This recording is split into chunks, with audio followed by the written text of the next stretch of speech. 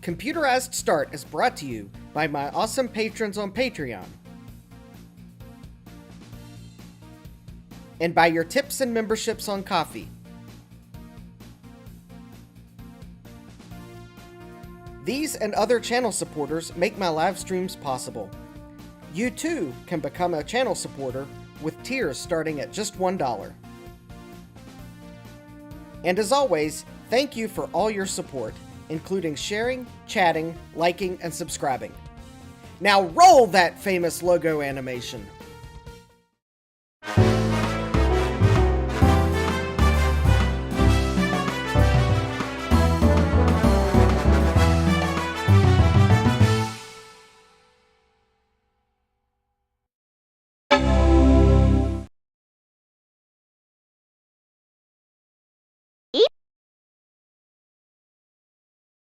Good evening, and welcome back to Computerized Start Live.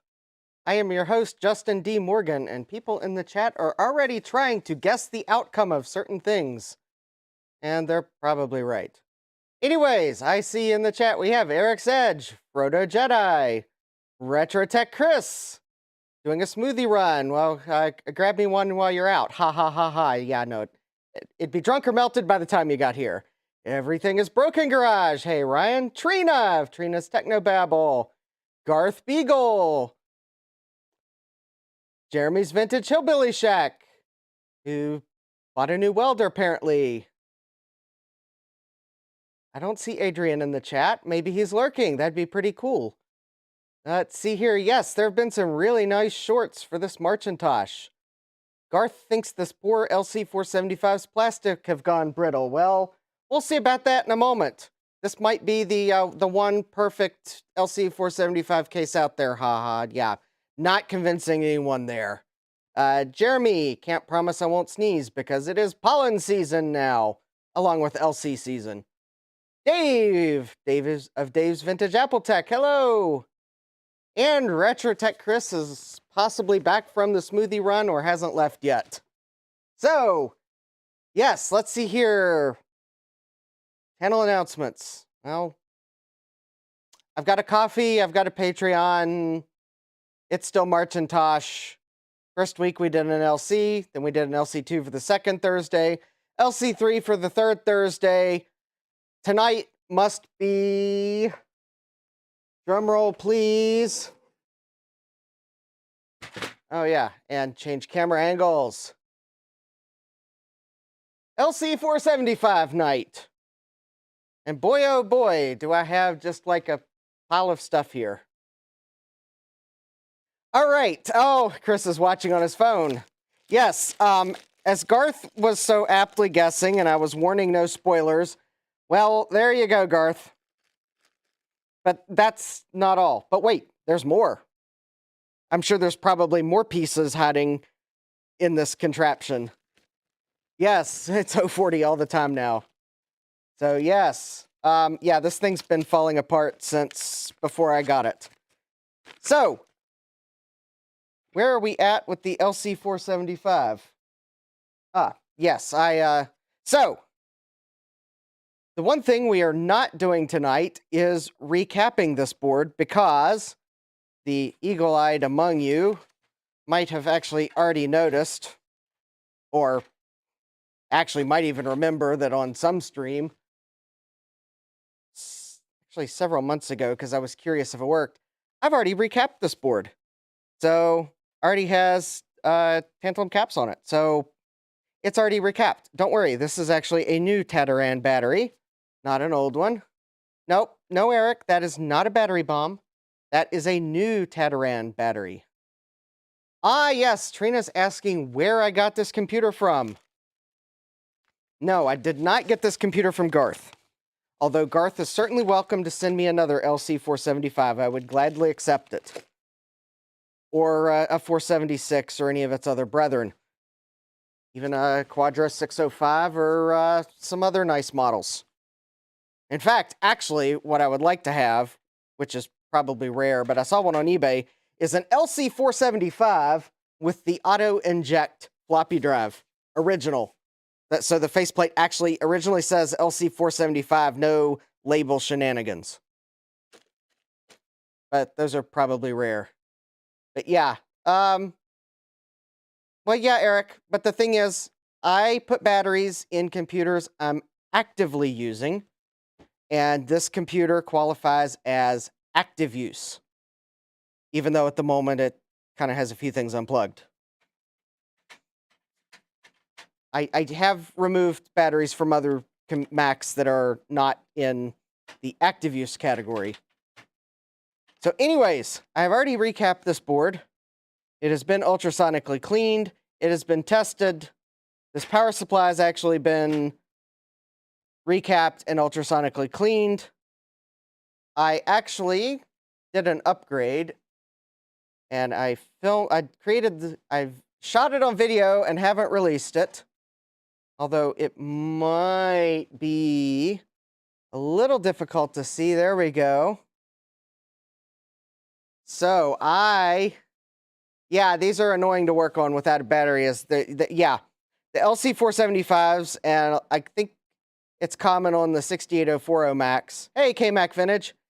If you power them up without a battery, you have no video. So you kind of have to do the jump start method where you turn it on and then you kind of turn it off and then back on real quick. And then usually you'll get video. I think basically you're charging up the caps and then power cycling it quick enough so that the caps are still charged. Oh, Trina, I got a one-track mind. Yes, where did I get the computer? This computer came from Japan, which really, in the grand scheme of things, means almost nothing because it didn't include the keyboard. It didn't include the hard drive. It didn't include any of the restore disks. And the power supply is a full range power supply anyways. So, yeah. There's nothing on the computer that really says this came from Japan other than I paid $75 for it. The seller was in Japan, and that included shipping. Now, did that contribute to broken plastic? Most certainly. Did this computer have that 040 in it when I got it? No, it did not. This is an upgrade I did. I bought an 040 from Eric Wu's Rare Chips. So my LC475 has an FPU. I partially did that because this was like my only 68040 Mac at the time, so I upgraded the FPU. Now, it's entirely possible, because I still have the original processor, I might put the original one back in this computer and save that 040 for something else.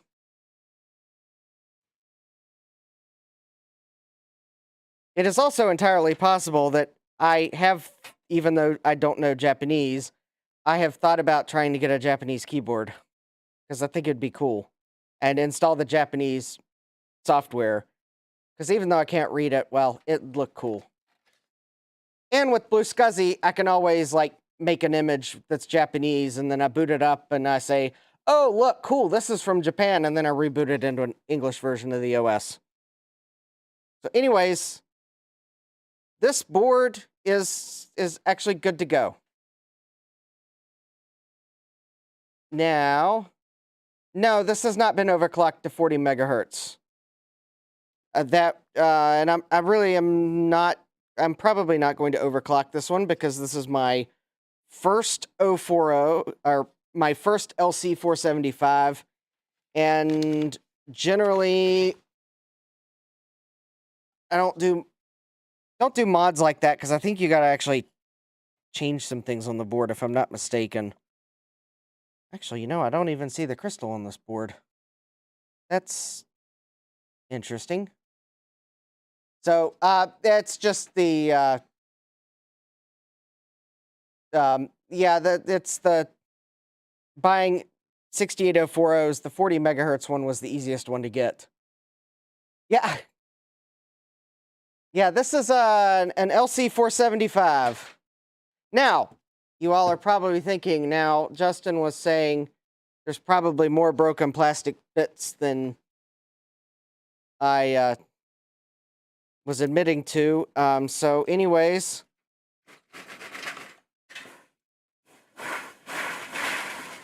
now my desk has more plastic bits on it. And as a special added bonus, this case is actually about to fall apart. So yeah.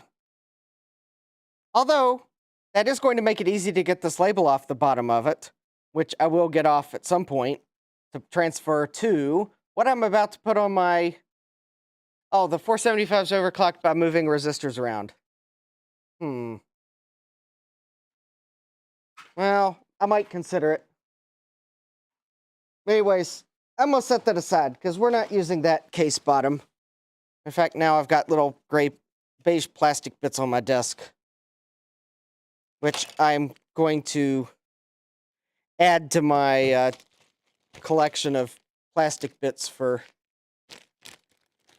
some strange reason.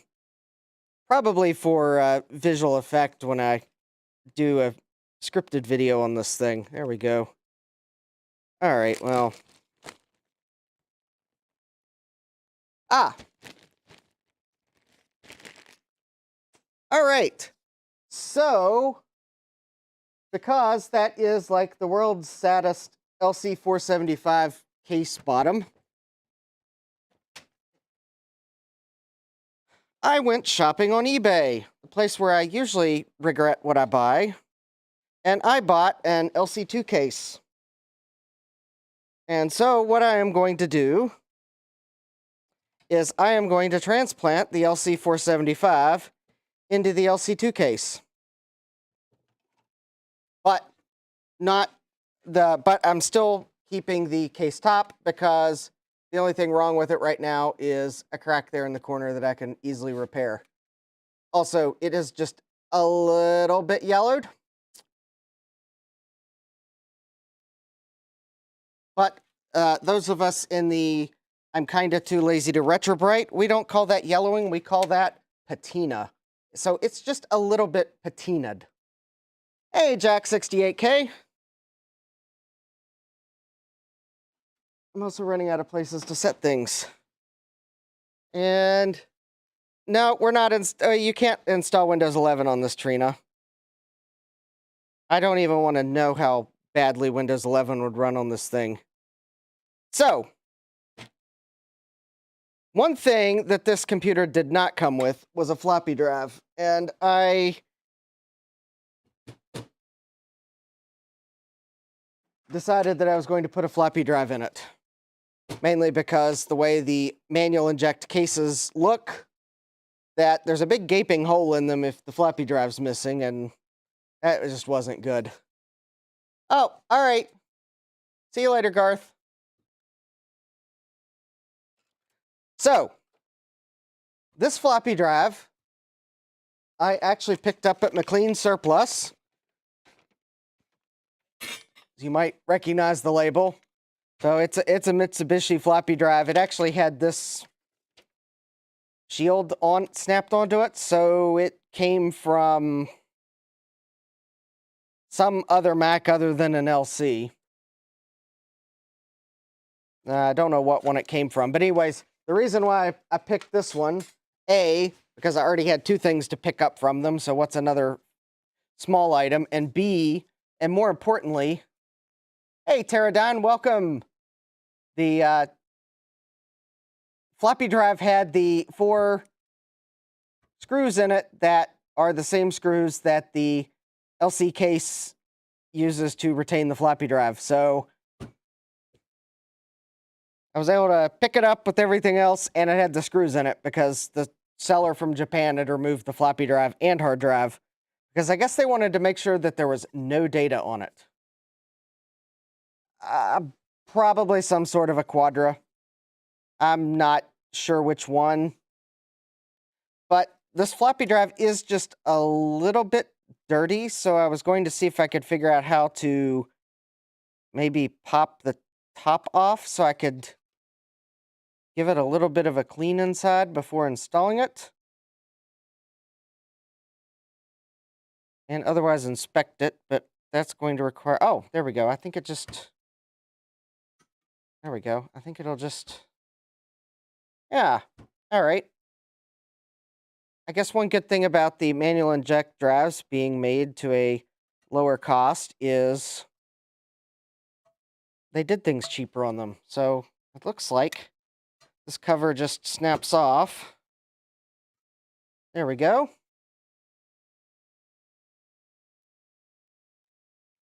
Ah, all right. And I think now I see the... Yes. Yeah, there is a bit of dust in it, which I'm going to see if I can't somehow, well, kind of get some of it out. Okay, that's the spring for the door.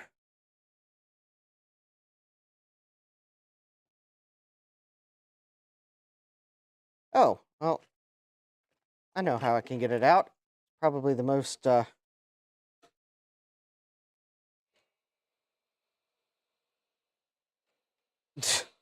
use the hot air gun, but not let it run long enough to heat up any. It also happens to be set to 100 degrees Fahrenheit, so not really that warm at all. Just kind of get some of the dust out. I'm going to re-lubricate it too, so. All right, let me let that cool down. Actually, I might have a clean toothbrush.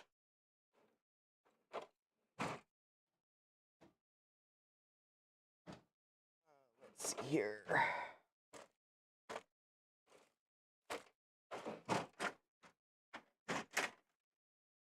Or a cleaner toothbrush. No. I'm pretty sure I have some clean ones. Oh, well, maybe I don't.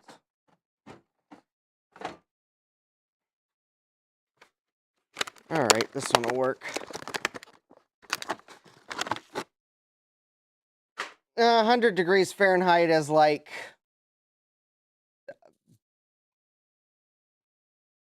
some, it's like a hot summer day in Virginia.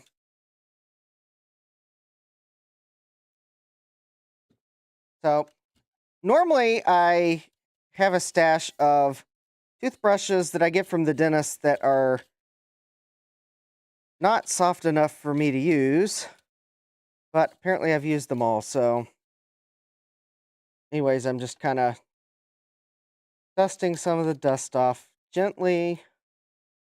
And then I will kind of take a look at some of these moving parts and lubricate them.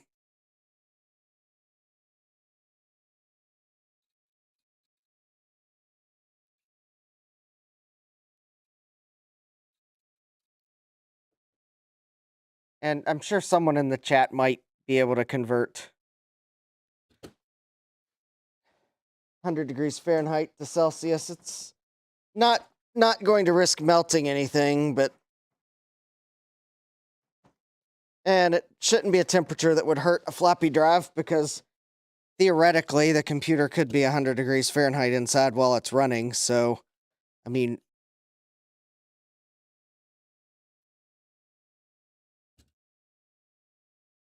but yeah, right now I'm just dusting. And then I'll actually see if I can't figure out where to clean and lubricate the drive. I don't think I need to... Let me see here. Yeah, it looks like it is in really good condition, so... Anyways, let me see here. So this drive... All right.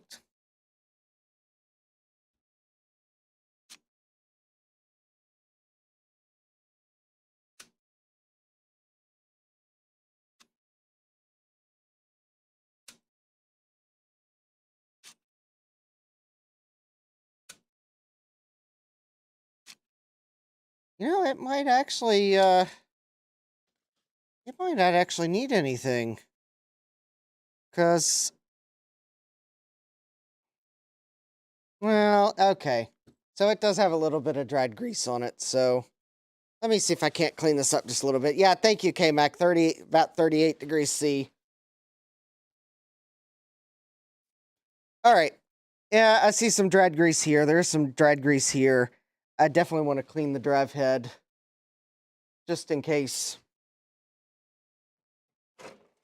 that was a floppy drive that, or floppy disk that really didn't matter.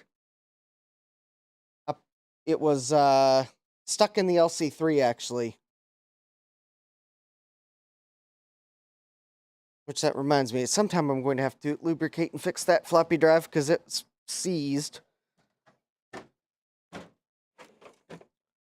right, I'm trying to find my foam swabs.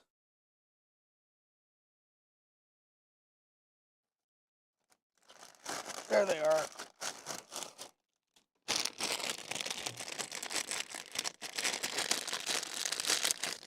All right. So I think this is going to be a relatively simple floppy drive maintenance. Knock on wood. Yeah. Yeah, today would have been a good day for a smoothie, definitely. Don't blame me there.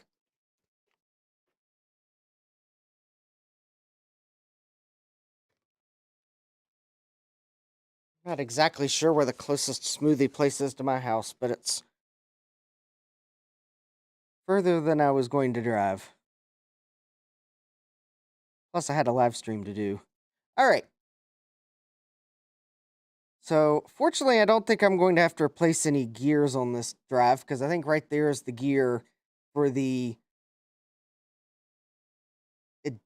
that probably ejects the... Okay, this is... I mean, that kind of does... Well, I don't know. Maybe that's not the ejection gear. Anyways, let me...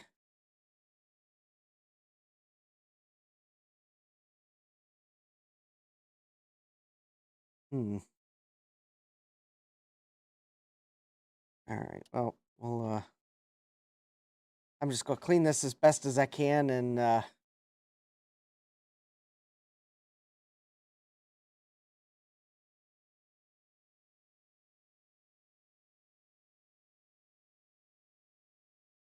I don't know if Sheets has smoothies, but that would be normally the closest place to me, I think.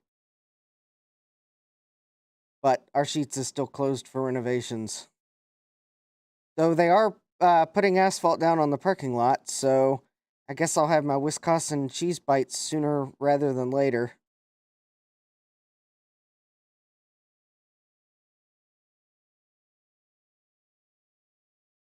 All right, there's that. I get some of that old lubrication off that gear. We'll replace that. Yeah, don't forget to smash that like button and subscribe. Because I have more Macintosh content coming, including I'm working on a video for on the LC2, and it might be related to the short I posted to YouTube last night. And I would also like to do a video overall on like the overall pizza box video, kind of summarize their features and kind of my so you want to buy a pizza box LC video. So, but yes, but the thing is, I don't need to call it the super secret upgrade card anymore. But I want you to subscribe so you can watch the video.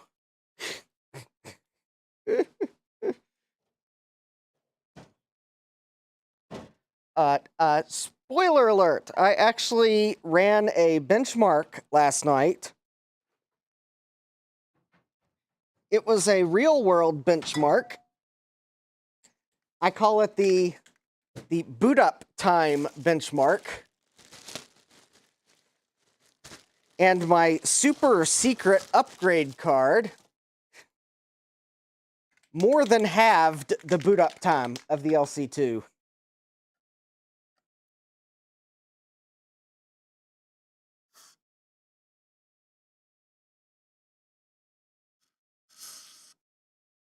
Also, I'm just I don't want to try to spraying the white lithium grease in the floppy drive because it will go everywhere. So, but yes, it more than halved the boot up time.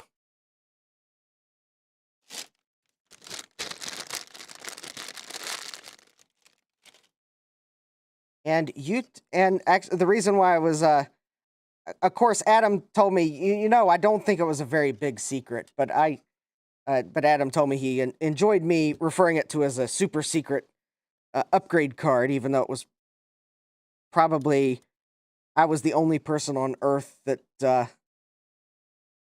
didn't see any of their probably any of their official pre-announcements. Anyways, yeah, I they are available from Mac Effects.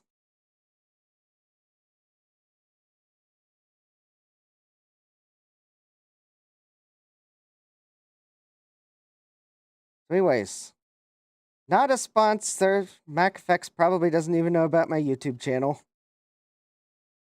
course, I say that. Yeah, I'd say something like that, and I'll look up, and Mac Effects will be in the chat. But yeah, it's the clone of the Micromac Thunder, I think. I forget the name of the card. But anyway, yeah, for $119, you can have a clone of that upgrade card. You watch my short, I'm not kidding. You basically plug it in, turn the computer on, and that's it. There's no extensions, there's no control panels, there's no patches or anything. It just works.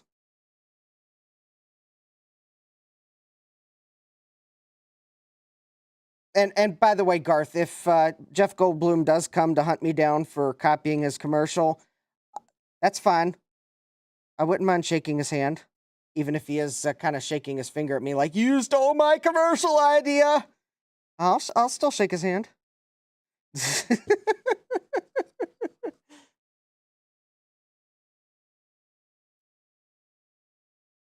Yeah, well.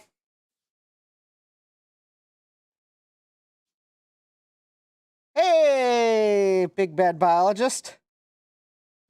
All right. Oh, actually, let me put a little bit of. Actually, I'm going to. I think I'm going to put just a little bit on this.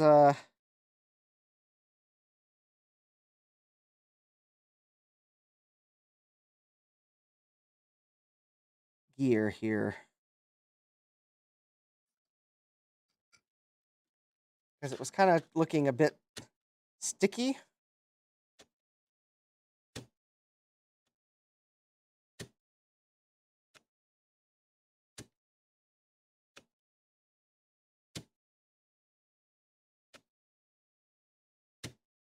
All right. That does look better. Let me yeah, no, I've got like probably I didn't really mean to get I really wanted to get it more on the gears. Let me kind of do that. Oh, that's wrong Q-tip. Wrong Q-tip.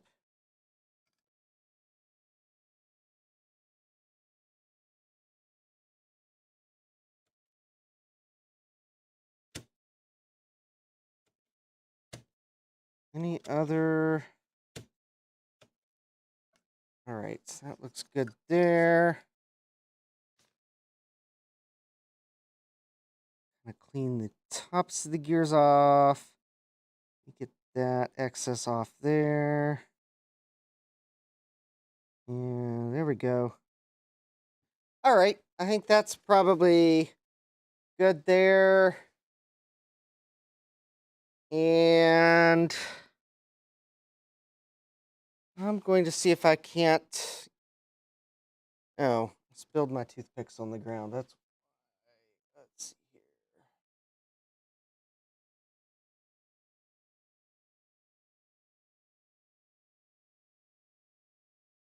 All right, I think that's good. I'm not going to over lubricate this drive, so I think I got the major things relubricated. I guess because I haven't even tried this drive yet.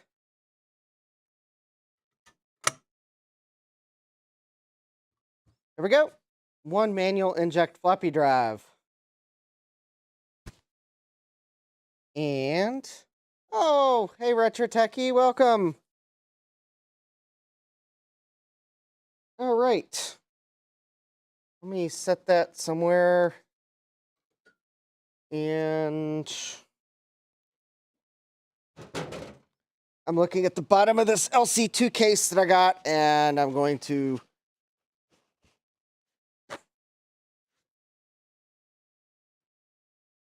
wipe it down before I put the logic board in.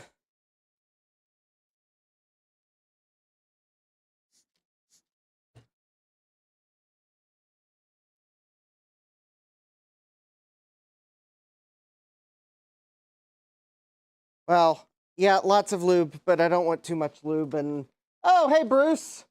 I thought I saw another name pop into the chat. All right, so this is not, that's the wrong case piece. Oh, here it was, going to clean the bottom of the case because I looked at the wrong thing, but I guess it is just a little dirty here, so.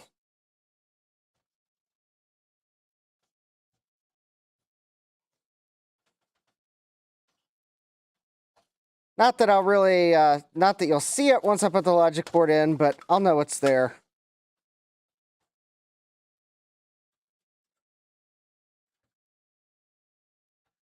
Besides, this plastic's fragile enough, I'm going to put the computer in and leave it.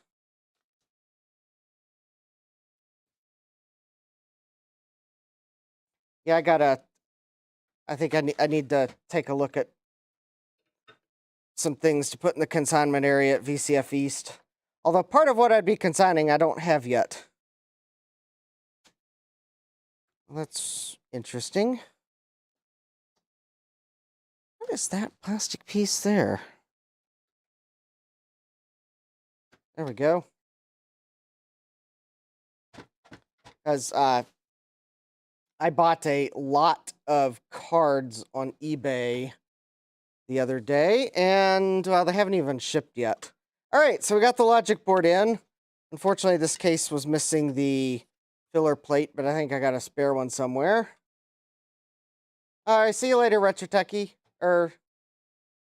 Yeah. All right, so got the logic board in.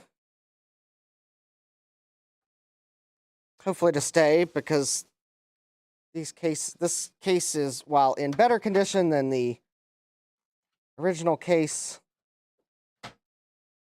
plastic could still be brittle. All right, got the power supply in. Here we go. The floppy drive, basically, you hook the two front screws, kind of push down and back, and then these back ones, there we go. Snap that in. Yeah, funny, Ryan, funny. No, there's no Trident card going in here. It's kind of funny. Apple never used Trident video cards, and I don't know why. They might have been missing something. Then again, maybe they were just too cheap for even cost-saving Apple to consider.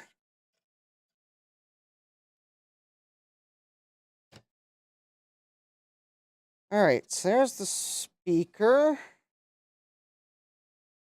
and the fan. Oh, you know, I don't remember which way the fan... Oh, no, the fan goes that way, because it blows air out of the case. For whatever that's worth. And plugs in there. All right.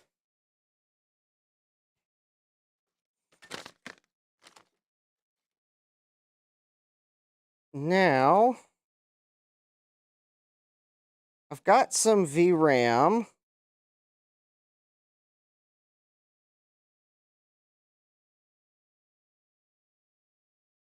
Oh, that's right. Okay. So I've shuffled VRAM around my various LCs, and this is a non-matching set. Not that it matters, because I don't think the video controller can really use the 80 nanosecond anyways. But anyways, to fix that problem, and part of the reason why I did the VRAM shuffling is because I moved one of the LC3s I'd bought had a 512K VRAM sim in it, but the LC3 can only use it only uses 256K of the VRAM for a maximum of 768K. So I decided that I would pull its 512K one out and put that in a Mac that could actually use 512K, and then take a 256K one I had that came in another LC and put that in the LC3 so that it just had 768K on it. Yeah, Ryan, I think Trident might have been too jank for Apple. Now, the interesting thing is, Ryan, though, I believe I have seen Cirrus Logic chips on video cards that were in Macintoshes, but not Trident. Now, I don't know if Apple used Cirrus Logic. That might have been third parties, but I think there was a video card or two that I've seen that had Cirrus Logic chips on it. I'm sure Garth, well, nope, Garth's eating supper, so Garth won't be correcting me. Adam might know, or that might just be an obscure fact. Anyways, so I've got two of these 512K VRAM sims. I had one, and I bought a second, so I'd have a nice matching set in here. Good night, Trina. So anyways, yeah, I got two nice 512K VRAM sims from Silicon Insider. So now I've got a nice matching set.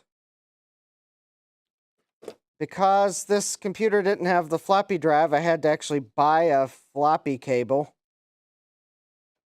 So actually, I bought this floppy cable from the eBay seller that I got the Quadra 650 logic board from, so that I could plug this floppy drive in, although I think it's actually not the floppy cable from an LC because it's a bit long, but it's closer than some of the other cables that I found for a Macintosh floppy drive. So the trick, well, actually, the trick is going to be getting it plugged in, and I think maybe I need to get the drive side plugged in first, and then... There we go.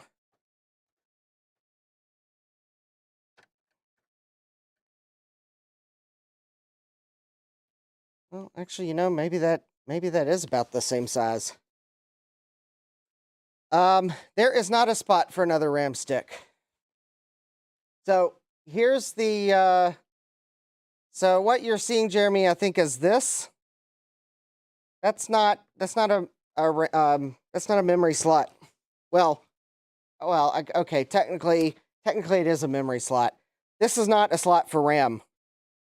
This is where the ROM slot would have been populated. Wait, did a random Ron just appear in the... No, I don't see Ron. Oh, I do see Ron. There's a delay in the chat. Hi, Ron. Yeah, look at that.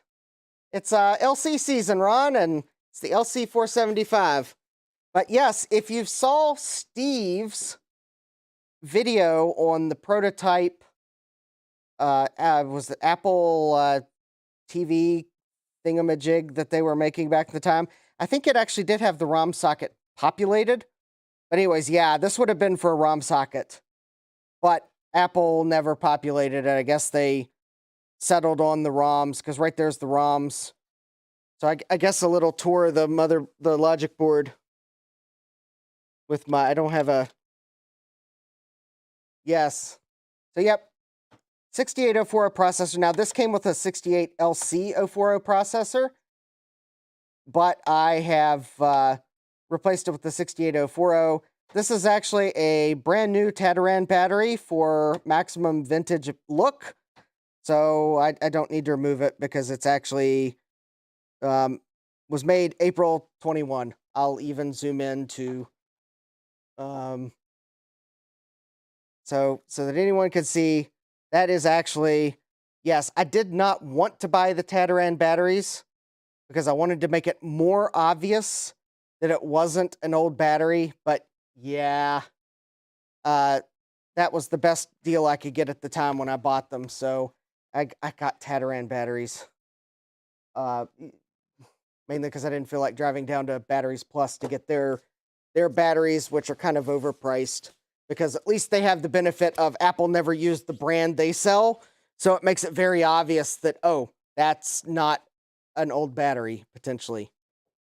So I know, remove it, it's evil, but these, basically my theory on batteries is if it's in an active use computer, it gets a battery. Although, honestly, I should probably stop putting these on because it's broken. But the moment it is no longer active use, the battery comes out. So actually, I think all 4 of my LCs have a battery in them right now because they are pending a video. But yeah, the moment I finish with the video, the batteries are coming out of all 4. So if I had a checklist for when I make a video, remove the battery would be like the first post-video step. Is like, did you remove the battery from all computers in the video? Check. But yeah, this is what I call active use.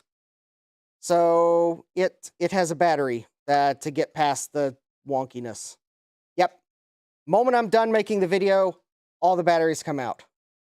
If I pull the motherboard out to put it in an anti-static bag for storage, battery comes out. Put the computer in storage, battery comes out. If at the end of the month I realize I haven't used the computer all month, batteries come out. Also mentally at the end of the month, kind of looking, I'm like, oh, wait a minute. Oop, didn't use that one this month. Battery comes out. Okay, sometimes it's the first of the month, but that's another thing I do. So actually, if anyone's wondering, if you kind of see some of the things behind me, whoop, you can't see it from that angle. You see that G4 there? There's no battery in it. I haven't used it in over a month. The 2 SCs hiding behind the monitor, no battery in them. Haven't used them in a month. There's a couple logic boards actually on my shelf in storage. There's no batteries in them. In fact, okay, the 386 does have a battery in it, but it kind of needs to come out. But yeah, very, yeah, it's kind of they get a battery if I'm making a video about them. That way, if I set something up and I'm shooting a video, it does what I want it to, but the moment I'm done, the battery comes out. And also, if I'm exhibiting a computer, then I'll put a battery in it while I'm exhibiting it. Again, just so that to minimize weird things that might happen. But yep. So if I take anything to VCF East, I'll put a battery in it while I'm preparing it to go to VCF East. But the moment I get home, battery comes out. So anyways, now, for my LC475, I have, and I just had one of those squirrel moments. Maybe I should make a short about my battery policy. Okay, now that I'm done with that. Uh-oh. Ryan can't get a fire going for the life of him.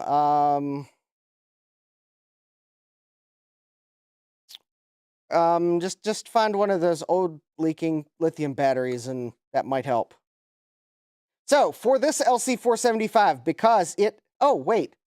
That's right. I was actually pointing out things on the logic board, and let's finish our little tour. I've got a 68040 in here. I still have the original processor. It was a 68LC040. I think the original was clocked at 25 megahertz. This one's a 40 megahertz, assuming that was actually a real speed grade of 68040. But I have not overclocked this computer, and I might not. But since this was my first 040 computer, I splurged and got a full 68040 for it. Now, of course, I have the Performance 600 that has an upgrade card in it, and a a Quadra 650 logic board. So I might actually put the 68LC040 back in here. I have been tempted to do that and save this for a different computer.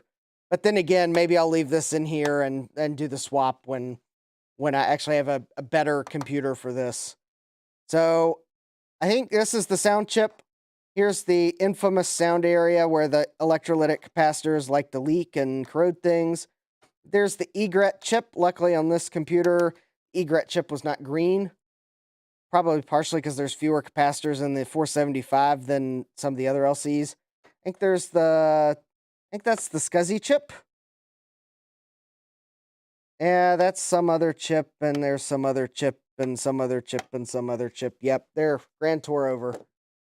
But because the LC475 has a 5 megabit SCSI controller instead of the like 1.5 megabit SCSI controllers in the other LCs, I spared no expense, and I got one of the brand new BlueSCSI V2s. And I have a, well, SanDisk card. Should be the Extreme Pro, so hopefully a fast enough card. And that is what I'm going to put in this computer. And if I could remember where I have a spare hard drive bracket, because the person that pulled the hard drive pulled the bracket out of this computer. Well, all right. For showing off the computer, though, we'll just, I'll just leave it be. All right.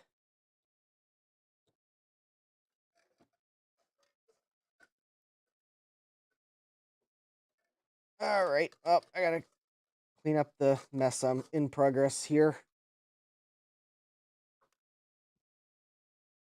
All right. Let me make sure the power's off.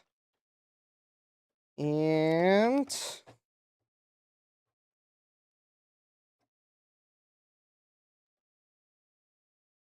plug in video. And actually, because this BlueSCSI image should be good to go, I'm going to go ahead and plug in a keyboard and mouse. And drop the can of deoxit. All right, so for this LC475, I created a BlueSCSI image, and for this computer, I actually opted to install System 755, I believe, or 753 or something like that. So, without further ado, 3, 2, 1.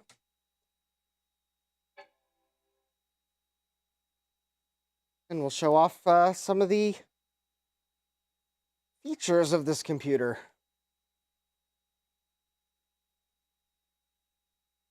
And Jeremy sent me a just for fun. Oh. That's not fun. That's a what are they smoking, Jeremy? I don't know that an LC475 case top is worth $72.87. It'll probably break in shipping from Canada, too. Oops. What did I do? There we go. Oh, yeah. Oh, I'm hiding. There we go. Mac OS.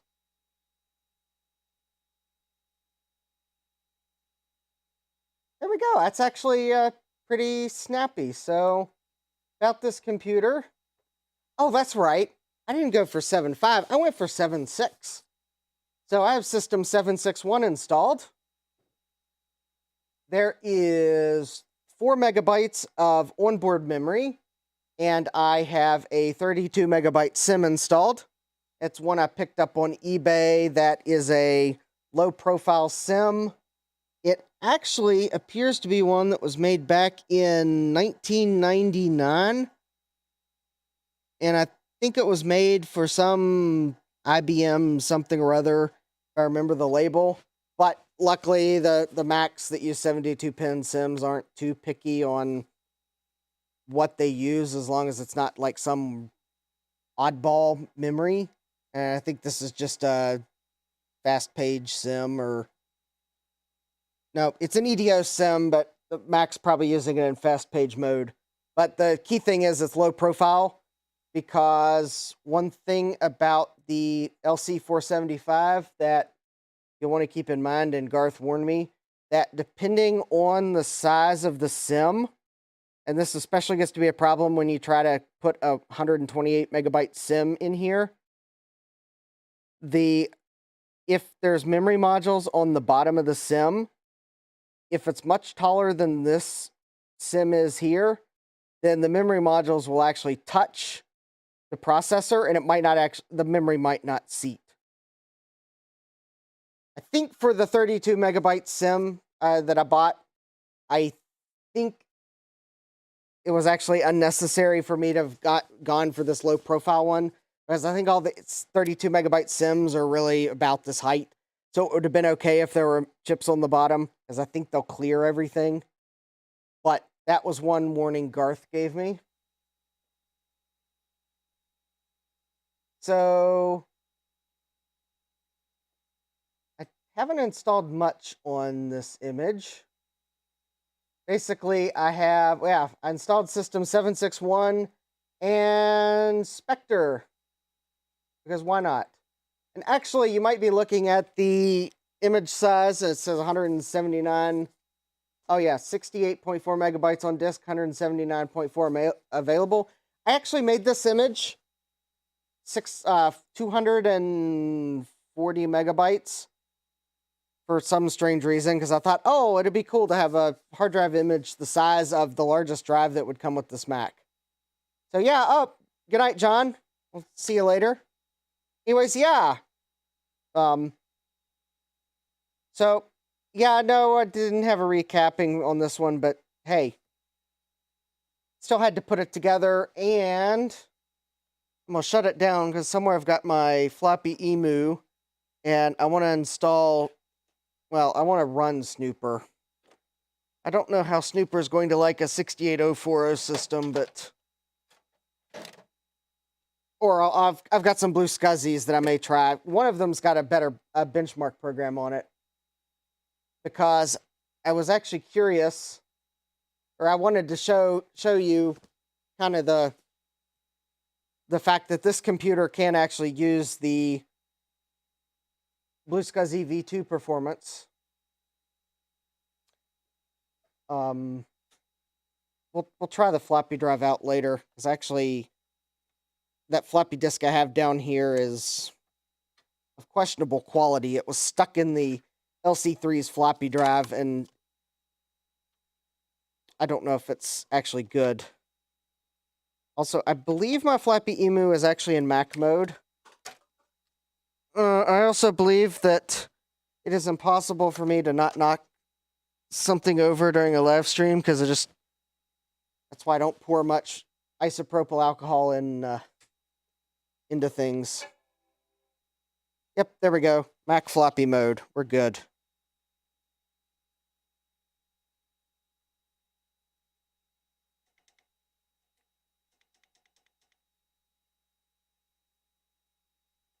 Oh, we're good, except I think I forgot to copy Oh, that's right. I forgot to copy. Okay, I forgot to copy the disk images onto here. I may have to go grab a SD card reader. Let's see if there's any images on here that maybe have a benchmark on them. So I'm going to try this one here. Tattletech. I don't know what Tattletech is.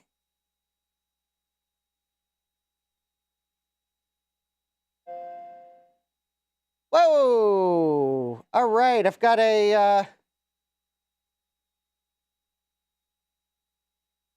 Hey, I have a coffee tip from some random smoothie drinker on the internet. Ha ha! Woot! Oh, hold on, my falsetto voice came out. Woot! Or eep! Or dong! Your choice. All right, so, oh, here we go. Oh, this is actually cool. Tattletech. That doesn't make sense. This was not made in 9/1/2000. That doesn't make any sense at all. Here we go. 68040 processor, 25 megahertz. FPU built in, RAMs, blah, blah, blah, blah, blah. Does this have a benchmark on it? Probably not. Nope. Although that is pretty cool. So thank you, random smoothie drinker.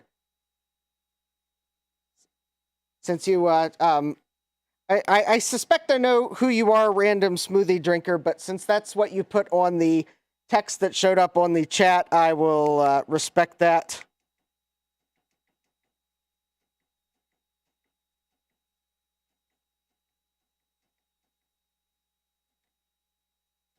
And thank you, much appreciated. Of course, that could also be coffee just going, doing weird coffee things. Yes, that might actually, let me get some stickers.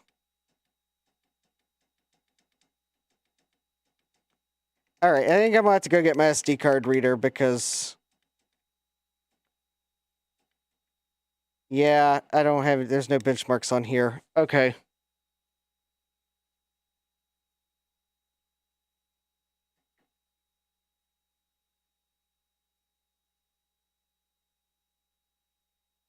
Okay.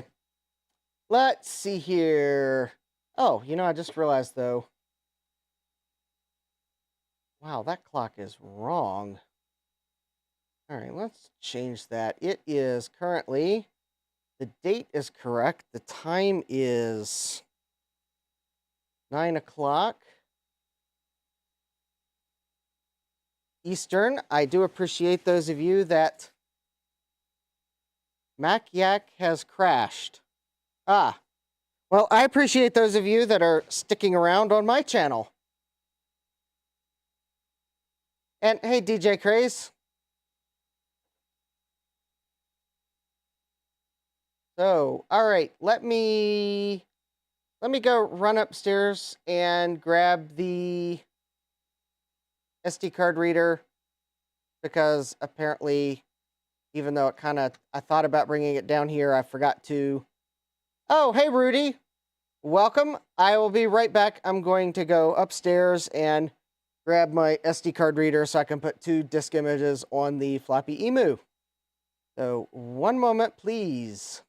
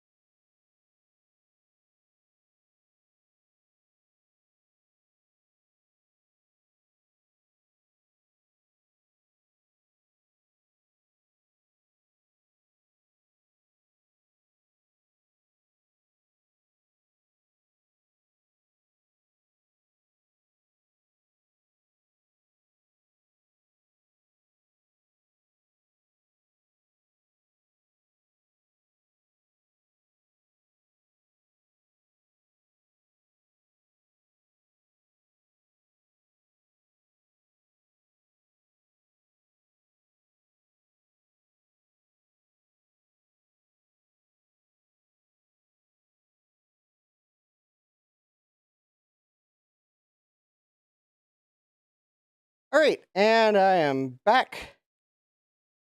And I have my SD card reader.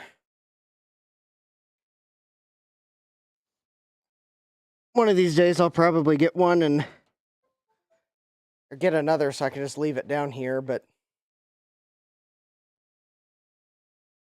for now, well, actually I have another one somewhere that would work with the micro SD card, but I don't know where I stashed it. All right, so if you give me one moment here. Apple, Mac, nope.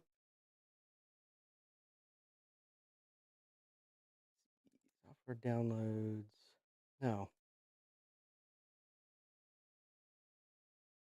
I need to improve my, there we go. My floppy emu images, utilities. Oh, does help to use the correct keyboard to multi-select. And utilities.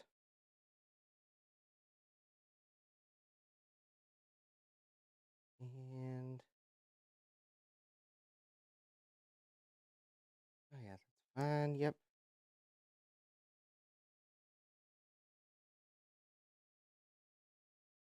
And there we go. All right.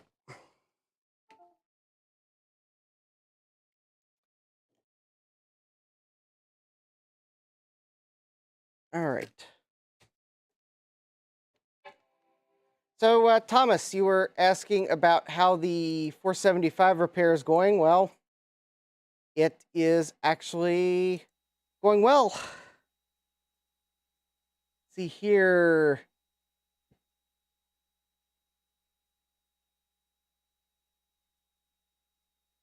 There we go. It was scaring me for a moment. So we're going to take a look at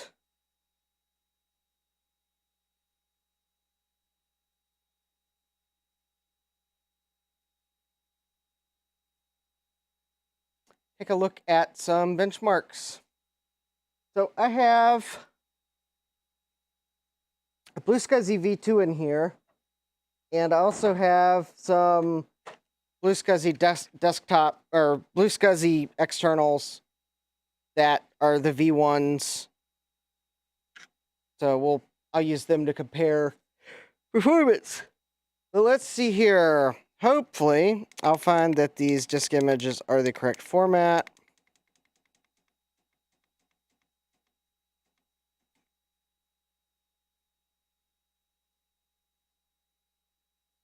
Sure enough, there we go.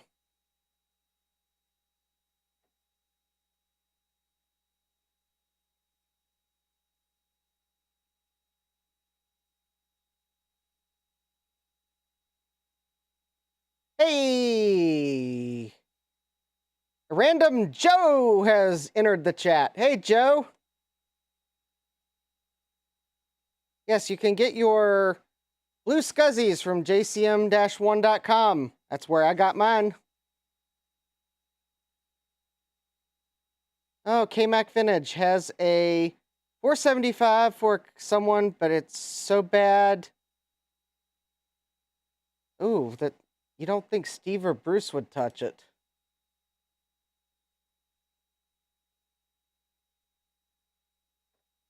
That kind of doesn't sound good. Also, I realize this version of Snooper is probably not the most suited for a LC475, but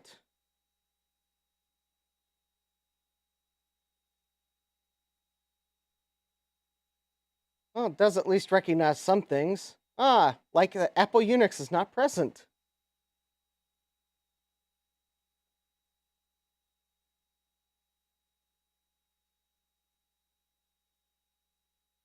Uh-oh. Joe is having Apple III RAM failures. That doesn't sound good.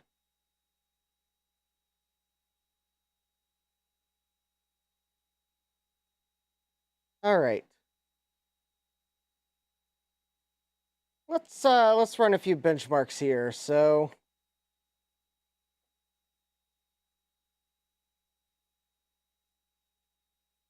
Scores of 100% indicate normal operation on a...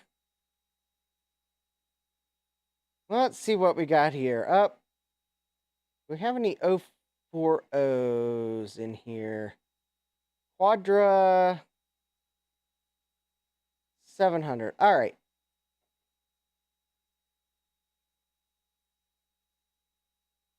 That's cool.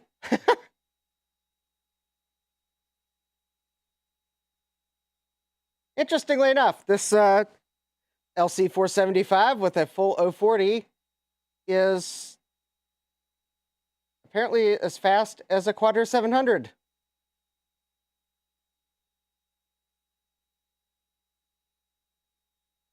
Uh-oh. Customer board killed half my non-empty Apple branded RAM. Oh.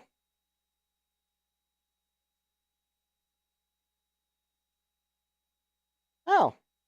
I don't know how good this benchmark is in Snooper, but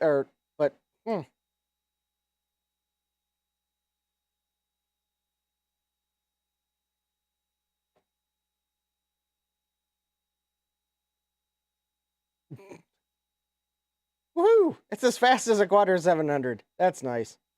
All right. That isn't exactly what I wanted to do. I just wanted to... Oh, I don't know what I wanted to do with Snooper. Okay, Snooper run. Snooper's installed. That's probably really the wrong version of Snooper. I think what I need to run is... Yes, let's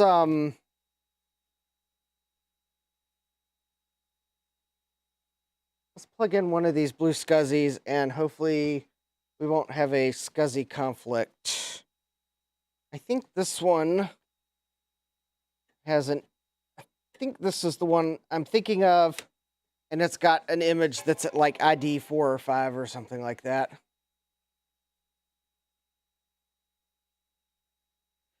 No, Thomas, this LC475 was just being put into a case that wasn't falling apart. And I put a full 040 in it. I haven't committed to upgrading it to 33 megahertz yet because I don't know. I haven't decided. It would be a nice little speed boost, but then again, my other 3 LCs, I have not accelerated them either. Here we go. I think this is what I really wanted.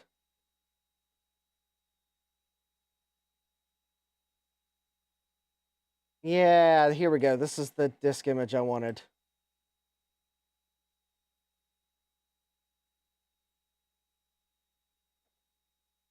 All right, SCSI Director Pro 4. I really wanted to run a disk benchmark.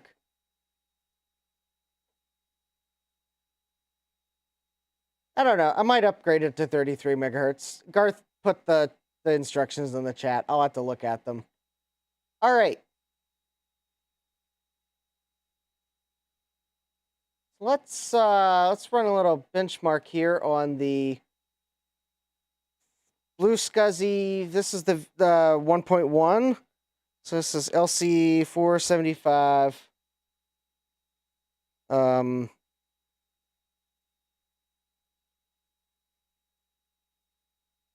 BlueSCSI V. I think it's a 1.1A. And actually going to...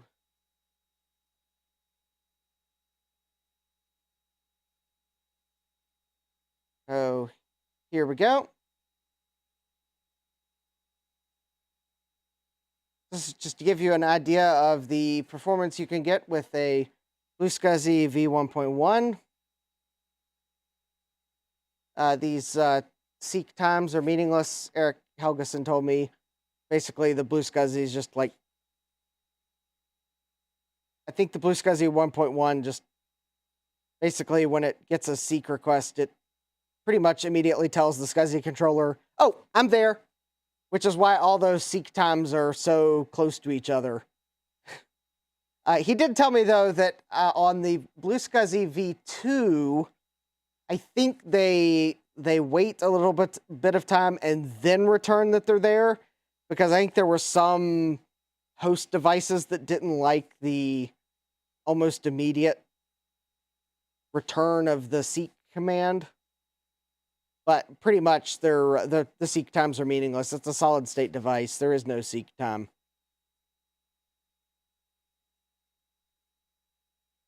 Joe thinks that Apple put super extra static sensitive chips in the Apple III because they knew no one would get inside it. It's very fragile.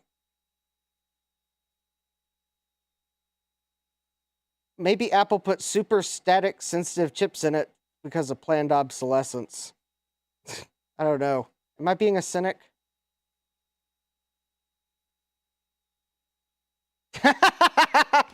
Nope, maybe I'm not being cynical. Joe says I'm correct. Yeah, planned obsolescence. So there you go. SCSI SCSI 1.1a, max read 1228 kilobytes a second, max write 1222 kilobytes a second. That's pretty snappy there.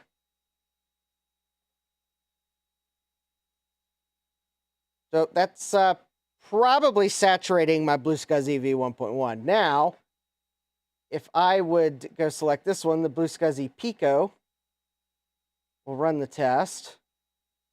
And we'll call this one LC 475 BlueSCSI V2 results.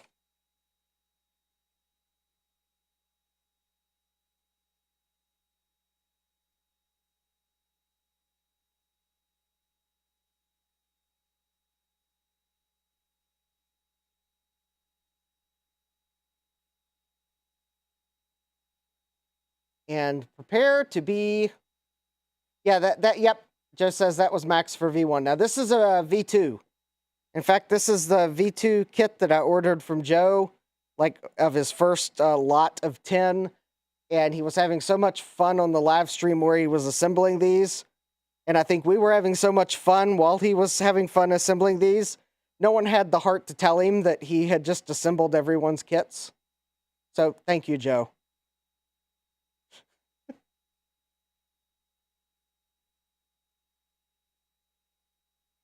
Now, this is not going to be the max performance out of a V2. This is rather going to show you what the LC475 SCSI controller is capable of.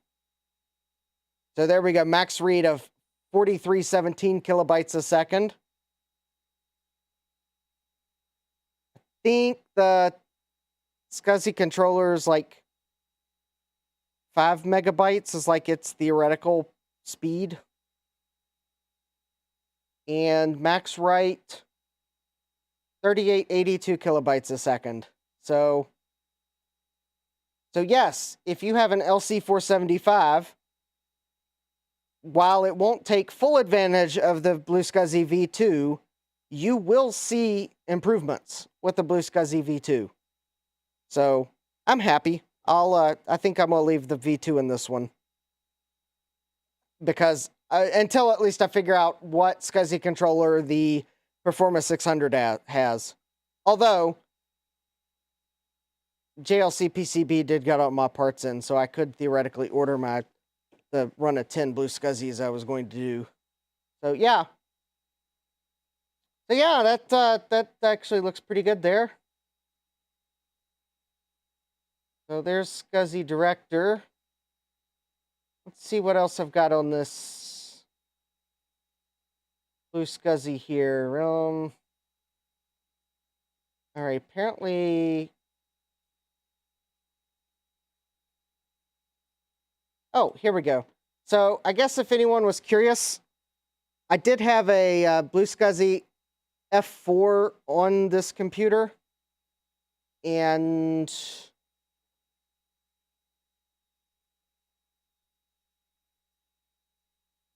I can find the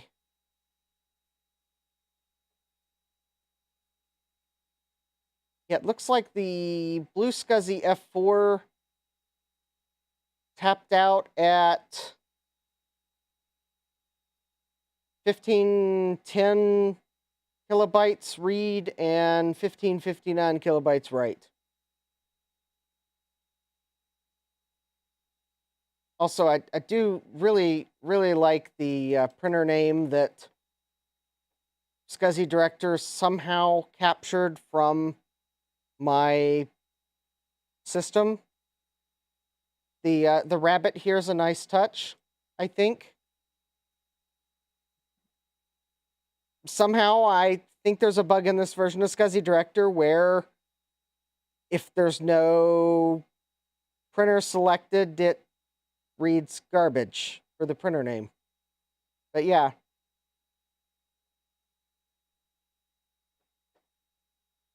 I guess I'll get right on writing up that bug report to whoever wrote SCSI Director. So that was this LC with a BlueSCSI F4. I have no idea where the BlueSCSI. Oh no, I do know where the BlueSCSI F4 is. I think I've got it in one of my LC3s. Not that the LC3 can really take advantage of that speed, but I figured it was the best place to put it because it had a fast enough processor. I thought it might actually see a little bit of an improvement. So I think some of these results are some of the other Macs I've run this on. Well, there's nothing really else fun on this BlueSCSI. So let me swap to this other BlueSCSI. I think it might actually have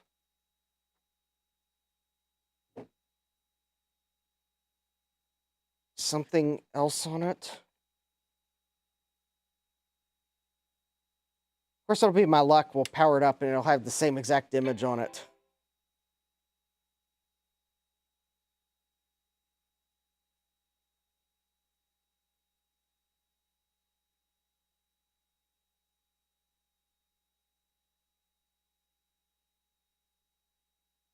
Oh, I guess this is probably a decent sign I don't have a SCSI ID conflict.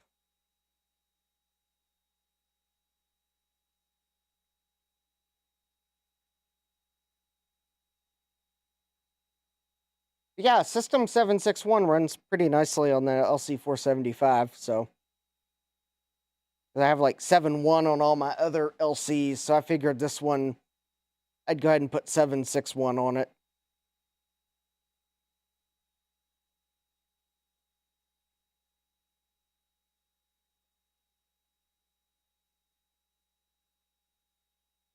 Oh, interesting.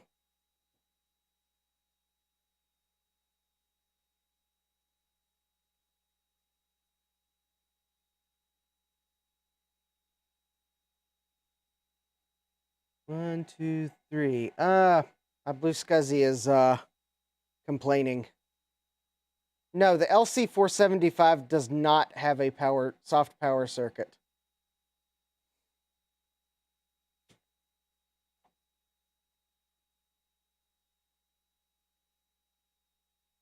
Hold on, there's the BlueSCSI is complaining about something on this.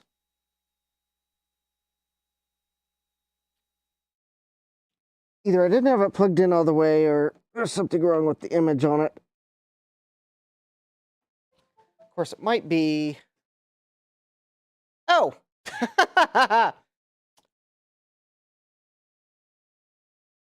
Actually, that there would be a less sinister explanation here. There are no images on that BlueSCSI. Well, that would explain why.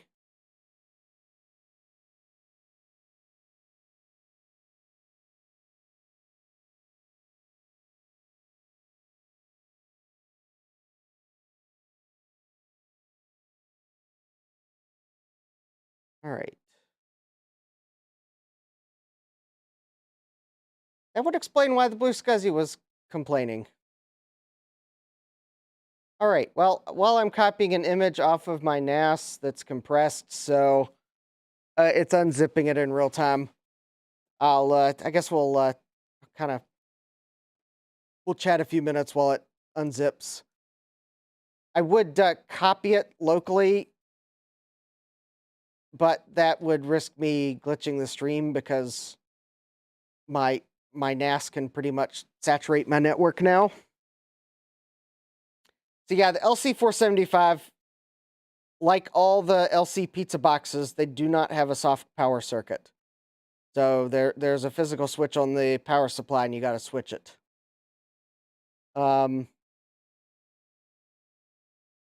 There's software like that for G4s, just for general stats on the processor. Eric, you could try Apple System Profiler or System Profiler. That might give you what you need. I think any macOS you're going to be running on a G4 should have System Profiler on it. Otherwise, maybe someone in the chat might know another program. So I think there may be a later version of some diagnostic software that's not coming to mind right away that might also get you some extra stats. So yeah. Yep. Ryan's asking is Joe, is the Apple III the snowflake of apples? Could be. Could very well be. All right, we're almost 20% complete copying. Yeah, we're not anywhere near saturating my network because it's decompressing it, so. But I didn't want to glitch the stream. So, yeah, just answer a few questions while we wait for that to copy. It's an image that Garth sent me. Actually, I had asked for it on Trina's stream last night, so it's got some fun games and whatnot. We'll take a look at it. Yeah, this is pretty much the LCE 475. Let's see if I can remember where. Joe is angry. Well, Joe, if I knew anything about the Apple III, I would speculate, but all I'd know is what I've read in books, and those books give the analogy of people being told to drop their Apple III like 6 inches to reseat the chips. That's probably not your problem right now.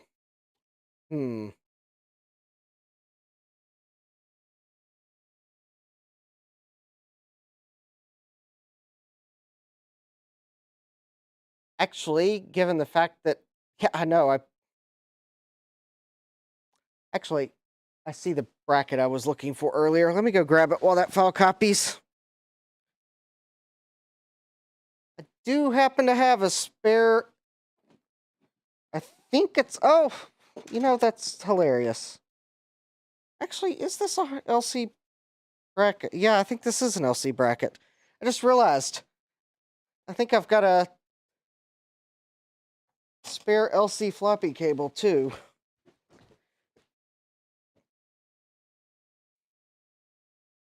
All right, yeah.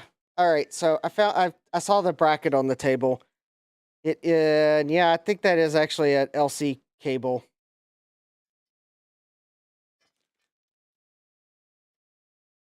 But the thing is, is this actually a spare bracket? Now I'm wondering. Or is this the bracket for my 2CI? No, this doesn't fit a 2CI. Okay, I think at some point I bought an LC hard drive bracket and completely forgot about it. Well, I guess the one good thing is, for some of my other LCs, I have 3D printed BlueSCSI V 1.1. Focus, webcam. Focus. Focus. All right, thank you, webcam. I've bought some 3D printed some BlueSCSI holders, so if this wasn't really a spare bracket, then, well, I'll free up another one, because I was going to put the BlueSCSI V 1.1s in a 3D printed bracket in my LCs anyways. It's the Potato 5 LC bracket. I just have to remember where I put them. I'm not sure I brought them. No, that's weird. I thought I did bring them downstairs. Maybe I didn't. They did, the one nice thing, they did 3D print nicely. Oh, wait, is that them right there?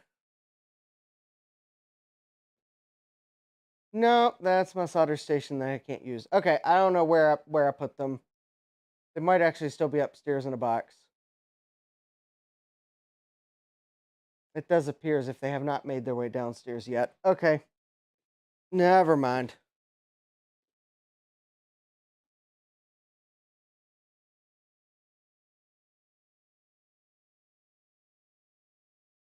I mean, Joe, you could try playing Battleship because Trina was like totally amazed by it last night, but somehow that probably won't get your mind off of the Apple III.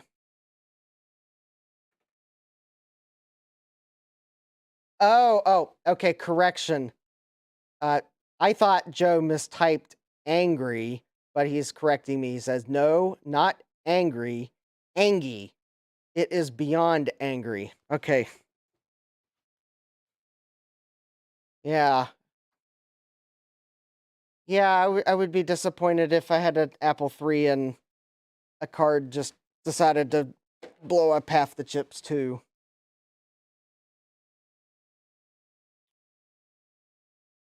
We're at 70% complete on extracting this image. I'm hoping this is an awesome image. It might have some cool things to run on it. But yeah, this is I guess I'll go ahead and go back to the table cam for everyone that didn't. So yeah. So I guess just kind of a summary for those that joined a little later. So here we go. So I got a full 68040. I haven't overclocked this computer, but that processor should have the headroom, assuming it's not like a remarked slow, not overclockable one. But I did get it from Eric Wu's Rare Chips, and a lot of people recommend him because he actually what he sells is what you get. So hopefully it actually is a 40 megahertz chip. I don't know what stepping it is. I don't think it's like the stepping everyone wants, but it's also not like I don't think it's one of the I don't think it's an XC one that's been relabeled MC because it doesn't run hot. So I'm not going to try to put a heatsink on it because that would actually potentially interfere with RAM. But yeah, I've got 32 megabytes of RAM, got 1 megabyte of VRAM, courtesy of 2 Silicon Insider VRAM SIMs. I did get the 80 nanosecond ones just in case. So I guess if I did overclock this, I could. LC475 does have 4 megabytes on board, 32 megabyte SIM. I don't have a PDS card for this one, though I guess maybe I might put a network card in it, especially considering it's got the filler plate is missing. I think I've got a network card that doesn't have an FPU socket on it just because I'm saving the one with an FPU socket in it for like an LC that doesn't have an FPU. But yeah, otherwise it's got the same ports as the other pizza box. So display, I think one of these is modem and one's printer, SCSI, ADB, and sound in and out. So no different ports than the other pizza boxes. In fact, actually, I think you can jam an LC475 board in an LC case and it will fit. The only problem is the LC uses the pogo pins. So realistically, you'd probably be putting in an LC2. But anyways, yeah, it'll physically fit. There's just no pogo pins to put it in an LC case. But I was going for you could put it in the LC case. The logic board will physically fit, but there's no pogo pins for the speaker and fan. So, and I don't think I'm not sure if the LC case had a provision for them just being clipped in. So that would be the one obstacle.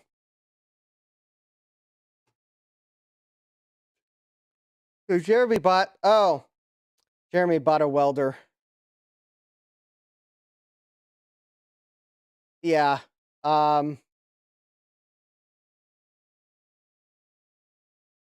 Well, I mean, I get Well, I don't know much about $100 welders, Jeremy, but I guess it probably would do something. Oh, I think my image finished copying. Yeah, there we go. All right, image finished copying. We can pop this BlueSCSI back in and it will at least have something on it now. There we go.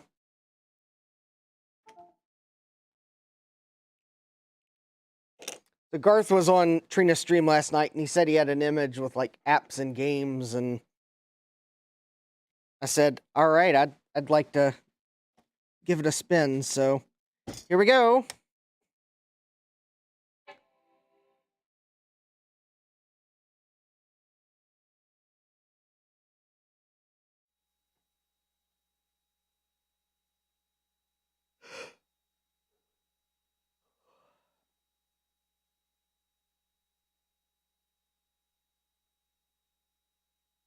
Oh, okay. It does take it a moment to count up RAM.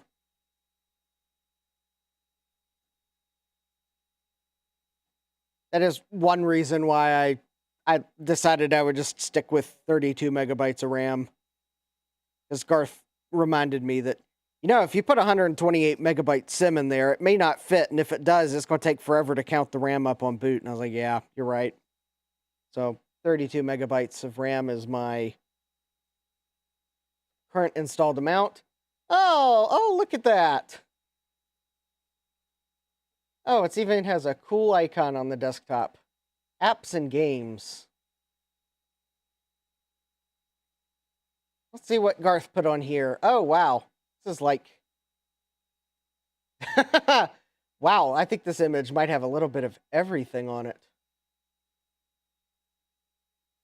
Oh, yeah. Let's see here. Ooh, BB Edit Lite. Oh, wow.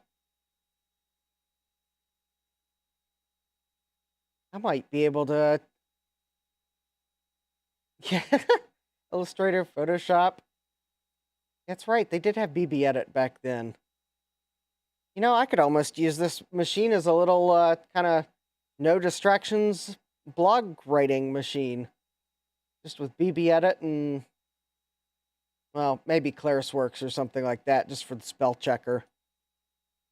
Although I'm sure the old ClarisWorks would really love it when I type the word yeet and other things like that. Master Cook. Does that make me cook better?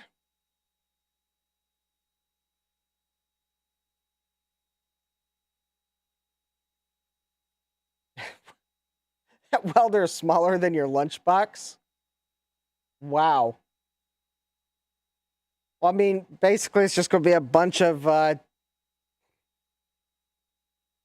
don't know.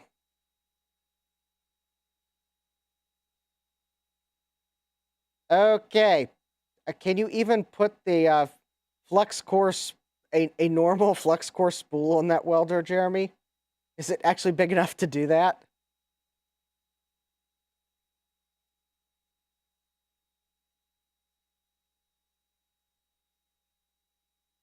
I mean, I do hope it works, though. And honestly, a low-end welder like that, there's not much that it actually does. It just pumps current out.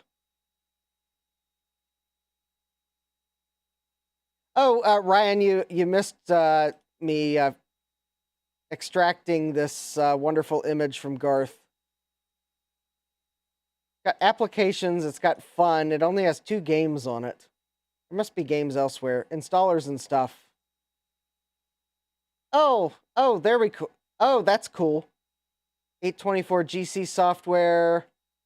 That could be handy. The Apple IIe card software, macOS installers. Oh, cool. I'm just looking to see what's on here to see if there's anything worth running, or it takes a small... Okay.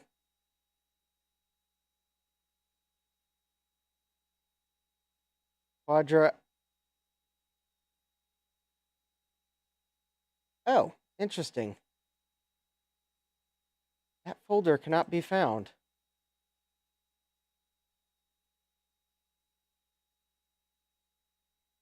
I Okay, that image, Ryan, it probably will run on your LC2, but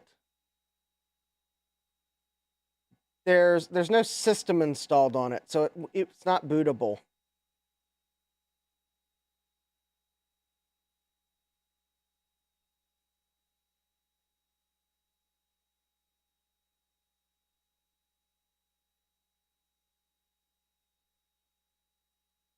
It also seems like every time I open these folders, you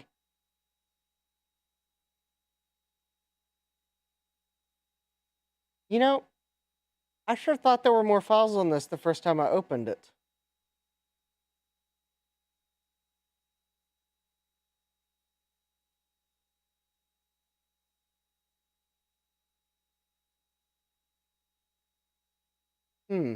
This is weird.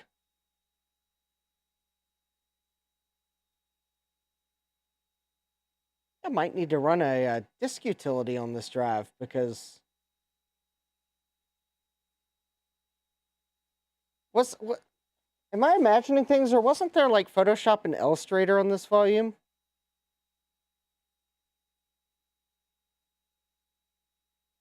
But this is weird. Now it's only going to graphic converter. Yeah, there's something very strange about this image.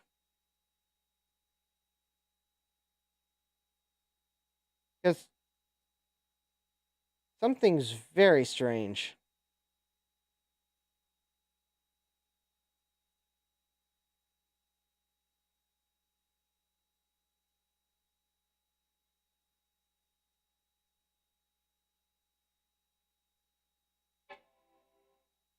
Yeah, Chris, I was kind of wondering that myself. Let me restart the Mac.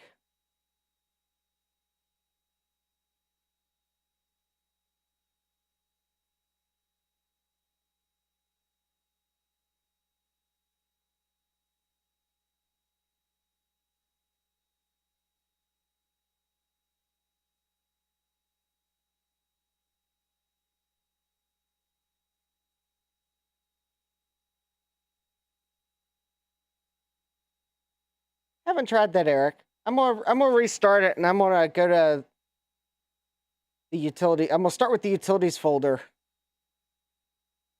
Or Jack 68Ks also has a point. Could be just directory corruption.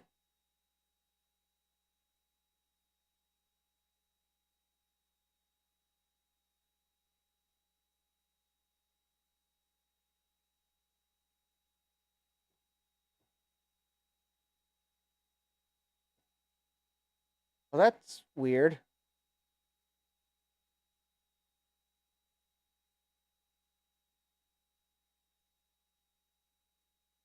It didn't even mount the volume that time. Huh.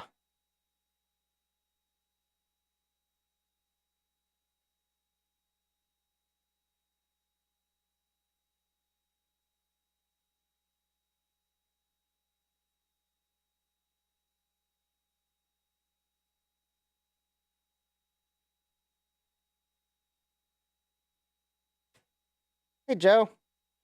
Well, I think you just missed the something going weird with the BlueSCSI image that Garth sent me yesterday. It like files started disappearing off of it.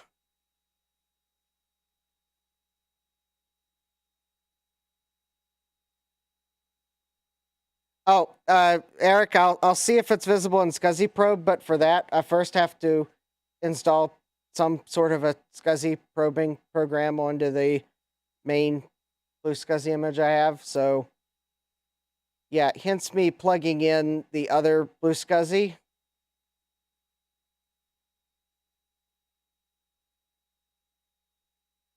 Which has SCSI director on it, so I can copy SCSI director.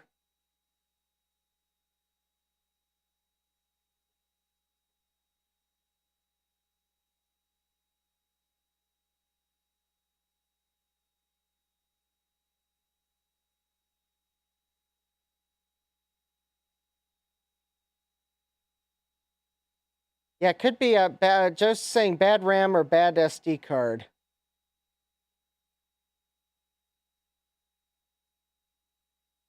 Well, we could see what Snooper says about the RAM.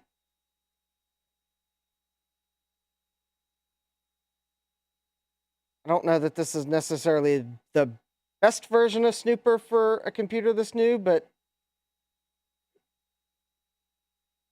let's do the RAM, CPU, and FPU. All right.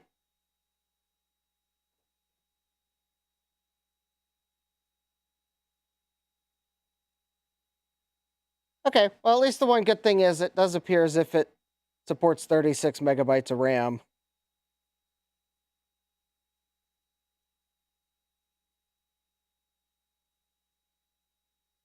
Okay, well, while this runs, I'm going to stick the...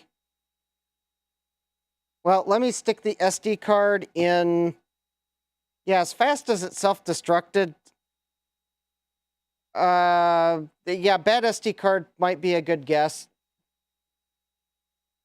No, Eric, I haven't tried that. I prefer to go the complete opposite route. I'm going to threaten that SD card with the iHammer.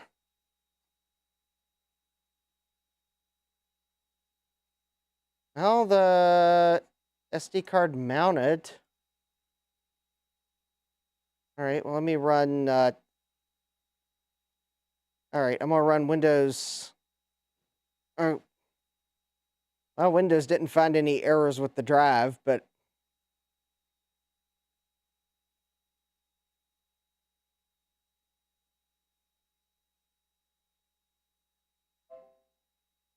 Okay, so Windows didn't see anything wrong with the drive. However, given the fact that it finished in like 2 seconds or less, I don't think it checked very much on the disk. It could be a bad micro SD card. It is like a Sony... some Sony micro SDHC that came with something I bought. And I don't think it was necessarily a Sony thing that I bought that it came with. I mean, for all I know, it could be a phony. Oh, no, Eric.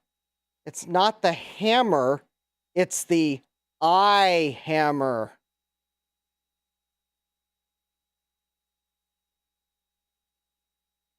Yes, I will bring out the iHammer on it.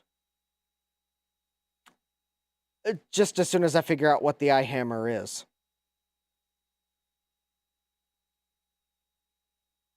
Yeah. Yeah, I'm gonna finish this RAM check, then we'll put that BlueSCSI back in, and we'll see if the image is visible. Jack 68K, the freezer trick. Yeah. Well, I mean, you joke, Jack 68K, but if there's something wrong with the SD card, putting it in the freezer for 10 minutes could make it work until it warms up again.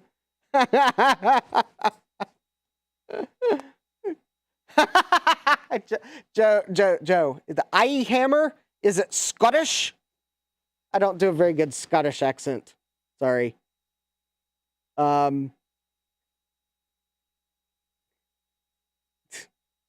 Jeremy has a persuader as backup for me. All right, excellent, Jeremy. Although, Jeremy, the thing is, I also do have a welder, and it can be quite persuasive too. Although I've not used the welder, I need to install an outlet in my garage to most effectively use it. But, I mean, I could plug it in and start to use it, but I'd probably trip the breaker fairly quickly because I only have a 15 amp circuit in the garage, and it might want to use 20 amps. Eric, yeah. Yeah. If it's not Scottish, it's crap. Yeah, what was that? Was that a Saturday Night Live skit?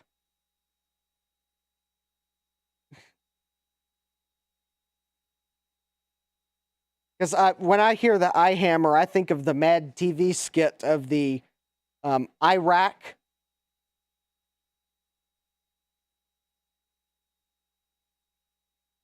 But But yes, Saturday Night Live. That's what I thought. Yes. So, anyways, so if you haven't seen my latest short, I'd go watch it and see if it brings back memories of a certain Apple commercial.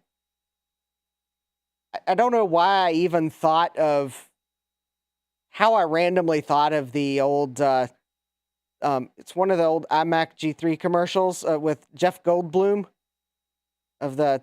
Oh, okay. Well, Snooper 2.0 says the RAM's okay, so whatever.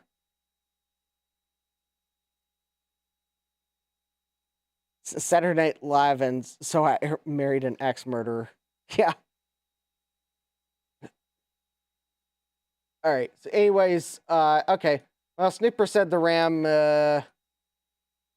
passed on a pass, so we'll take Snooper at its word. I mean, if I continue to have trouble, I'll run a more thorough RAM test. But to keep the live stream going, let me swap back over this drive and let's see if we can figure out what happened. Oh, the Persuader has a 12-pound piece of solid steel and a 3-foot wooden handle. Yep, Jeremy, I think I know exactly what your Persuader looks like. Would that also be the Persuader you use on lug nuts that won't come off?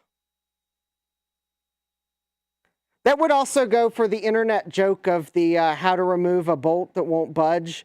And it basically progressively goes worse of the I'm asking, I'm not asking. It can't move if it's liquid. or it can't stick if it's liquid. Yeah, yep. Yeah, I know, yep.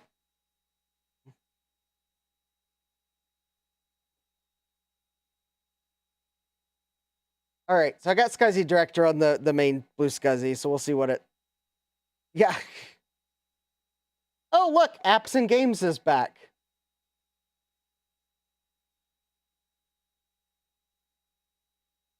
Also, it does appear as if... oh, actually, let's do this.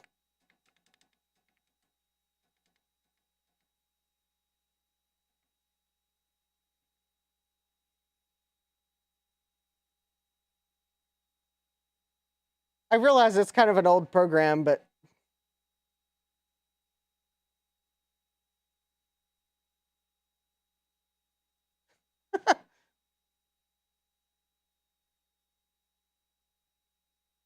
Whoa!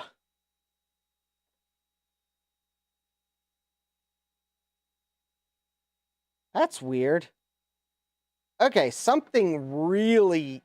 Okay, disinfectant is, like... I think there's something wrong with the SD card, because disinfectant was complaining about every file. Let me see. I think I've got a disk first aid disk on here. One moment while I find it.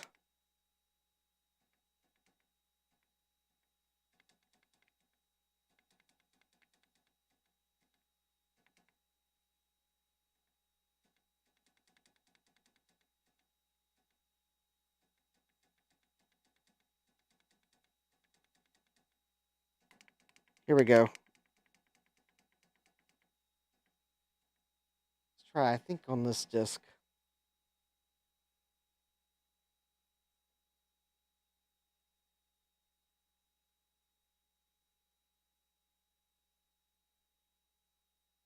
I think this version of disk first aid should work.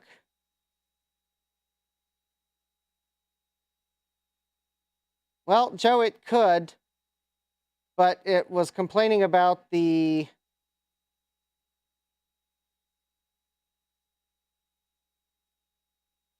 There we go. No, actually, there is a volume error, it looks like, Joe.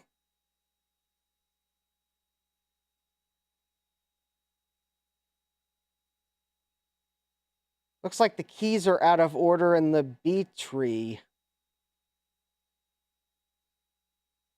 And disk first aid cannot repair them.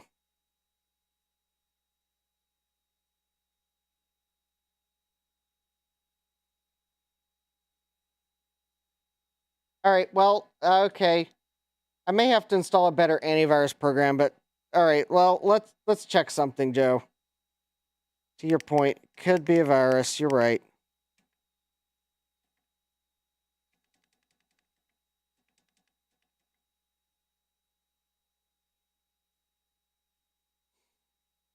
Okay. Let's not run it on the apps and games volume, which it seemed to be pretty unhappy about. Let's run it on the other my other. So this is my BlueSCSI V2, and it's scanning files just fine.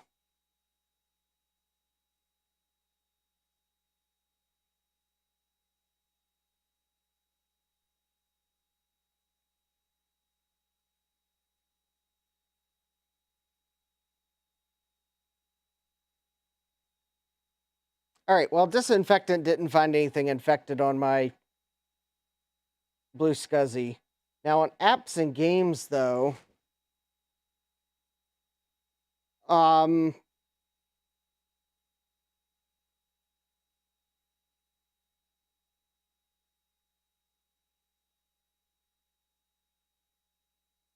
that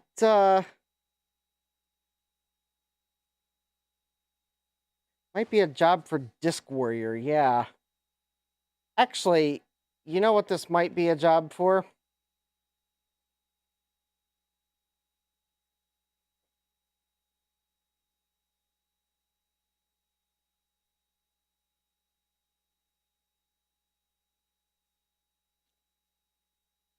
Actually, I'm gonna try something else first.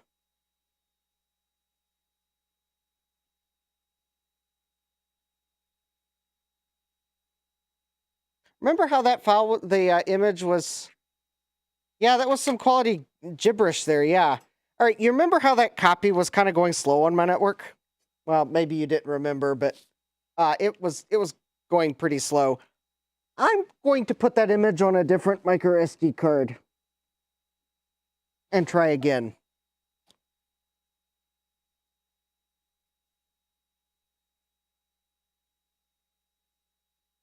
Because there seemed to be something really special about that. All right, actually, I'm going to also do something else. Okay, the stream might glitch for a moment. It might start buffering. Don't be alarmed. I'm going to copy this image. Oh, wait, I don't need to copy it to this computer. I already have it on this computer.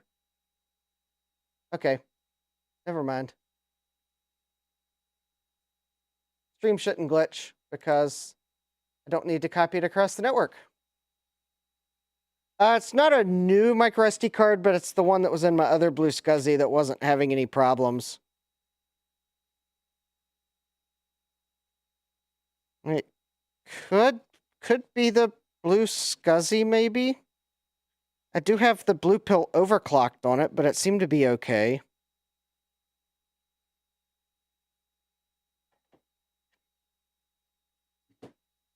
All right, I think what I'll do is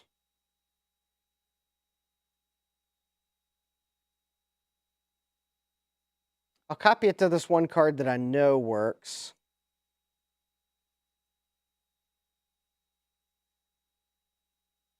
There we go. It's actually copying about 7 times faster. I don't have a new micro SD card downstairs. I don't know that I have any new ones upstairs. Remove. Sorry, my chat is obstructed with a Windows Explorer window. Remove the overclock.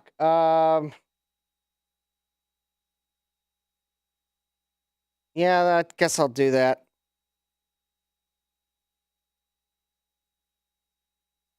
Although, to be fair, Joe, that micro SD card could be bad. That micro SD card could totally be bad. It is a Sony brand. I actually don't know where I bought it. I've never bought a Sony brand micro SD card separate from anything.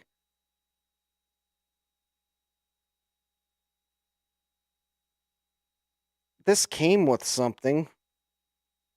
I don't know that it's actually a Sony brand. It could be a phony. So that micro SD card is suspect. Now, if this image self-destructs on this other micro SD card, okay, well then it's probably something with the image. Yeah.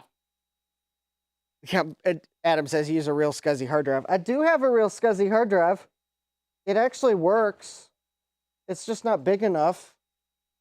But here we go. It's an HD40 Quantum brand.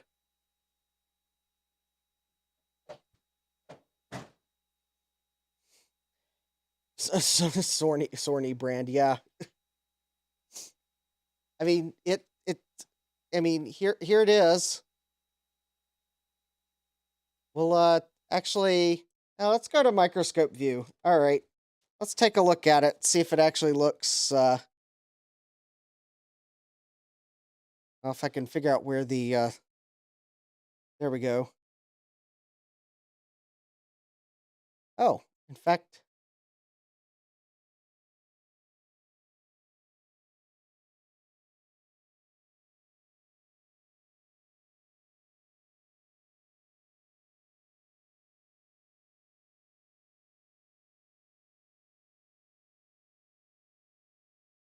Well, all right. There we go. It's a Sony micro SD. Sorry, it's kind of hard to get this in focus because of where my microscope is.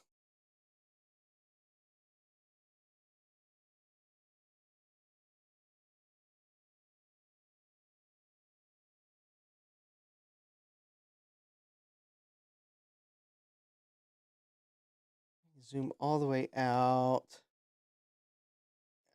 I'm bottoming out on the adjustment range. I know it kind of does kind of look a bit made in Taiwan. It does have a number etched on it. Thing is, I don't know where I got that. I think it was in some camcorder or something I bought. So yeah, it actually, quite honestly,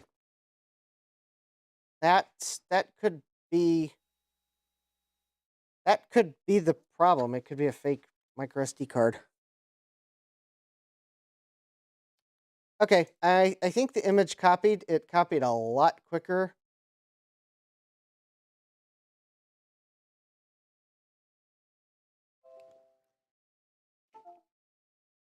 Probably partly due to the fact that this is a Samsung card that I'm using. My other one's a Samsung, and I know it's a genuine Samsung because I actually ordered it and was able to see the packaging. Okay.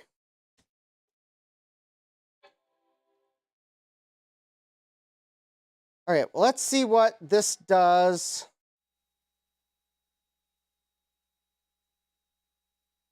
Let's see what this does. So if the image self-destructs as quickly, then there could be something wrong with the image.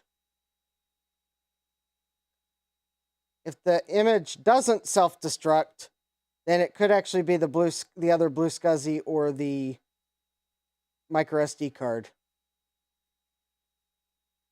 I have backups of all these images, so if this works and it doesn't self-destruct, I will put this card in the other BlueSCSI, and we'll try it again. And if that doesn't self-destruct, then it's my micro SD card, and I will bring out the finisher.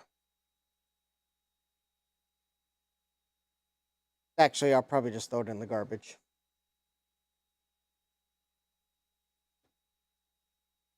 All right, so this is my BlueSCSI image. This is Garth's apps and games. Apps and games. This is actually a new, fresh copy from the zip file. There we go. Yeah, all the software's there. That looks right. So the image, it kind of started doing it after I opened a bunch of folders. So there we go. That folder looks fine. The games folder.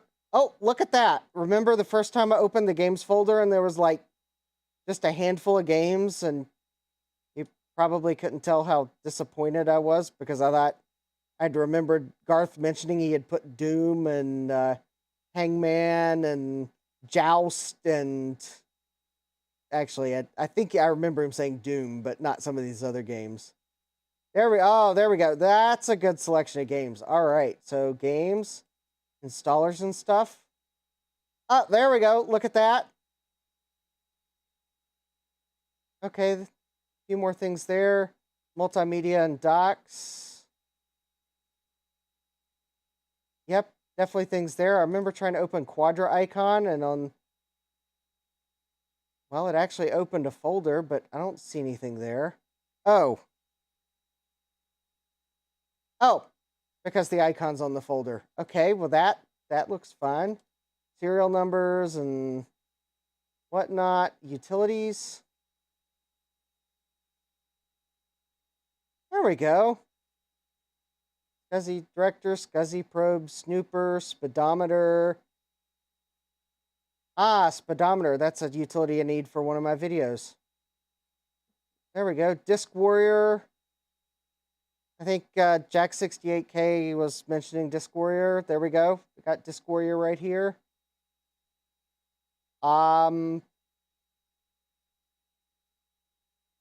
That it's not self-destructing.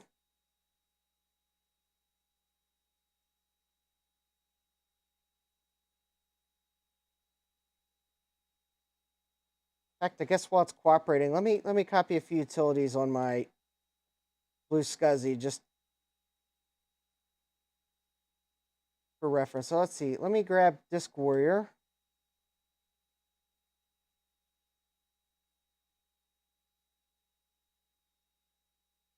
That copied. And let me grab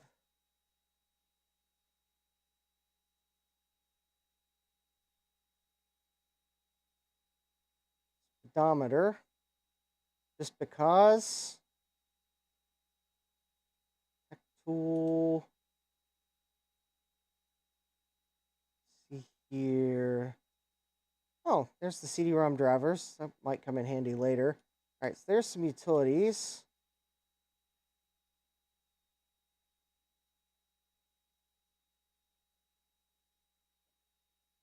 Oh, I could put a cool icon on my Macintosh hard drive here. 1990s. Oh.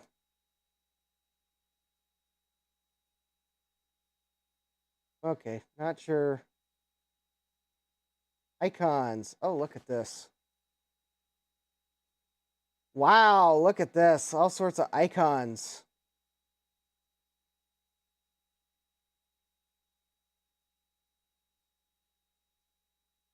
Oh, there we go. Star Trek spaceship. Star Trek starships. The Next Generation. Wait a minute. Is there a Voyager one? Voyager. There we go. All right, Joe. Because I know you're not. You're kind of having a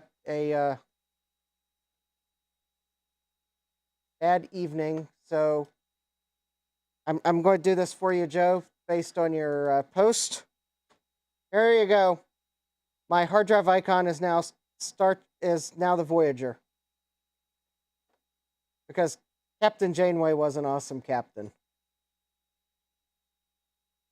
In fact, quite honestly, I was thinking about that today, that if you're a captain and you could lead your crew back to the Alpha Quadrant in 7 years instead of 70, even if your future self did come back in time and create yet another time paradox, then yeah, you're the best captain in Starfleet. Even better than Captain Jean-Luc Picard. There you go. My Macintosh drive is now the Voyager icon.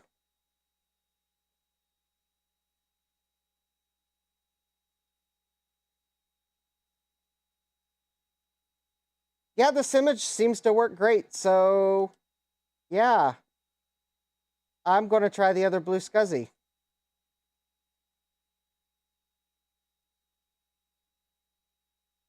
Oh, wait, there's something else Star Trek here. Oh, I bet that's the Star Trek 25th anniversary game. I'm going to not play that one because it might have copyrighted, actually, probably does have copyrighted music, and Paramount can be quite the jealous company. All right.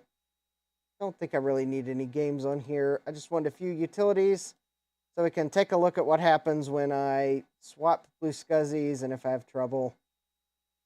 Although coffee timer, I might have to put coffee timer on there. That could be interesting. Oh, here we go. Mac bench. That was the other thing I wanted.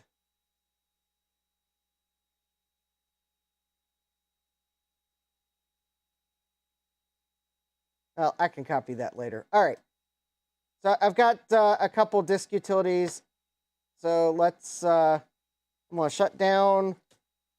So I'm going to use this same SD card, but I'm going to put it in the other BlueSCSI that we were having trouble with. Now, the interesting thing is both of these external BlueSCSIs that I'm using are overclocked. The first, that one that we were just using and not having trouble with my Samsung card is actually overclocked more. All right, so this is the other BlueSCSI. If I corrupt the image, then so be it. I mean, I've got a backup of both images. In fact, the one image is actually the same image that I have on all my other LCs, so no big deal. I can just copy it from one of the other BlueSCSIs.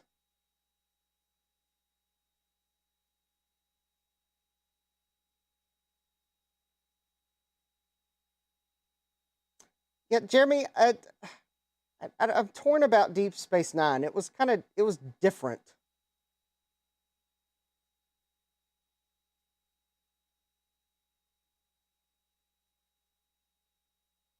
I mean, yeah, Cisco was, I mean, yeah, it's not like, it's not, I mean,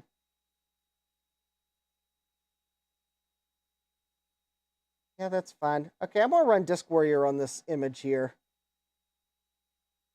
Directory is ready to be rebuilt.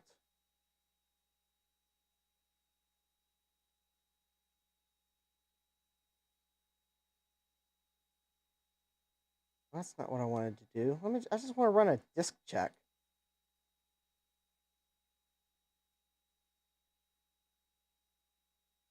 All right, well, let's see what happens. Yeah, I mean, I liked Cisco. Just Deep Space Nine was different to me.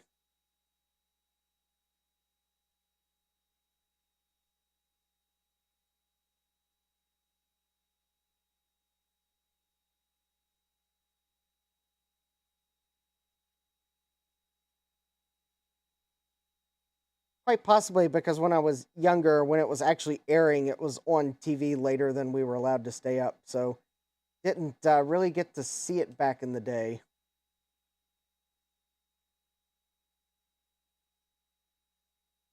Except maybe for a couple times when it ran as a rerun at a different time of the day.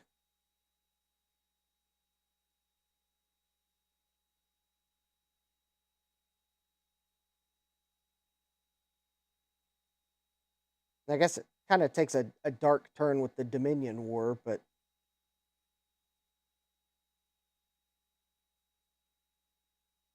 well, I guess that's Deep Space Nine for you. Well, so far so good on this BlueSCSI. It hasn't completely self-destructed yet.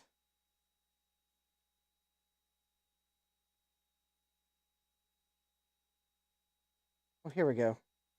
Let me copy disk first date over. And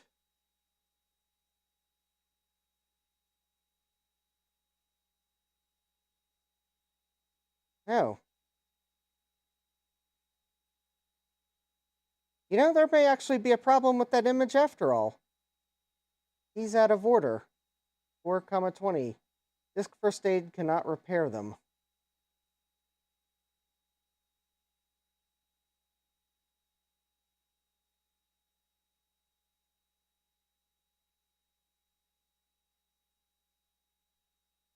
Hmm.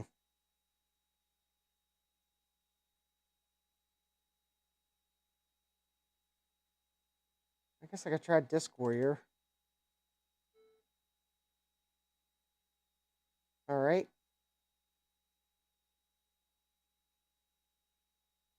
Let's see what Disk Warrior does to that image.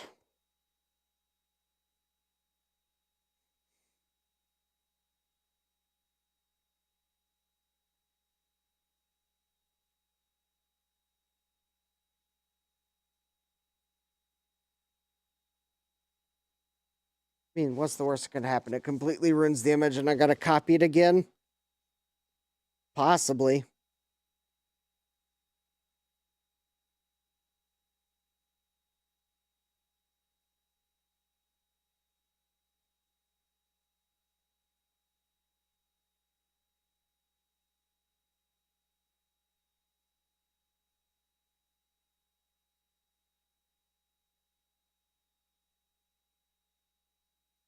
Well, I guess at least the one good thing is it does seem as if the LC475 is working correctly. It looks like it might be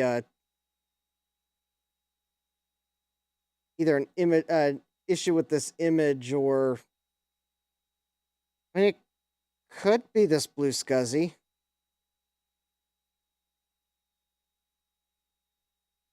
I guess the one thing I should do now that I've copied disk first aid onto the internal drive, maybe I should recopy the image back to the Samsung card again and put it back in the other BlueSCSI and run disk first aid as soon as it boots and see if the image is, before I even try opening things, see if the image is corrupt. Because if the image is fine, then it could be this one BlueSCSI, and I guess I'll need to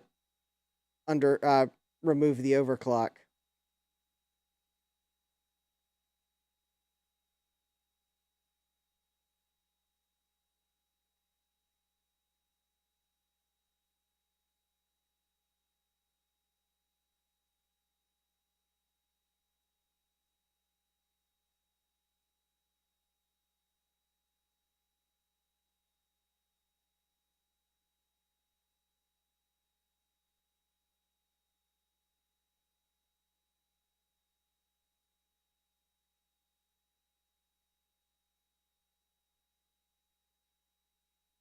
Hmm.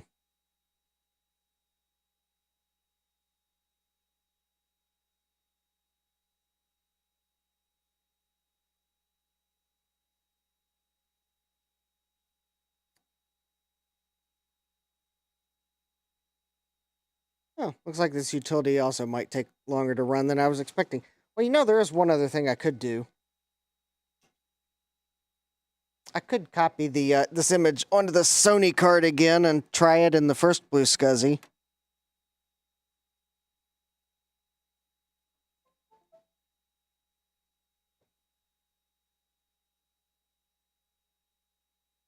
So let me check the BlueSCSI log. BlueSCSI log doesn't. All right. Let's delete those two files. I'm gonna copy this image to this Sony card while Disk Warrior runs.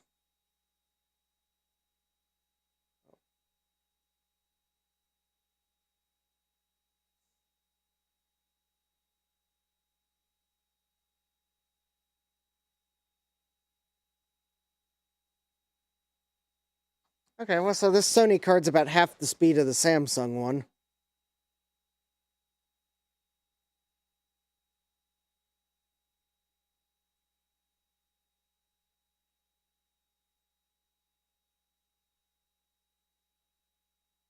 Hmm.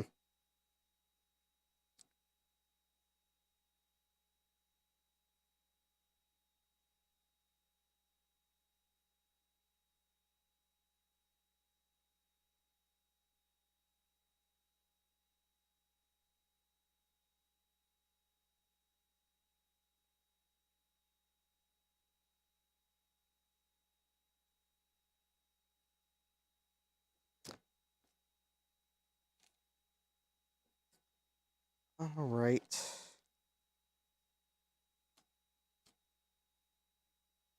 All right, well, while I wait for the rebuild to do, I'm gonna... There's this hard drive bracket I got that I don't remember buying it. Although, then again, I did buy the LC475. Actually, no, it might have been last year even when I bought it, because I'd been planning this one for Macintosh for a while. It is quite possible I don't remember buying this bracket because I might have done it back in December.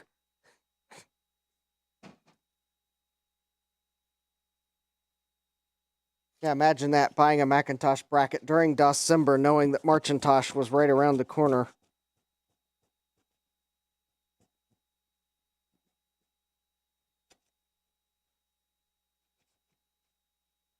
Also, I guess on a totally unrelated question, if you're in the chat and you've bought stickers for your channel, not like the... like maybe in some quantity that would be economical to hand out at, say, VCF East.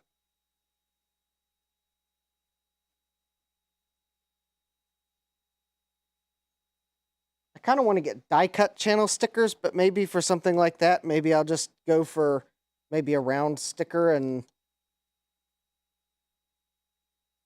or actually, I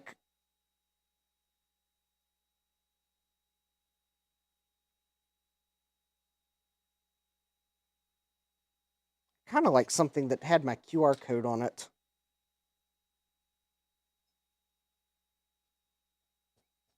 I don't know. Maybe I might print some cards too, so I can at least have a QR code to scan, and then at least a sticker to, like, because everyone likes stickers.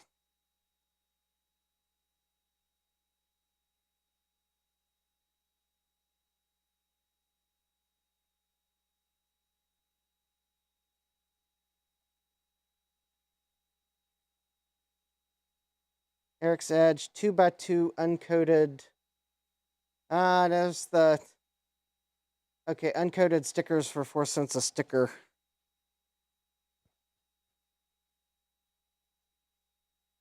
Well, I guess actually if I was handing out a lot, that's maybe uncoated ones are fine. Yeah, 50 cents a sticker, that 50 cents a sticker kind of gets expensive quick for trying to buy enough to hand out. Eric, you don't by chance know what that place would charge for maybe a coated sticker? I'm wondering if maybe they wouldn't charge much more for getting something that had like a not necessarily a vinyl sticker, but maybe a glossy sticker. Just so maybe it was a little more durable.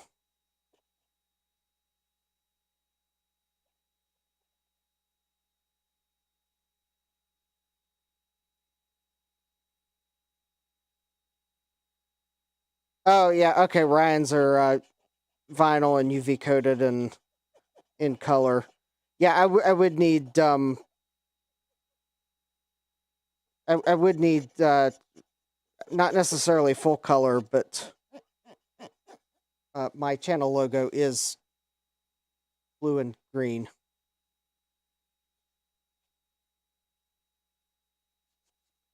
There we go. At least I got the old tape residue off the bracket. There we go.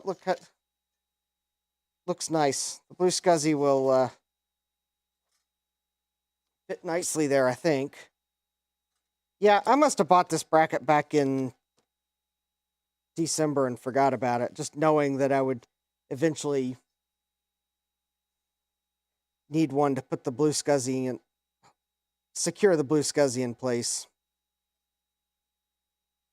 Because the more I look at this bracket, the more I realize it is an LC hard drive bracket.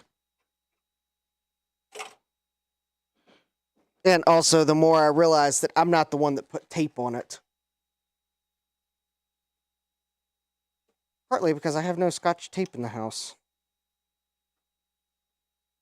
which means that any tape I have in the house is not Scottish, so therefore it'd be crap. So, and that was just Scotch tape. Standout. Oh, standout stickers. Dave's used standout stickers.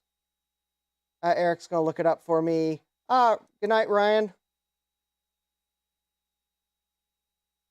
Oh yeah, I think I was looking at standout stickers at some point. Yeah, I may look and see what they charge for just some round stickers, because I want to be able to at least hand out some stickers.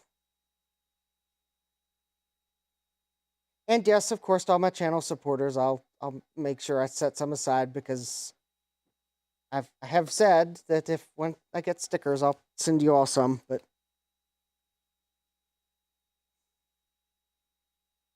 actually, you know what I should do is maybe go get my little box of stickers off my shelf and go through it. And I mean, I like the stickers Joe sends with his orders. They're pretty good. Yeah, I'm gonna grab my little sticker box here and and I just found the capacitor kit that I was thinking that I had. Now I got to remember where the logic, because I realized I've got another LC2 logic board floating around here somewhere that needs recapped. It will probably make it to a video at some point. Actually, is that it right there? Okay. And I found the logic board, so I'm not gonna, well, I don't know. Probably won't recap it tonight,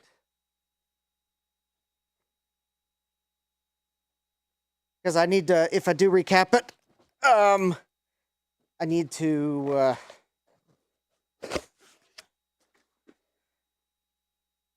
well, I need to do something to it, and I'll have to find the part to do it. So let me see here. I'm going through my stickers while we wait for Disc Warrior to finish here. I may have to ask Sean where he got his stickers printed. Geek with Social Skills, because actually they're pretty nice. Round, glossy stickers. Let me see. I'm trying to find your stickers in the box, Dave, because I think you sent me some.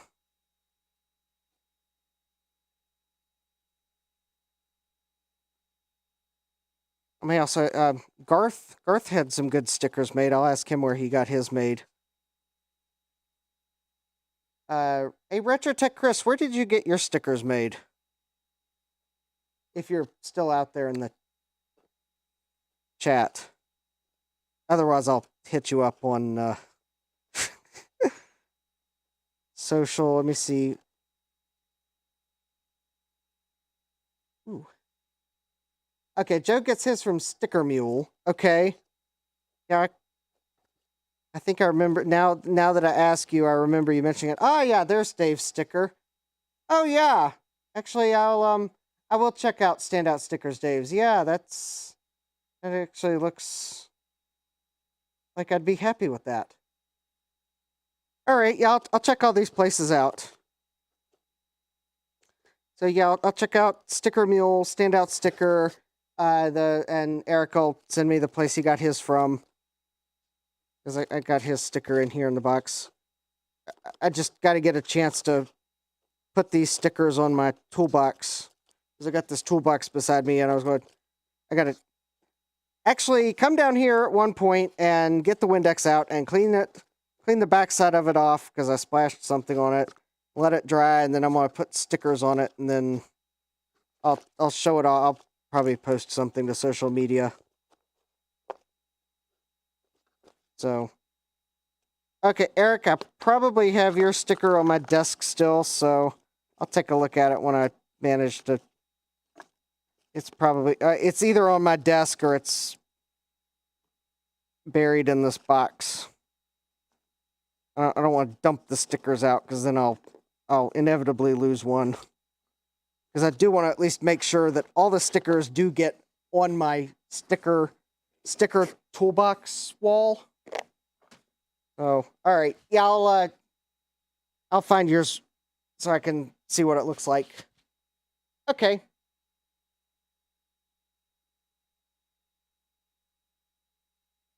Stickers in vinyl. Okay, your sticker in vinyl is 13 cents a sticker for 500.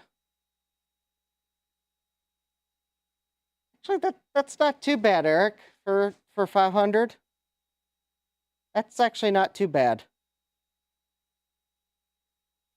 Yeah, I think if I could, yeah, I think if I could get them for around 10 cents, 10 to 15 cents, I'd probably be about where I would want to get them. And in fact, I would actually consider, if for going somewhere like VCF East, I might even consider seeing buying 1,000 would, what discount I'd get to just get 1,000 and be done with it. So.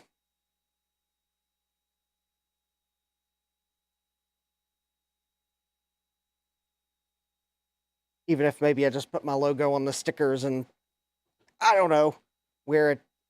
Yeah, I'm kind of wondering if it hung up. The mouse moves, but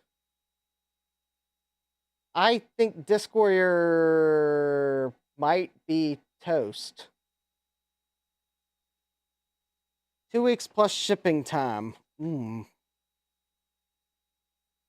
then I'd better order soon. All right, well, a smoothie drinking person on the internet did contribute some tonight by coffee, and if anyone else wants to help me get like goo gobs of stickers, then yeah, I'll just get goo gobs of stickers. That might be one of my projects for this weekend. Yeah, let me give it a little bit of time. I'm not going to give up totally on it yet. It does make it hard to do something else on my workbench while I give it a little bit more time, but actually, here's what I can do, though. So, I realized, though, there were a few things I've mentioned, and I guess I could do some updates officially on my...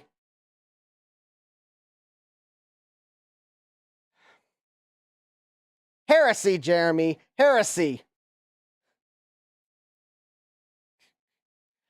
And by the way, Jeremy, I don't have a loose LC3 board. I have a loose... That was a loose LC2 board. And I guess actually, I have 2 loose LC2 boards.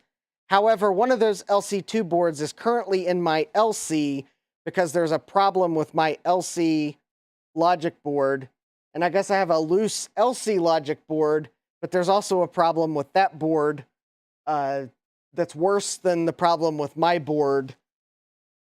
And I need to dig out my transistors to see if I have a 3904 to even see if I can get that LC board to work. So yeah, it's like Joe's saying, Drake sent me the most awesome image. My patrons know now what it is. It's epic. Yeah, it probably means Joe posted it to Discord. Yeah, I've got Discord is on I've got it on streamer mode.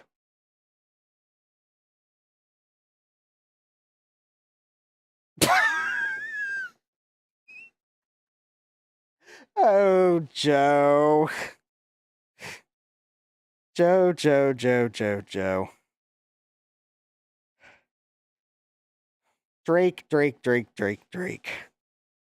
Okay. I guess fortunately for you, Joe, I have deemed that image as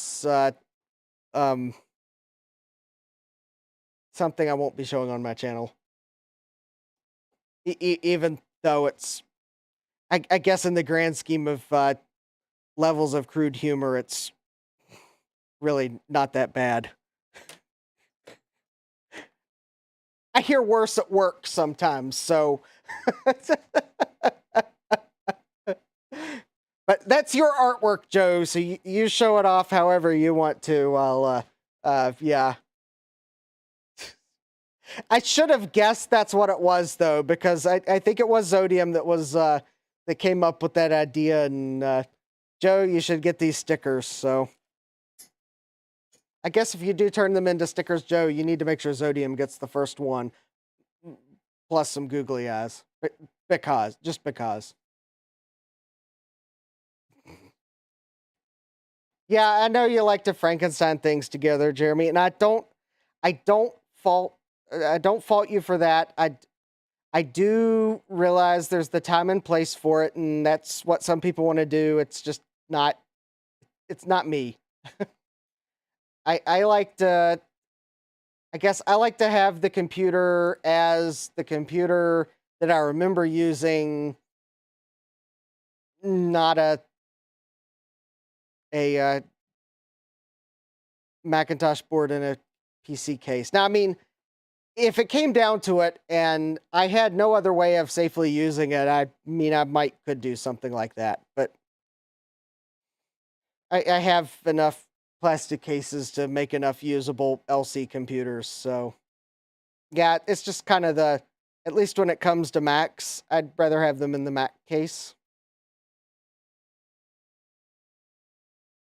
It's not to say that maybe I won't never had a Mac and something that it never came in, but not as like the first one. The first one of any computer I have, I like to keep it looking as original as possible.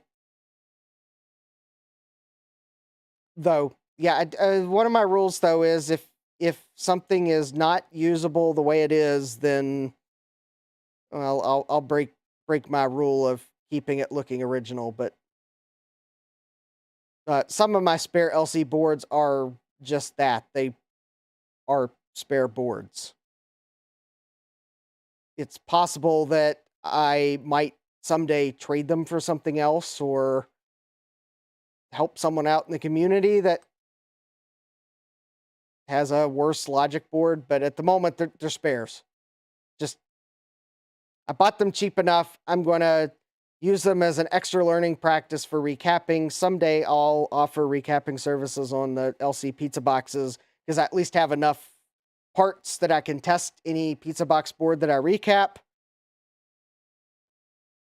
Plus, I think I could do them quick enough and they're small enough to mail and I can do them quick enough and I could probably, well, I mean, I realize it won't make $1 million doing it, but I at least can charge a reasonable rate and do them in a reasonable time, and they fit in my reflow oven so I can bake them to dry them off, because sometimes it's just not appropriate weather to try to dry them off outside in Virginia. So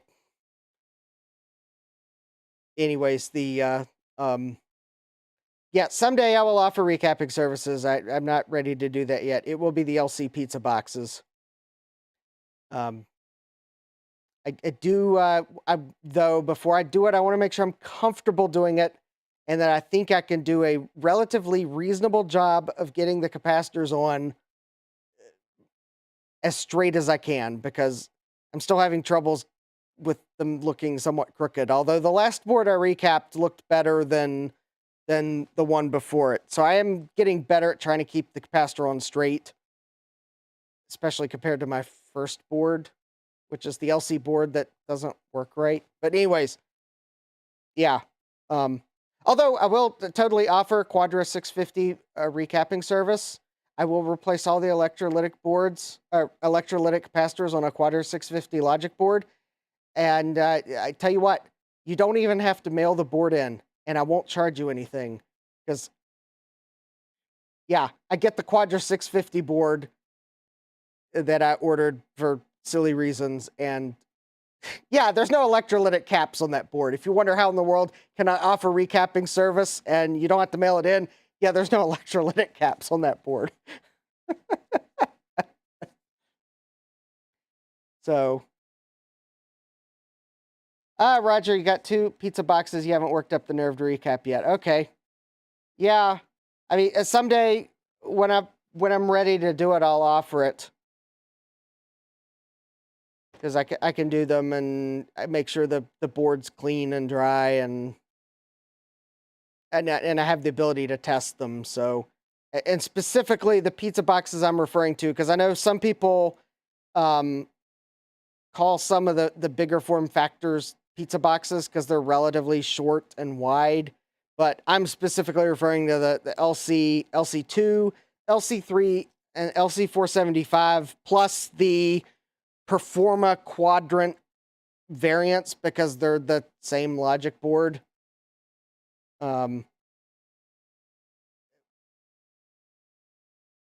We're going to make sure you have a pizza box, Jeremy. I have saved searches on eBay, Jeremy. I have not forgotten that I told you that when I see one at a reasonable price, I'm going to let you know because I don't need to buy any more myself. But I have my saved search. There was an LC3 that appeared on eBay today, but it wasn't really a great price, so I didn't tell you about it. I don't want you to overspend on an LC3 just to get one. It was kind of, considering it, I knew it was going to need recap. They kind of wanted a bit more than I thought was fair. So yeah, that's the other thing. If I do offer recapping service, it will be on non-battery bombed boards. Because probably would have you take a picture of the board just so I can make sure it didn't look like it was more than I could bite off. But so also, Jeremy, if you're going to VCF East, there's a good place to look for potentially LC3s. Because I think they have a little bit of everything in the consignment area. Also, I think Disc Warrior has indeed locked up on the 475, if anyone's wondering. Yeah, hold out for VCF. I'm actually pretty much trying to hold out for VCF on things I buy. Although, I did buy something yesterday that, well, partially because I really wanted it for a video I would like to make this month. Partly because, assuming it survives shipping for the video this month, that I might even use it. I even though I don't have a table for VCF East, if I do go, I would like to display something, and, well, that's all I'm going to say on that. Of course, I also, earlier this week, bought a whole box of Apple II cards, so, yeah, $91 for a board is too much, yeah. Although, if I do go to VCF East, if I make it, I probably will have consignments, because especially this box of Apple II cards I bought, I'll probably list some on eBay to sell between now and then, but if they don't sell on eBay before then, I'll probably consign them. At least some of them. Because I'll have like 19 Apple IIe memory, like 64K boards. Assuming they work.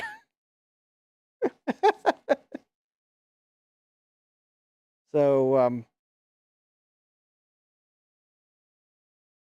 might have some Apple II. Well, actually, I'll keep some of the boards. I don't know that I necessarily need to keep 19 Apple IIe 64K 80 column cards. I might keep like one or two. Because I don't, yeah, knock on wood, I don't intend to have like a zillion Apple IIes in my collection.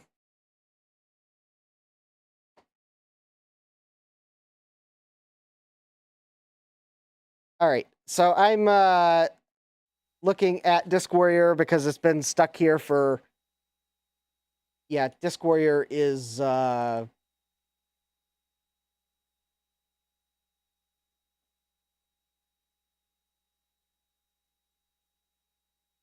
yeah, Disc Warrior is, all right. I do believe that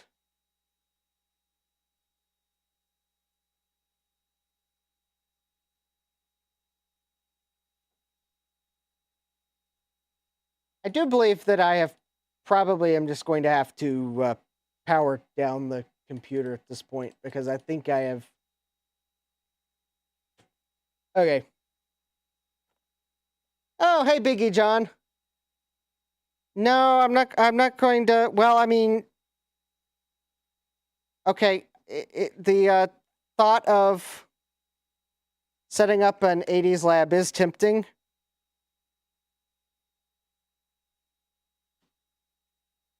But it wouldn't be in my basement, and I don't have a...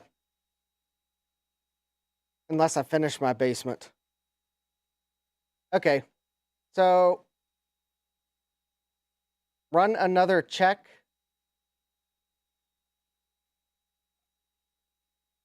Well, I kind of like... I think that disk image is hosed because it crashed. Hold on, I may... yeah, I didn't install Norton Disk Doctor. Now, I'm gonna try something here before I... so, I've got the Sony card in the first BlueSCSI. I'm trying to... no, I haven't overclocked anything, Thomas. I've been fighting with... I've been trying to figure out if a problem I'm having is a BlueSCSI or the disk image itself, so... okay, so this is, or possibly the micro SD card, which is why this is the Sony card in the first external BlueSCSI that seemingly wasn't having any problem. Okay, the BlueSCSI seemingly wasn't having any problems. But it is the Sony micro SD that I was somewhat wondering if the micro SD card was bad.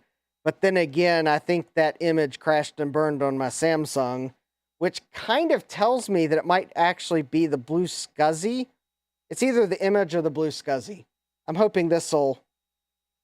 yeah, better an image on a BlueSCSI than an actual hard drive, yeah.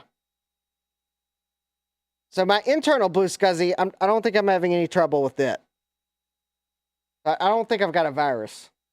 I think it's either there's something wrong with the image, or there's something wrong. Either it's probably image or the BlueSCSI. So the first thing I said I wanted to do was I wanted to immediately run disk first aid on the image before I started doing anything.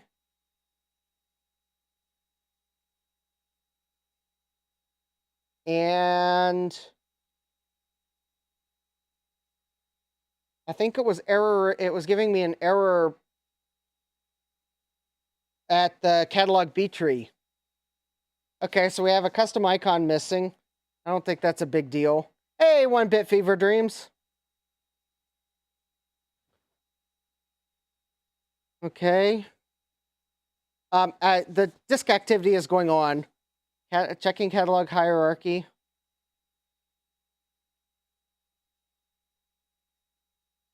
I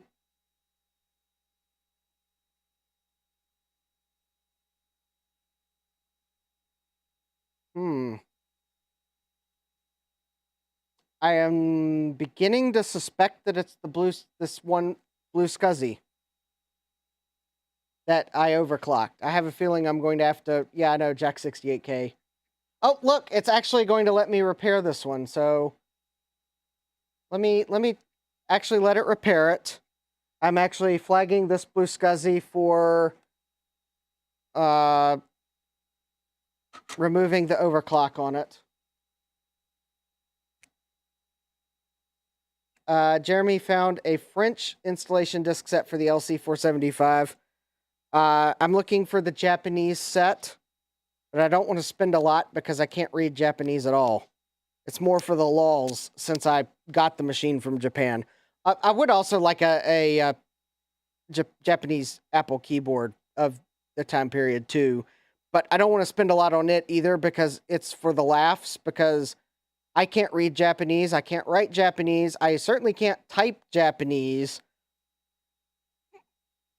but the computer came from Japan, so it'd be really cool to set it up like it would have been when whoever initially bought it in Japan bought it.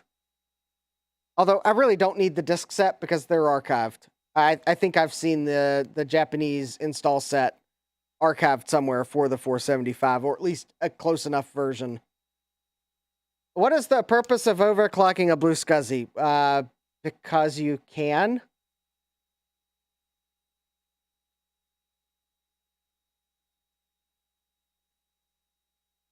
I guess the reason is that you can get a little more disk performance out of the blue pill. But of course it is caveat emptor. Or, well, at your own risk. So apparently this one BlueSCSI, I think... Oh, there we go. It was able to repair the image. Yeah, I think this one BlueSCSI is not stable at the overclock. Well, let me... I guess run... I don't know. Open some folders.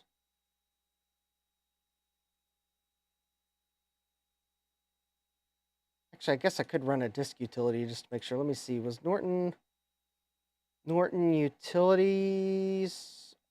Norton Utilities.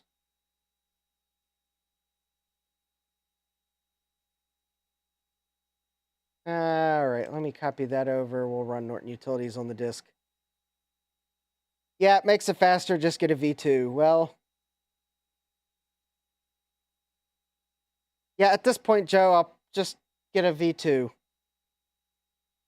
For the record, though, I overclocked it before the V2 was announced, so there was actually, that was the only way to get more performance out of BlueSCSI was to overclock it, but yeah, Joe's got a point now. Just get a V2.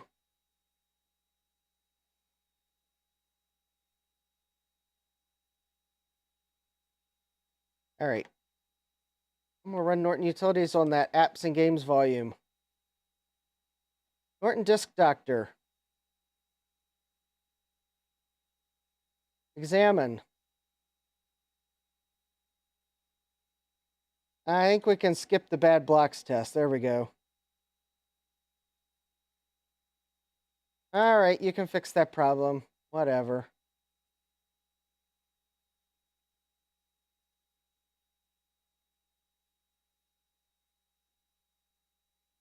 Okay, well, I'm going to put the, recopy that image again onto the, because someone said I should run Norton Disk Doctor. So I'm going to put that image back on this micro SD card again.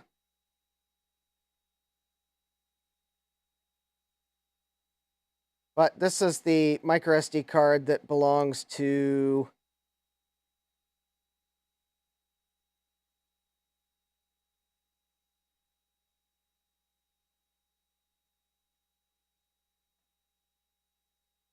There we go.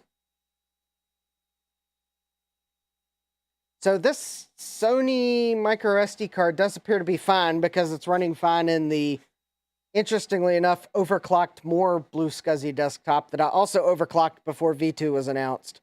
It's been overclocked for months now.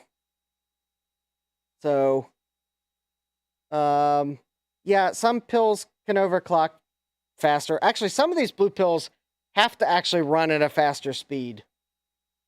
So,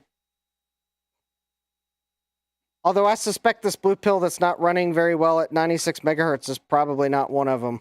So hopefully when I install the standard firmware, hopefully it'll start cooperating.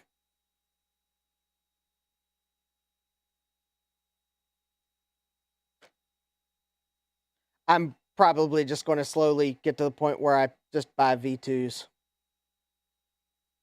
I'm kind of waiting for some of the custom brackets to come out for the V2 that are currently available for the 1.1, like it just slides into the hard drive carrier and an LC bracket and whatnot.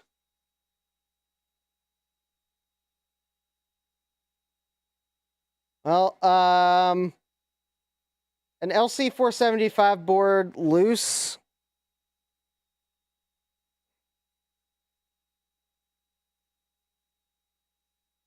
Yeah, $40 is probably what I would offer for it, because a loose board that's not tested is probably not worth more than like $40.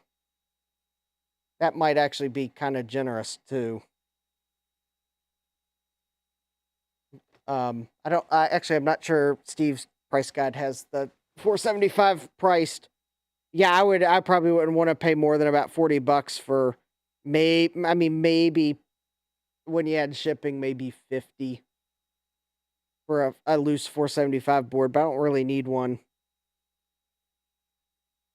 Yeah, it is a quality animation there, but I mean, then again, it is a disk check utility. Yeah, it looks like this one BlueSCSI desktop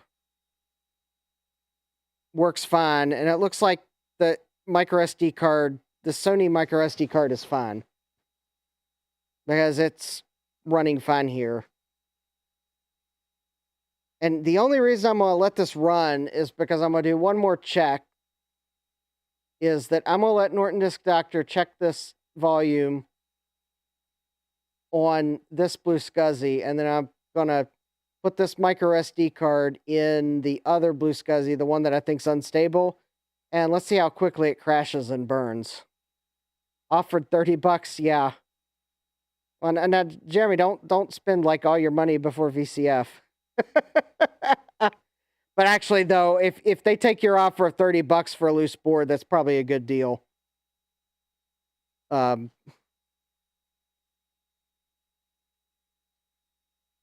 actually, $30 for a 475 board is probably a really good deal. Maybe you can get some other parts at VCF East to make it a full system. Although you're probably going to put that board in the AST case, which, well, I guess I can't really blame you for wanting to try that. Oh, Thomas B. Oh, hey, that's fine, Thomas. We're waiting for Norton Disk Doctor to run. I'm willing to take a stab at any vintage computing questions. So let me see here. You got an old Gateway 2000 laptop, 120 megahertz Pentium, and it won't even boot to BIOS with IDE to CF compact flash connected. Boots fine with the original hard drive. Any ideas? Okay. My first thought is that it doesn't like something about the way the compact flash to IDE adapter is presenting itself. It could be... Oh, okay. Joe's saying it's an IDE short. Yep. I was also thinking that the compact flash card you're trying to use doesn't support a TAPI mode. So it doesn't see a drive because the compact flash card's not presenting itself as an ATAPI drive. Because not all compact flash cards support a TAPI mode. The adapter could be broken. It could also... There are some compact flash to IDE card adapters that have jumpers to set the master-slave settings. Although on some of them, those jumpers really don't do anything, so I don't even know why they bother putting the jumpers there. But if those jumpers are present on your adapter, you are going to want to make sure it's jumpered as master. Or single drive if it's maybe labeled like that. That's usually the jumper that's there. Even with no compact flash card in it, it won't boot to BIOS. Okay. All right. It sounds like you've got a laptop that it needs to see the drive to boot. So that tells me when you put the compact flash to IDE adapter in there and it won't boot, and that's the same as no adapter at all, that it's not happy with the adapter. Okay. It's probably a bad adapter. I have to agree with Joe. It's probably a bad adapter. I would try another adapter, yes. Jeremy, yeah, I agree with Joe and Jeremy. Try another adapter if you can.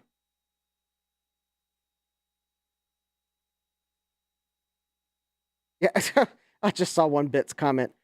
Whenever I pop in a Justin stream, I see disk verification testing benchmarks 98% of the time, gaming 2% of the time. Oh. It's a modern day tragedy, and I'm crying over here with Mackie. Well, one Bit, at least as someone thought, I got a recent comment on my, I guess it was the episode of Channel Surprise where I got the Mac SE that Adam had sent me, and Adam had reused the packaging that I think one of his food orders came in. Someone saw that part of the video and they were thinking that someone sent me a Mackie smoothie, and I was like, yeah. Oh, those files and folders have bad creation dates. Sorry. Bad modification dates. Nope. Not going to wait for you to fix that. Following files icons may not show up properly on the desktop.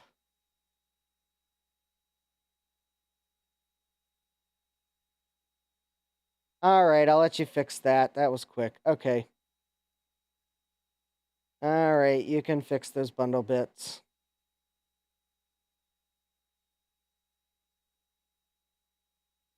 All right, I guess you can fix that. Periods is the first character as their names. Actually, I don't want to fix that. Following files have damaged resource forks and may not be functioning properly. All right, well. Okay. All right, I now know the condition of that volume.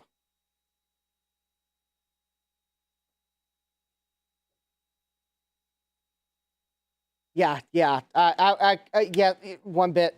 I also saw that comment, and that is exactly my thought. Lol, yeah, lol, what?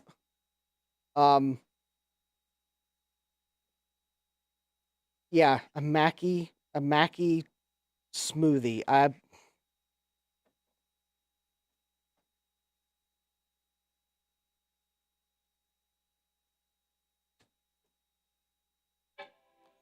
Yeah, Jack 68K, I would agree. If Norton finds things it thinks is wrong to make you feel better that you bought Norton Utilities because it found something. So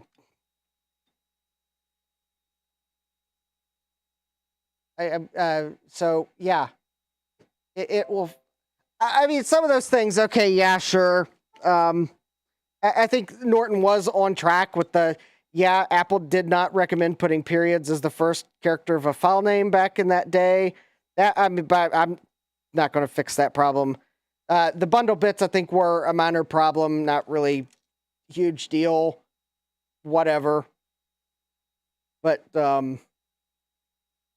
yeah, the modification dates. Yeah, I'm not going to wait for it to fix those. Okay. All right. So this is the same micro SD card in the BlueSCSI that I suspected was not running stable. And I'm just going straight to Norton Utilities, and let's see what happens. Oh, I can skip this test because...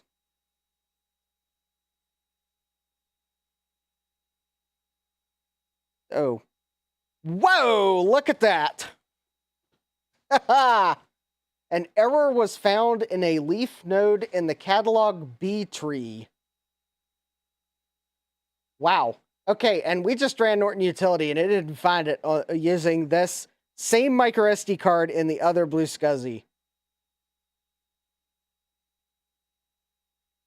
I'm just gonna see what happens. I'm quite convinced that I am probably going to horribly corrupt this image, and it will not work.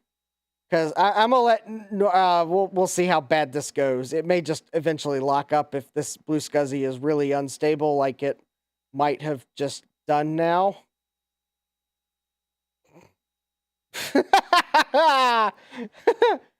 I think Norton Utilities just went kaboom.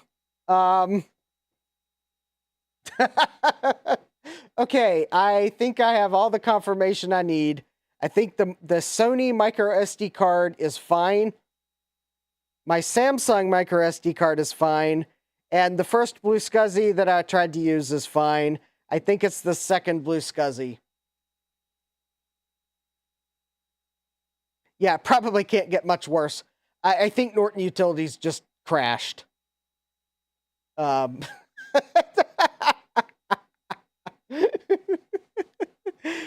I think Norton Utilities just crashed. All right. I think that that tells me everything I need to know. So I need to, yeah.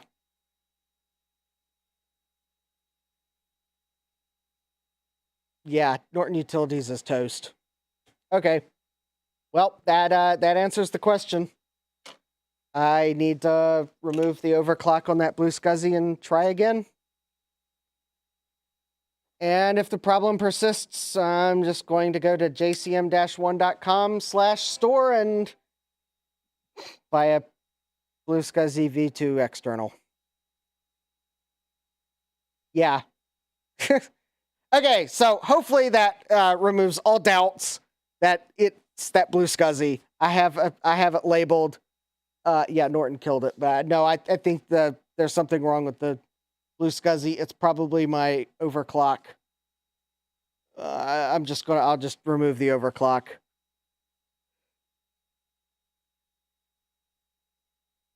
So I put the first BlueSCSI on.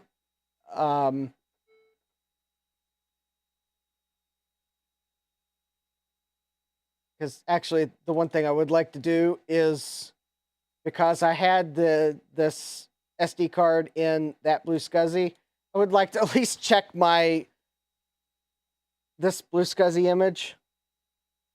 Although I can skip that. I'm hoping. Oh. Listen, incorrect creation date, fine. Relatively minor, but I'm hoping that oh, okay, well that's good. It at least looks like having this SD card in that other BlueSCSI didn't corrupt this image. So, all right. Good night, Eric. I guess that's good.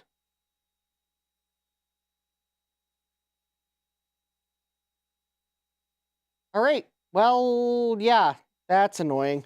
Okay. Well, anyways, while that runs, let me come here and so anyways, there's the BlueSCSI that it's hard to see through the lid, but I've got a label on it that I thought it was good to up to 96 megahertz overclock. There you go. That's how I know it's overclocked, is because I put that label on the BlueSCSIs that I overclocked. So anyways, I got my gaffer tape label. It says unstable. Norton just found a whole bunch of files and folders that have bad creation dates, which I'm not going to fix. Bad modification dates, I'm not going to fix. All right, I'll fix there's a file that had a bundle bit set wrong. Okay, I'll fix that one too. Periods is their first names. I'm not going to fix that. Okay. So it does look like the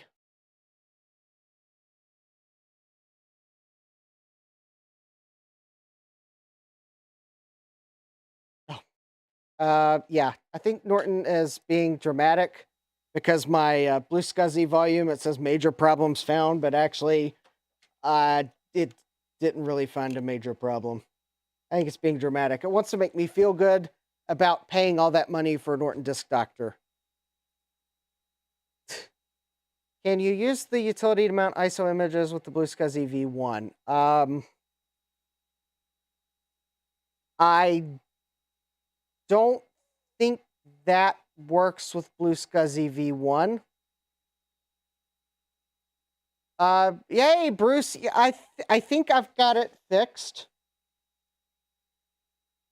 Yeah, I think I determined that I was having a problem with this nice image that Garth gave me, and I think I determined it's because I've got a BlueSCSI V1 that isn't playing nicely with an overclock of the Blue Pill. So yeah, I think this computer's working totally fine. So I think if I wanted to probably, I'm surprised Joe hasn't said anything about how all my icons are just too sloppy. Okay, I do have to nitpick here. There we go. That's better. Option F gives you the little fancy symbol. Okay, I want to run Speedometer, which is shareware. I wonder if it's possible to register it still.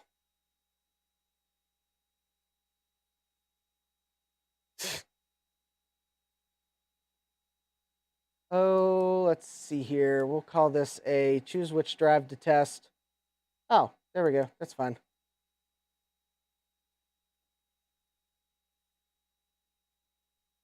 Jack68K, I love how Norton makes you babysit the process by randomly popping up dialogues while it checks rather than just showing a list at the end. Yeah. Sloptastic. Ooh, there we go. Performance test 8.601, whatever that means. Mac Classic is 1.0. Oh, that's the disk score. So this BlueSCSI V2 is 8 times or almost 9 times faster than the Mac Classic hard drive. I think that tracks.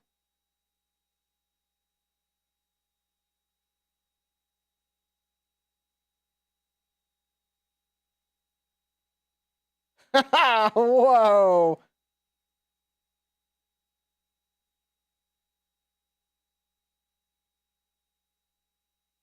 All right, yeah, maybe a little flashing video warning from the video benchmarks. Wow, look at the some of those scores that I can't see because the video benchmarks are running.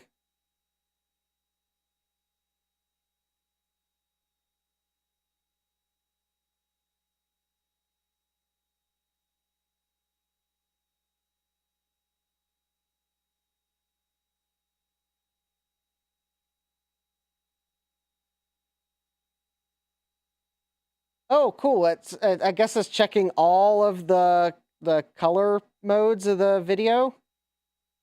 Maybe. Actually, don't remember what. Oh, there we go. My tests are done. Yay. Let's see, Jeremy. I didn't realize that loose LC475 board is in Northern Africa. Yeah. Well, they had LC475s too. Okay, well, maybe in that case, hopefully they maybe reject your offer because shipping might be expensive. Although then again, it might not be. All right, so apparently some of these benchmarks. Okay, so for the color benchmarks, yeah, picture that on LC2. You know, I might just have to pull the LC2 out. So apparently Mac 2 equals 1.0. So this 475 is an average of 4.245 times faster than a Mac 2, which that makes sense.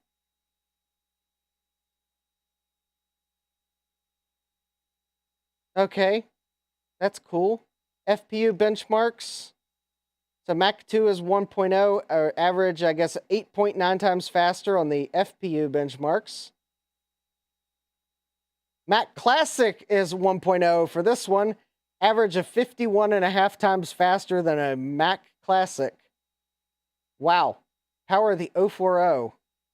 That's pretty cool. Disk 8.601. All right. I'm going to run these tests again one more time. And this time, though, I'm going to use the BlueSCSI for the disk. So disk was 8.6 with the V2. So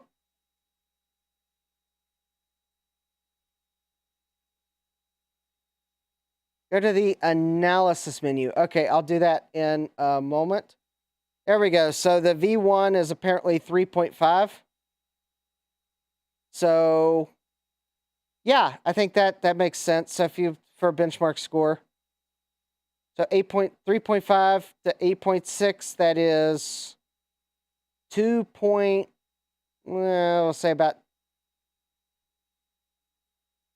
2.1, 2.2 times faster. It's a pretty nice improvement for a V2.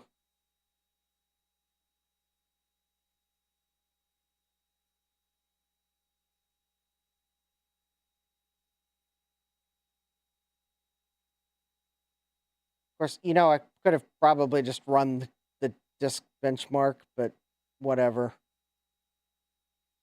I don't know. There's something to be said about the graphics test of...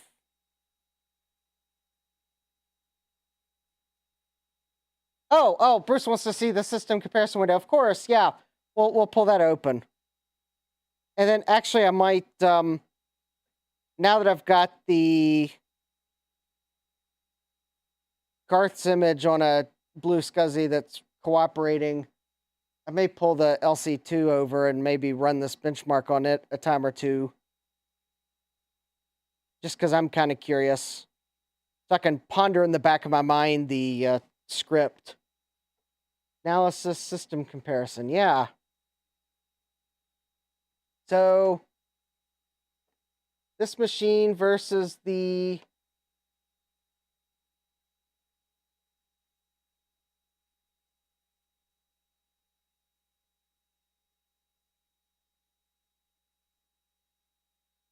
So here we go. So if I was using, the LC475 with an LC040, well, actually, that's interesting. So these, interesting. So these are the ones that are built into it. So compared to an LC3, or at least the LC3 that they used as their baseline,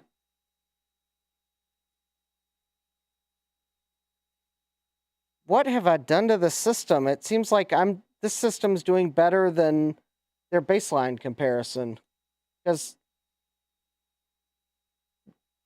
I would think these should be similar, and yet...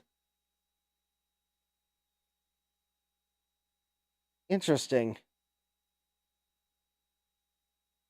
The only thing we know for sure uses an FPU, yeah. And in fact, their baseline 475, though, no, the 475 normally doesn't have an FPU. And in fact, their baseline metrics, there's no FPU.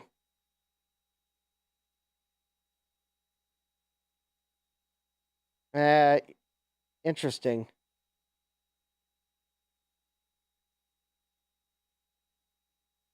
I don't know why the system comparison only has these machines. Ah, okay, so Bruce tells me there was a machine records file floating around with a lot more comparison tests that I have here. Yeah. I guess I'm going to have to go track down that records file. I'm wondering if it's on the garden. Because, yeah, this is not a...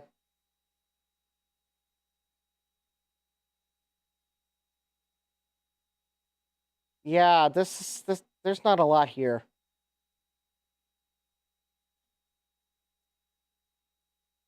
So...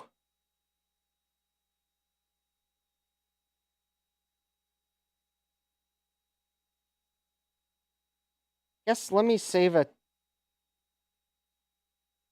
I'm gonna save a text report, and I'm purposely saving the one that had the BlueSCSI external. So this is LC475 with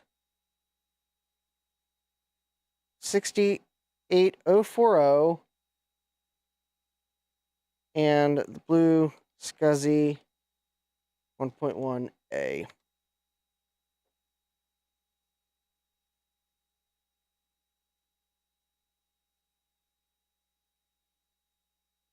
And I'm going to save that on the BlueSCSI volume.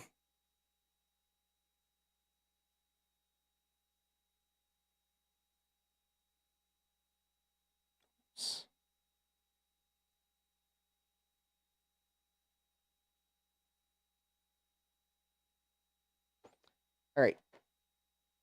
Because that's the volume that I will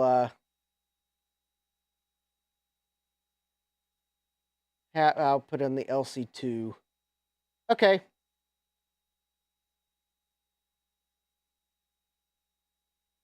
All right, there's one other thing I want to do. Which,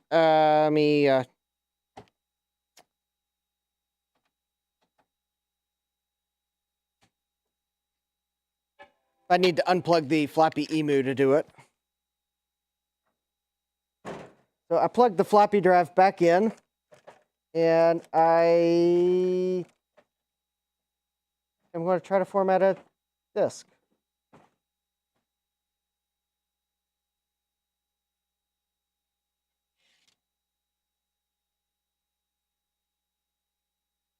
Well, actually, first I'll try to read the disk, see if there's anything on it, but... Yeah, I'll have to track down that machine records file, because... that one did seem to be a bit incomplete. All right. Come on, desktop. There we go.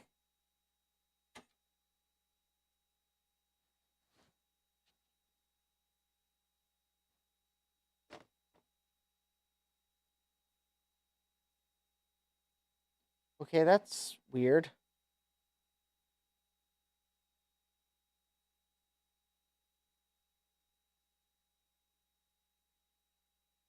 All right. Nothing of... All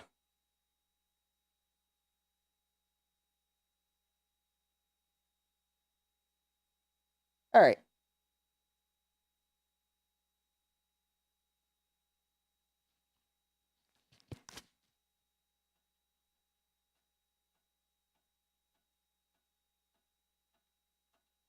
Little ASMR here of the floppy disk format.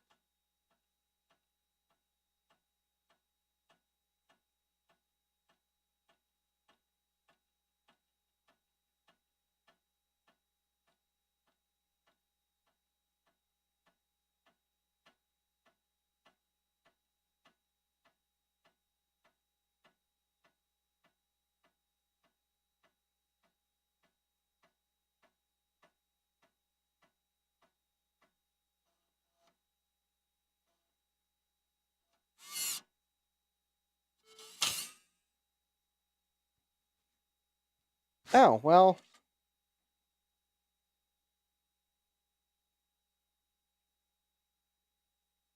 Okay, well, apparently the disk I... Oh, yeah, actually, I think I see the physical damage on it. Okay, well, I think that disk is bad. Oh, here's another high-density disk.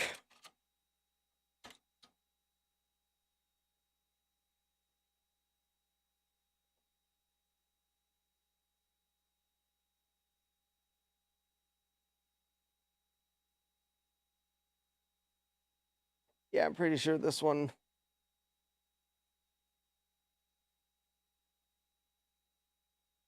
Oh. It would help if I clicked erase and not cancel. All right, let's try that.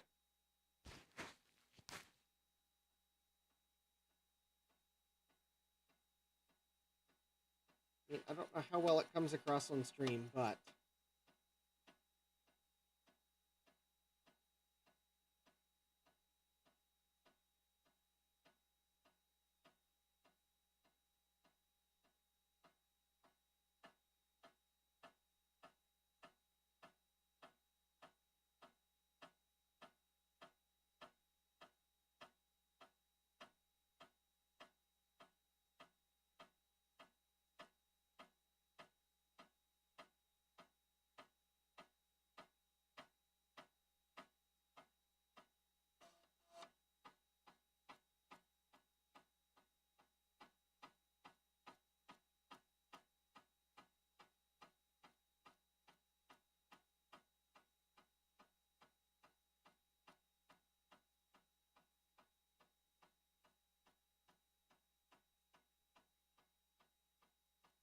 I can make that happen one bit.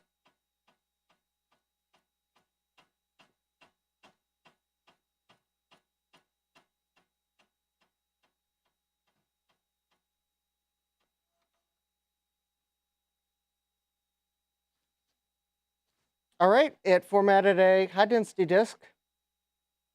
It just took me to find one on my bench that wasn't garbage.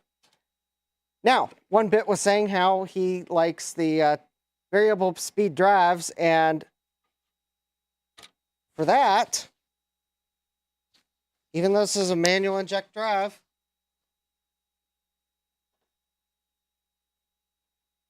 I have an 800K disk here.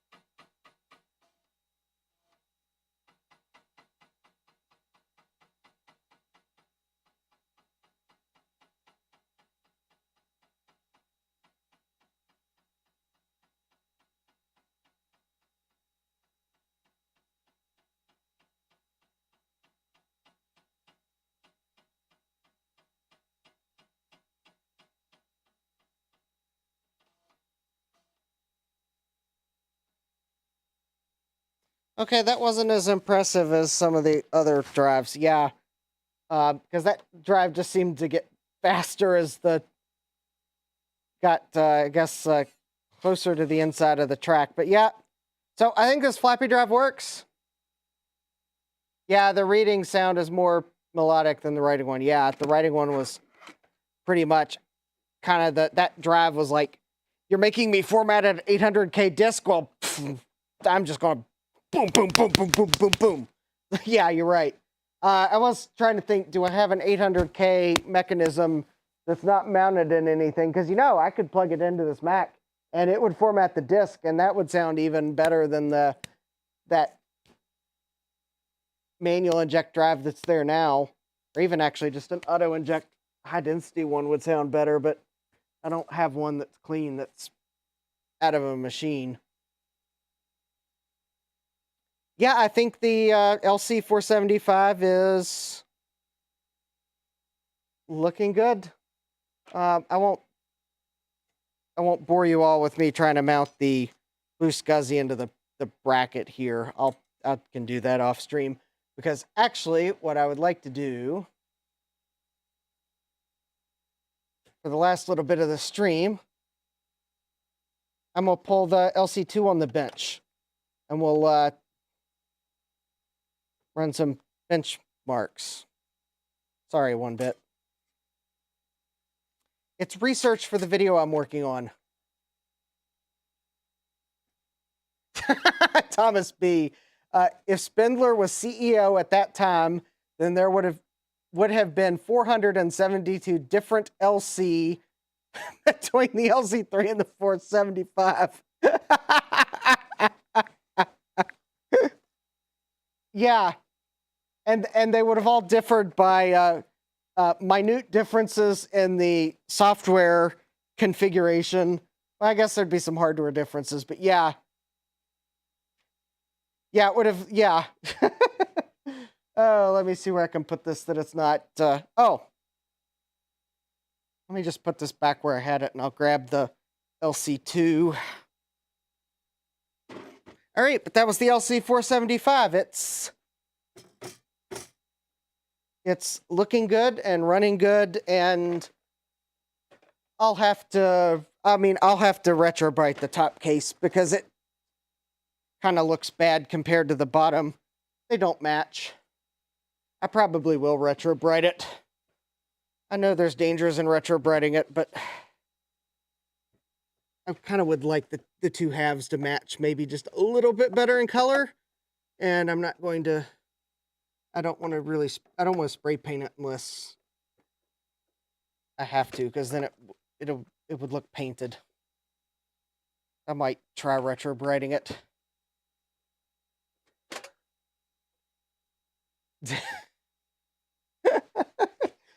Yeah. So, oh, hey, Sad Mac 356. And probably 473 pieces of any given one. Yeah, depending on whether someone thought something vaguely mean about it.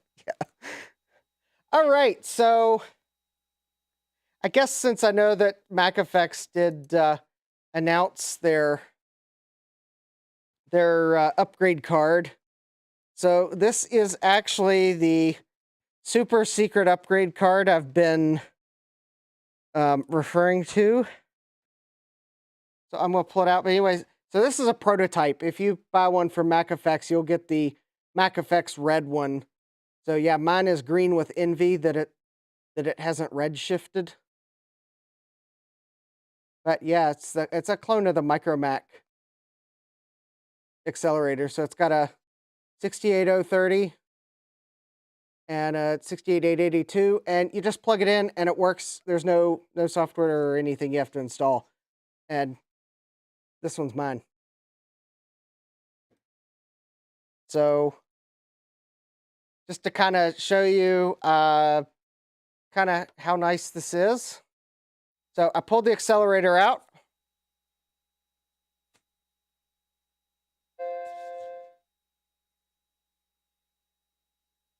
What's the others? Oh, what's the other CPU slot for? Okay. Well, while we wait for this to boot, because the LC2 takes about 2 minutes to boot from chime to the disk icons appearing on screen. So I think it's a 68020. So apparently this accelerator card, they used the same board for the 020 and 030. So this is like an exact clone of the board. So the original board has a 68020 socket, so the clone does. Unfortunately, I don't know. I mean, I don't know what one would have to do to make it 68020 compatible, but presumably there's maybe a different gal that's on the 020 version, and I guess the 020 version goes in an LC. Also, I think Joe was mentioning that somehow if you had the right gal equations, you can put a different oscillator on the board and run it at different speeds, but the board that got cloned just it runs at like twice the logic board speed. So yeah, it's an empty 020 socket, but it's because it's a clone of the board. In fact, if the MacFX version it's red, but the one that's actually for sale, but yeah, it's got the socket there. It's because it's an exact clone of the board. I mean, that's all I know. I'm not like have any ins at MacFX. Oh, okay. It looks like.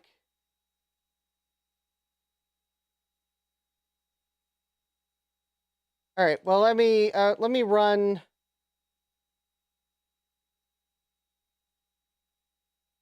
Okay. First of all, let me figure out which is the one on the built-ins. So this is ID 0. Okay, so this is the built-in.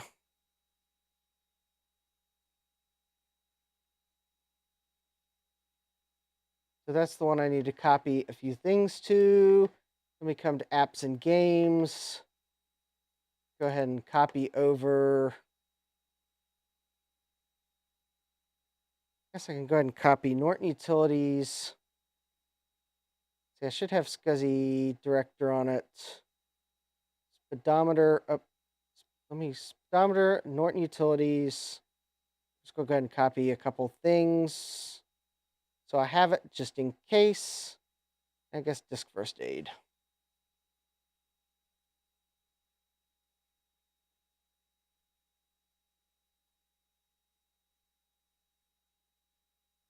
Yeah, that would be cool if someone would clone the Apple IIe card or the Apple II card, or yeah. Unfortunately, though, that would probably require an Apple IIe card to die to clone it. So maybe someone has a dead Apple IIe card, because actually I think someone asked that during the Tinker Different stream, and Kai reminded folks that depending on which chip the VLSI chip is on the Apple IIe card, that the documentation on that is known, so it would be simpler to reverse the what's on the chip. Although simpler, but I think it's simpler because someone's still got to take decap the chip and take a high resolution pictures and sit and analyze it. That would be pretty cool if someone did reverse engineer it to an FPGA image, and then you could make a Apple IIe card. Good night, Dave. All right, so at least I got a few utilities. Oh, and let me. I kind of want to.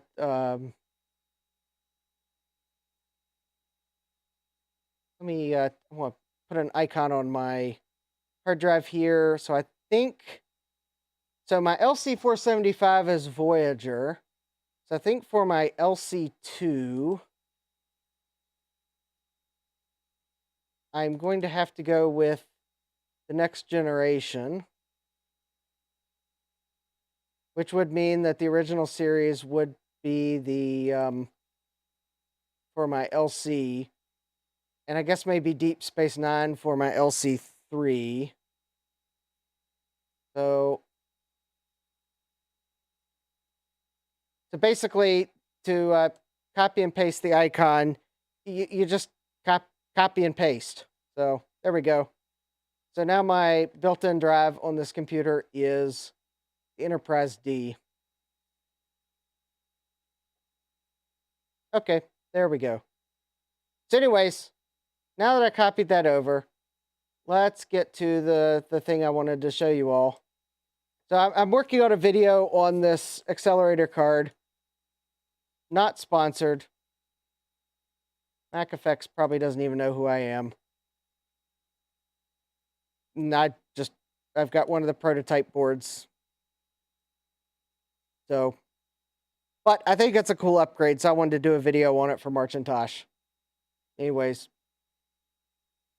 So, in order to do the video, I kind of had to figure out a benchmark, and I knew I was going to need to probably run Speedometer here. Anyways, I will... Actually, I think I will, though, let this run on the BlueSCSI F4 here. So anyways, let's run this, and then I'll put the upgrade card in. And it actually, I have done a boot time measurement. And with the upgrade card in, this computer took 1 minute and 5 seconds from chime to desktop icons. With the accelerator out, it took 2 minutes and 25 seconds, I think. So it actually more than doubled the boot speed of this computer, which I thought was quite impressive. Oh, Thomas, this is actually the LC2. So right now it's just the stock 16 megahertz 030. On the 475, it's a 40 megahertz 040, or at least that's what's marked on it. But that's because that's what I was able to find that was an 040. It's actually only running at 25 megahertz, same as the stock speed, because I am not sure if I'm going to overclock it or not. Yes, I realize it's free speed, but I don't know if I'm going to overclock it. Because I guess the thing is, if I overclock it, then yes, I could reverse it, but it does make it harder to just pull it out and show the 4 LCs that I have off as, here's what they would have been like to use. Because at least with this one, I can just pull the accelerator card out. Although, spoiler alert, I actually probably going to try to find a case to put the second one of the other LC2 boards that I have in. Just so I don't have to keep pulling the accelerator card out of the PDS slot. 33 megahertz might be the on which the 475. I think 33 might be the max. But the thing is, Thomas, to get a 68040 from a source that I was confident that I would actually get an actual 68040 and not, well, I mean, it would have been a 68040. Let me rephrase that. To get one from a source that I've heard does not sell remarked chips, meaning that I had some confidence that what I'm getting is the actual speed rating from Motorola. Eric Wu only had 40 megahertz versions.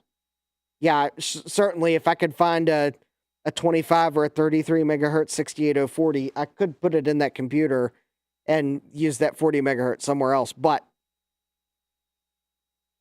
yeah, well, I've at least heard somewhere online some people say that Eric Wu may not be remarking his chips. Although there is certainly the case that it could be remarked, but I guess at least the way it was worded is Eric Wu doesn't remark them. Although I do know that if you have a 68882 that's marked at 40 megahertz, it's been remarked. But I actually thought the 68040 actually did come in a 40 megahertz variant. So it may actually be, yeah.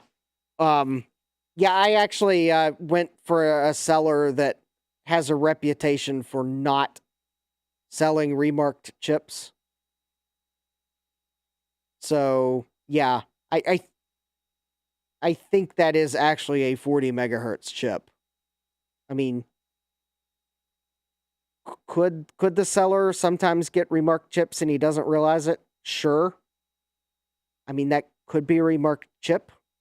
But I think the 040 was available in 40 megahertz from Motorola. So, anyways, yeah, I decided that if I was going to spend the money on a 68040, I was just going to get it from Eric Wu's chips because of the reputation that I've read, that other people have bought chips from him and they got them and they arrived and they were as described. So, yeah, I spent like, I want to say that chip, that 68040 was like $60. Although I think that might have included shipping. It came from China, but let's see, bought $3, 68882, 40 megahertz, and they do work. Yeah. Yeah, they yep, they work on the LC3s at 25 and 33 megahertz. Honestly, there's a good chance they're 33 megahertz chips remarked to 40. Although the thing is, at least for those chips, Motorola seems to have rated some of their chips quite conservatively. I mean, even so that Apple actually shipped some Motorola chips overclocked from the factory. Because Motorola was pretty conservative. So it doesn't surprise me that a 33 megahertz 68882 could maybe work at 40. In fact, the 25 megahertz one could maybe work at 40, although it might be pushing it a little bit. But Motorola was pretty conservative back in the day. And if their process only got better over time, even as Freescale, I guess as they became Freescale and then NXP, although I don't know if NXP made 68882s, but I think Freescale did. I think they might have still been making them under Freescale. Hey, Sloopy Malibu. Anyways, yeah, those chips have a lot of headroom. The tests are done. So here we go. Here's the, I'm going to save this as, we'll save this machine record as, this is LC2, or Justin's LC2 stock. Well, it's not really stock. Well, stock. It doesn't have the upgrade. So there's a machine record. And, oh.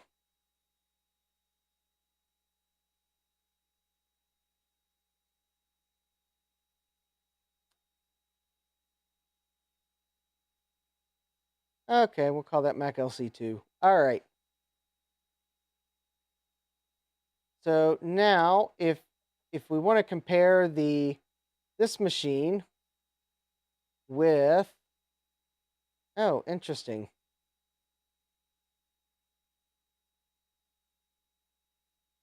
All right, well, something's up.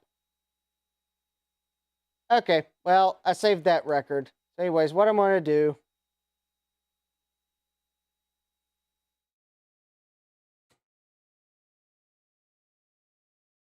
so this accelerator card runs at 32 megahertz. It's basically double the clock speed of the onboard processor. And it's got a 16 megahertz rated FPU. So I don't know. I guess maybe this card might be running. Uh, I don't know if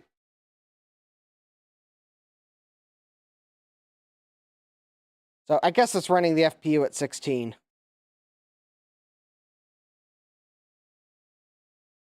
Also, let's give it a moment. Sometimes this machine does give a delayed chime. Although usually not that delayed. Maybe I didn't get the card seated.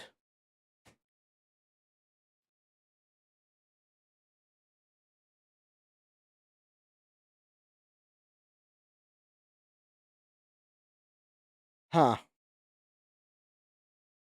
Okay.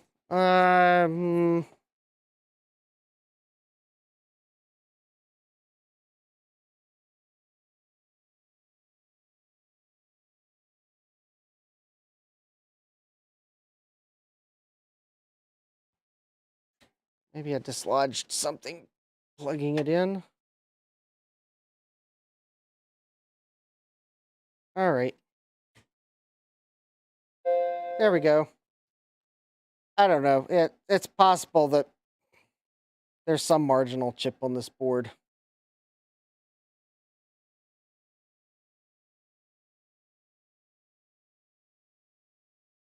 Um,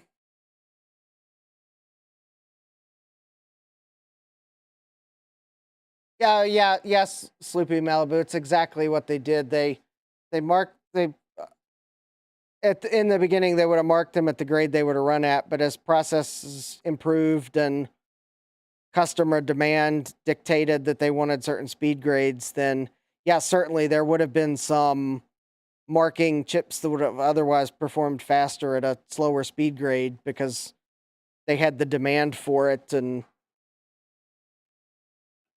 they would rather sell the chip than have to make more chips just to make chips that only performed at the speed grade.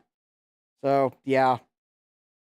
So yeah, it's entire. And then as processes improved, then yeah, more of the chips might have run at the faster speed, but got rated at a lower speed just because customers, that's what they needed.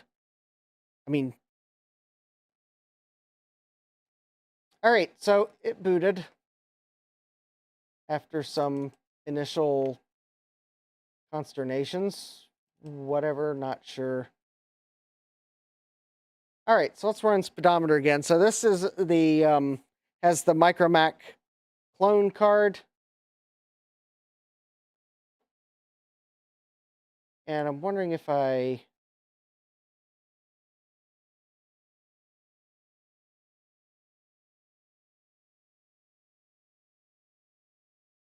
oh, there we go. So there's I think these are my scores right there. So let's run all right, well, we'll close that window. We'll run all the tests again with the accelerator card, and then we'll compare. All right, and I will run the benchmarks or the disk tests at the same place.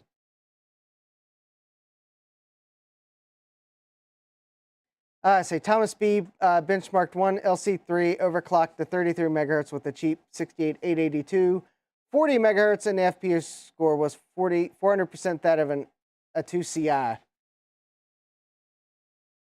That is interesting, but because the 2CI ran at 25 megahertz.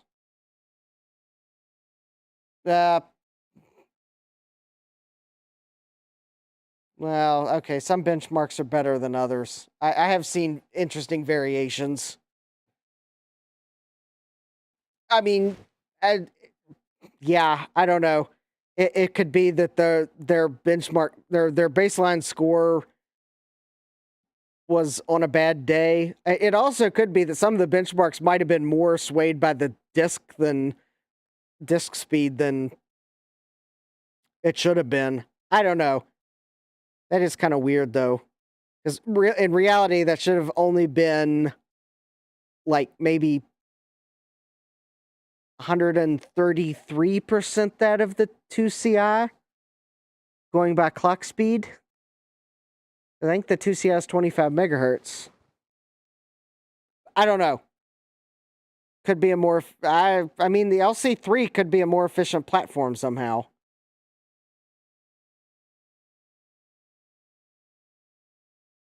Oh yeah, okay. You remember getting engineering samples that didn't have a speed rating, just a shmoo plot, which was a graph of speed versus voltage wattage. Yeah,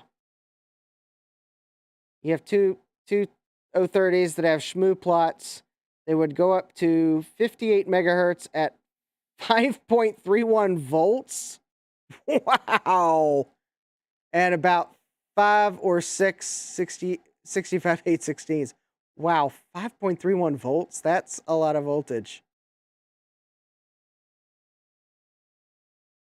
The video, okay, the video portion is disproportionate scaling of the whole score, yeah.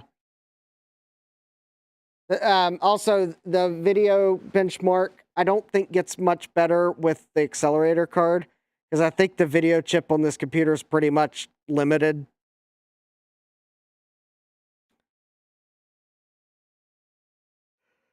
But we'll see. I mean, the video benchmark could do slightly better just because the processor can do its part of whatever the video is doing faster. Time for water cooling, yeah. No, I think even though this processor card's in here, the 68030 seems to run fairly cool.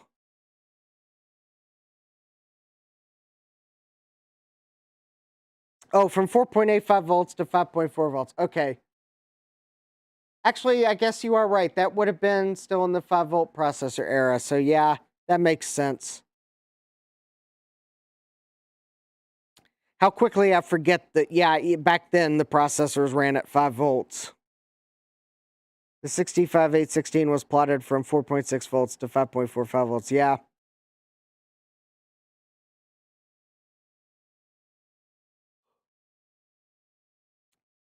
Although that's interesting. If they had a shmoo plot for that 030 up to 58 megahertz, seemingly that means that they were at least maybe considering going that fast at one point. Because I think Motorola only ended up releasing up to a 33 megahertz once they actually speed rated them.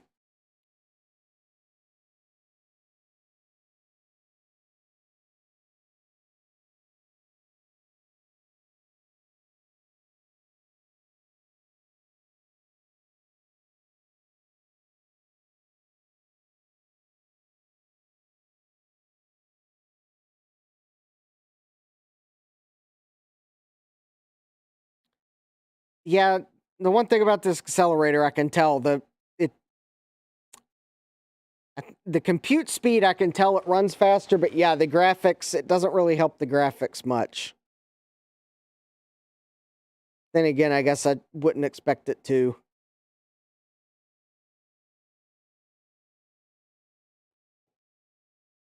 Was there ever a dual CPU 68K system?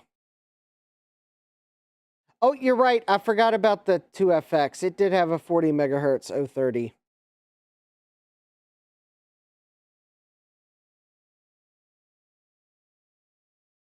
But did it actually have a 40 megahertz 030? Or did Apple overclock it? or did Apple overclock a 33 megahertz one? I've never actually, well, okay, I've seen one 2FX logic board, but it was so long ago I don't remember what it was marked as. Here we go.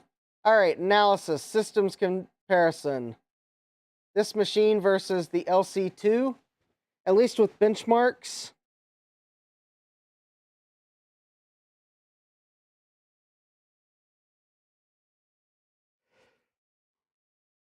Ooh. Interesting. It certainly increased the boot time by twice, but I guess when you actually get to running benchmarks, the differences aren't quite as drastic. Although I guess it doesn't take much to improve boot time just because of how slow the system is.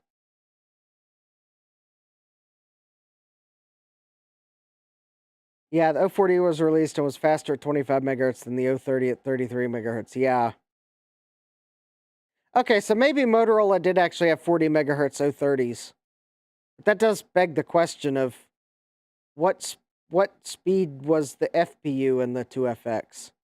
Because I've been told Motorola only ever released the 68882 up to 33 megahertz.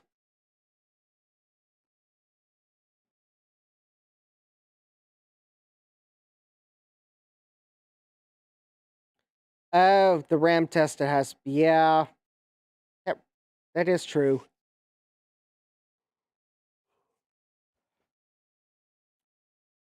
Anyways, there's the comparison. It's, at least with the benchmark, it's still...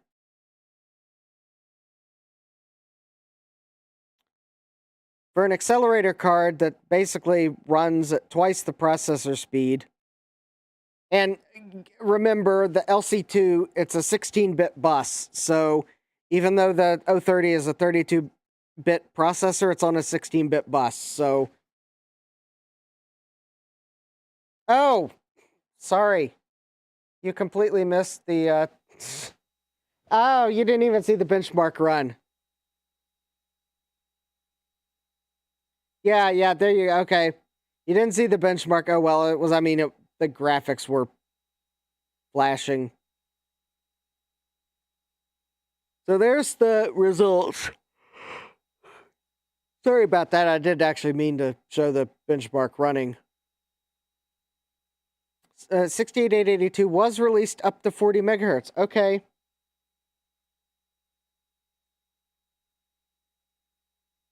Okay.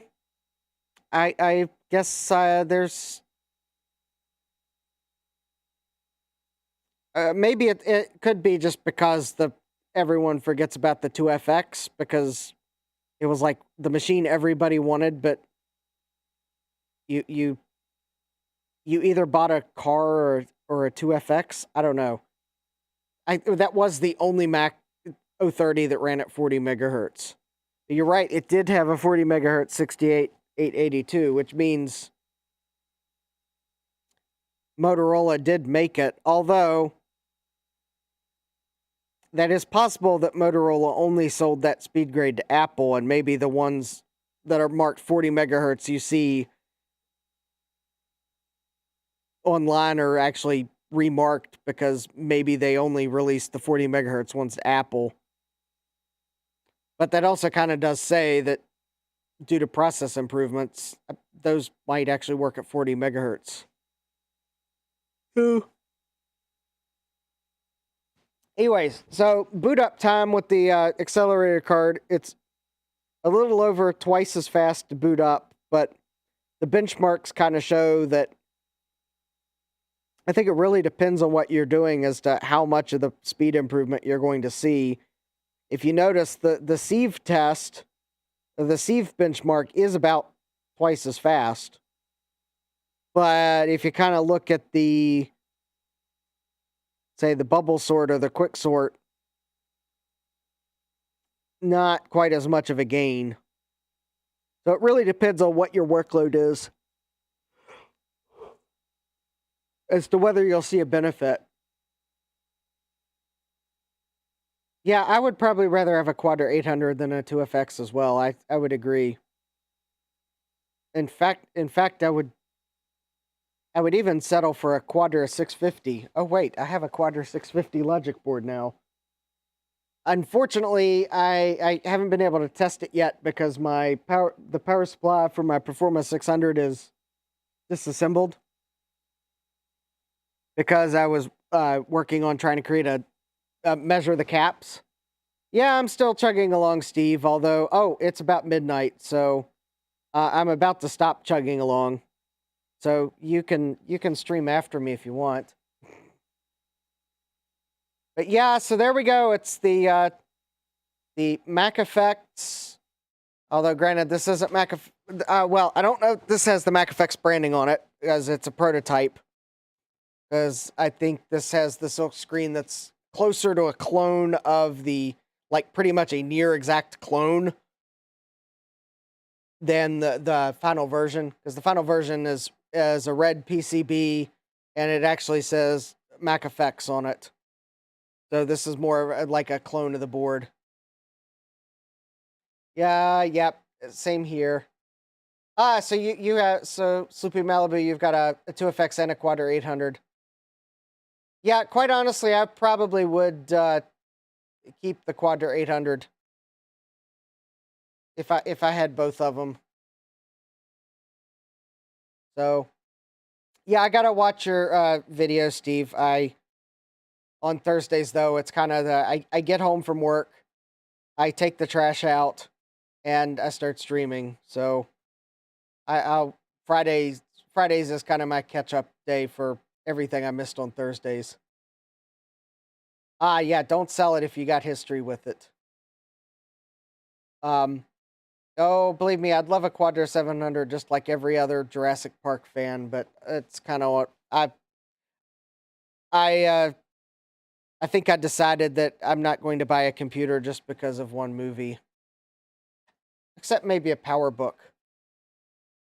For Independence Day. Oh, that's right. It's on Luke's channel. That's right. Which, yeah, I'll have to go check it out still. So, anyways, 475. I didn't. Yep, I guess I realized it was kind of a cheating video because I'd already recapped it on a different stream or something. But I still kind of had to put it back together and test it out. Found out that I got a problem with the BlueSCSI, so it's all good. And then the LC2 kind of gave you a preview of this Mac Effects clone accelerator.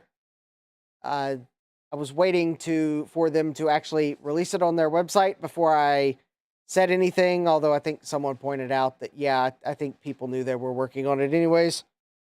So I guess now that I ran this benchmark, I kind of think I know how I'm going to phrase the script. But yeah, I'm going to do a scripted video on this upgrade, not a long video.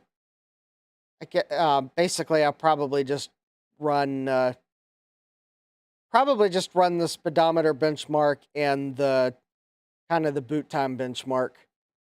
It just maybe kind of, I don't know, give some pros and cons. I just kind of thought though it's a neat accelerator, and it's neat that there's a clone of it. I kind of wanted to do a video on it. So yeah, I'll probably do that. And then I'm going to really try to work on here's the pizza boxes overview video, kind of with my recommendation for which LC, if you're going to go get one of the pizza boxes, which one to get. So and actually though, I think my recommendation, if you're going to get one based on kind of prices I see, is probably the LC3. So I mean, of course, the LC475 or one of its clones, of course, if you get one of those at a good price, do it. But kind of my recommendation is that don't look over the LC3 just because it's got an 030 to try to go for the LC475 that's got an 040, because there's a lot the LC3 can do. Because you still get higher RAM limit, It's on a 32-bit bus. It can both the LC3 and the LC475 can both use the Apple IIe card if that's your thing.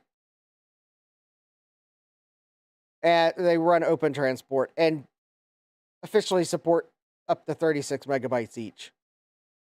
But don't let me spoil the entire video, because there are still some things that the LC and LC2 are good for.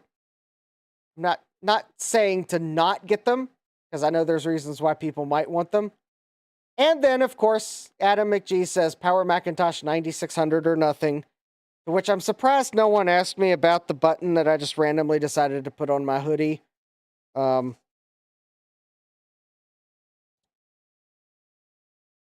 anyways, yeah, I was wearing my okay, come on camera, don't, my webcam kind of blowing out the. Okay, so it's not cooperating. Oh, let me just change cameras. If I can find the right mouse. I got too many mice on my desk. I was wearing my ready for Power PC upgrade button.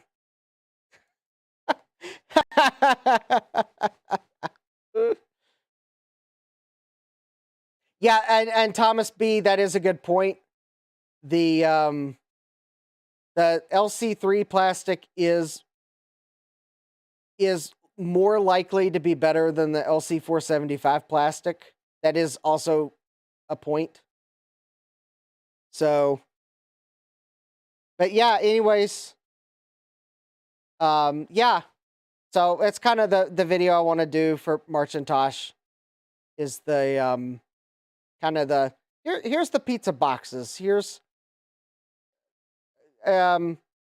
basically my outline is, and I'm open to feedback. If you think of something that'd be good to mention, I would totally be fine with, hey, if you got like a cool fact that we don't know about one of the pizza boxes, or maybe even a pro or con I haven't thought of, or you think I might not have thought of, shoot me a message. Anyways, kind of here's the four main models. So LC, LC2, LC3, and LC475.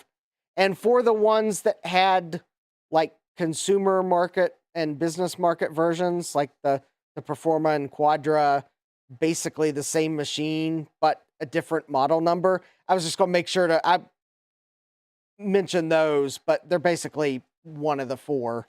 I'm not going to go to any of the ones that have displays on them. I'm not going to go to any of the LCs that actually were in the larger case for the CD-ROMs. This is just on the four pizza boxes, because I'm not making an 8-hour-long video. No one would watch it. But yeah, I want it to be partly factual. It's like, okay, if you're looking at these machines, these are the specs. But then also kind of partly if you're thinking of getting one, here's some reasons why you might. And here's some reasons why you might not want it. And including mentioning things like the LC can't run open transport. So good luck configuring Mac TCP. I mean, there's an example of, if you're going to be networking, I mean, I don't think I could recommend the LC if you're going to be putting it on the internet. Although the LC2 sounds painful on the internet too, but at least it can run open transport. But yeah. Oh no, Adam McGee's LC2 lid snapped. Yeah, unfortunately though, they are all fragile, but the later in the model numbering on the LCs that you get, the more likely they are to like break. So yeah, but anyways, that's a video I'm gonna try to work on this weekend too. So Sloopy Malibu wouldn't mind getting a Quadra 605. I believe the Quadra 605 is needs to check notes. The Quadra 605 is also known as the, come on.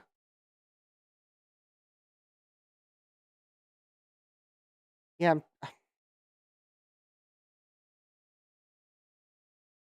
Okay, come on. Oh, okay. The Quadra 605 is the LC 475. I think it has a different it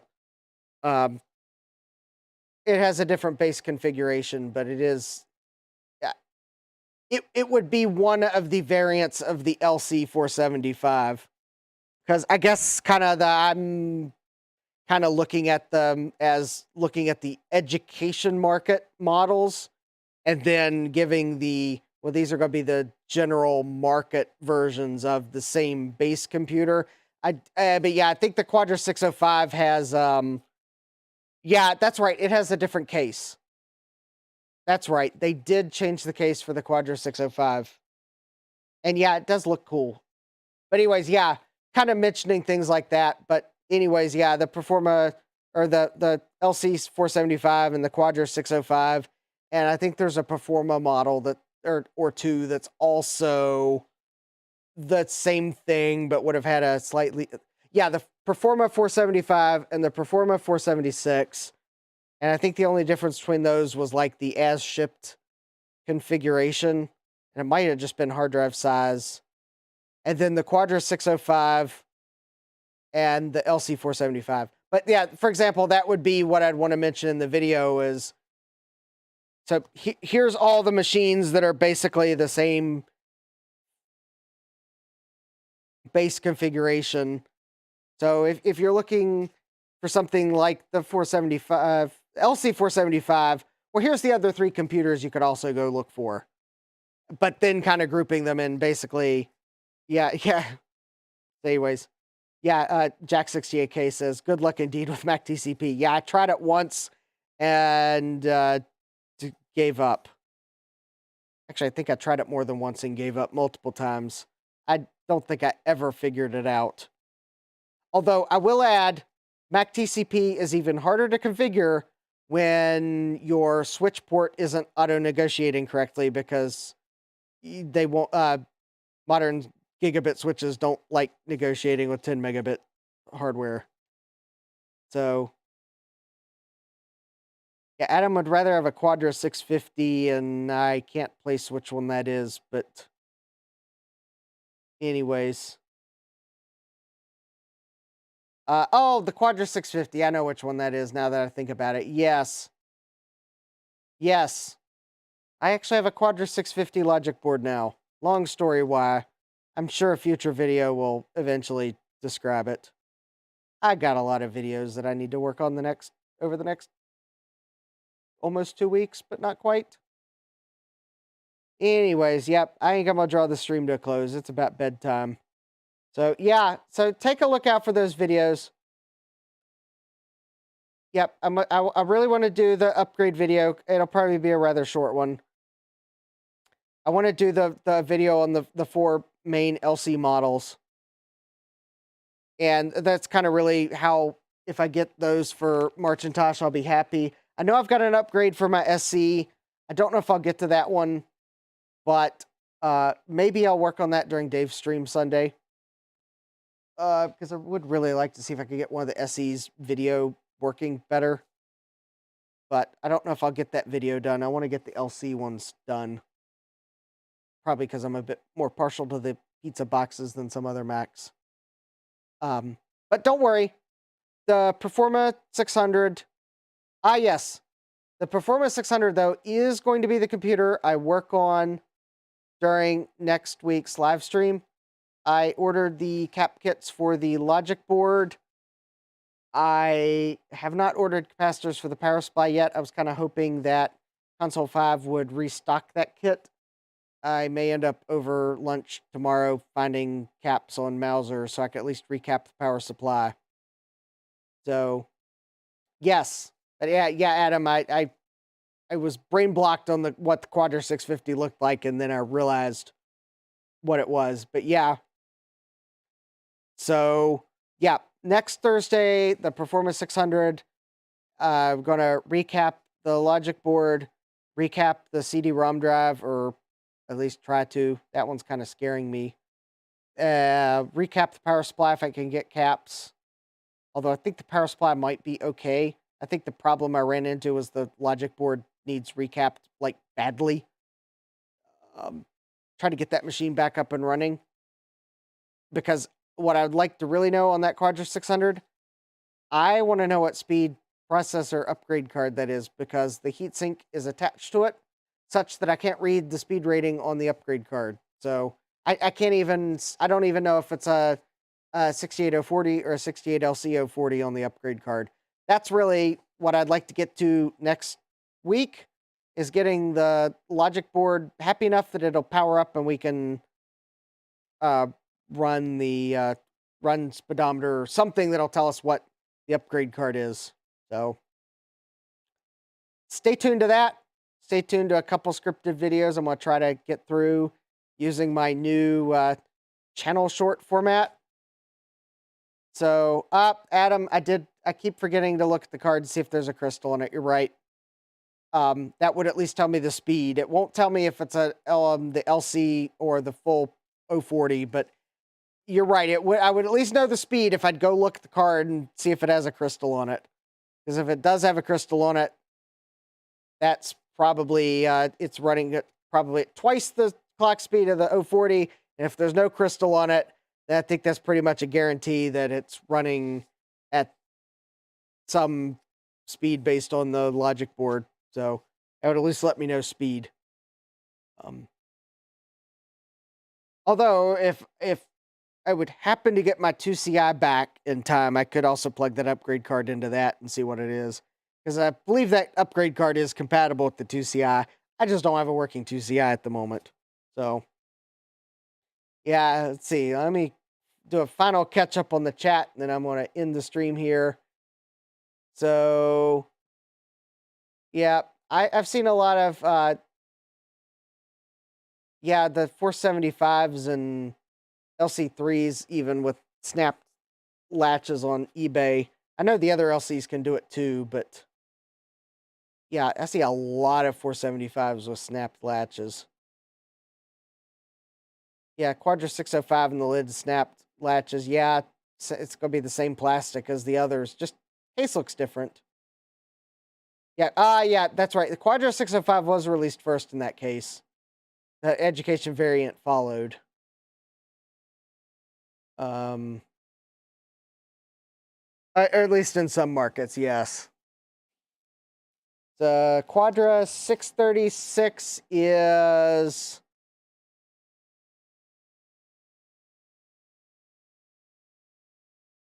Quadra 636 is going to be... I think the Quadra 630, or the Quadra... Oh, you know, I was about to say what it was. I don't know what the Quadra 636 is now that I think I see it in my mind. Hold on one moment. Because I actually have the... well, there is a Quadra 630. Oh, okay. Quadra 636 is going to be... no, that's a Performa. There's a Performa 636. I don't think there was a Quadra 636. At least not from what I can tell.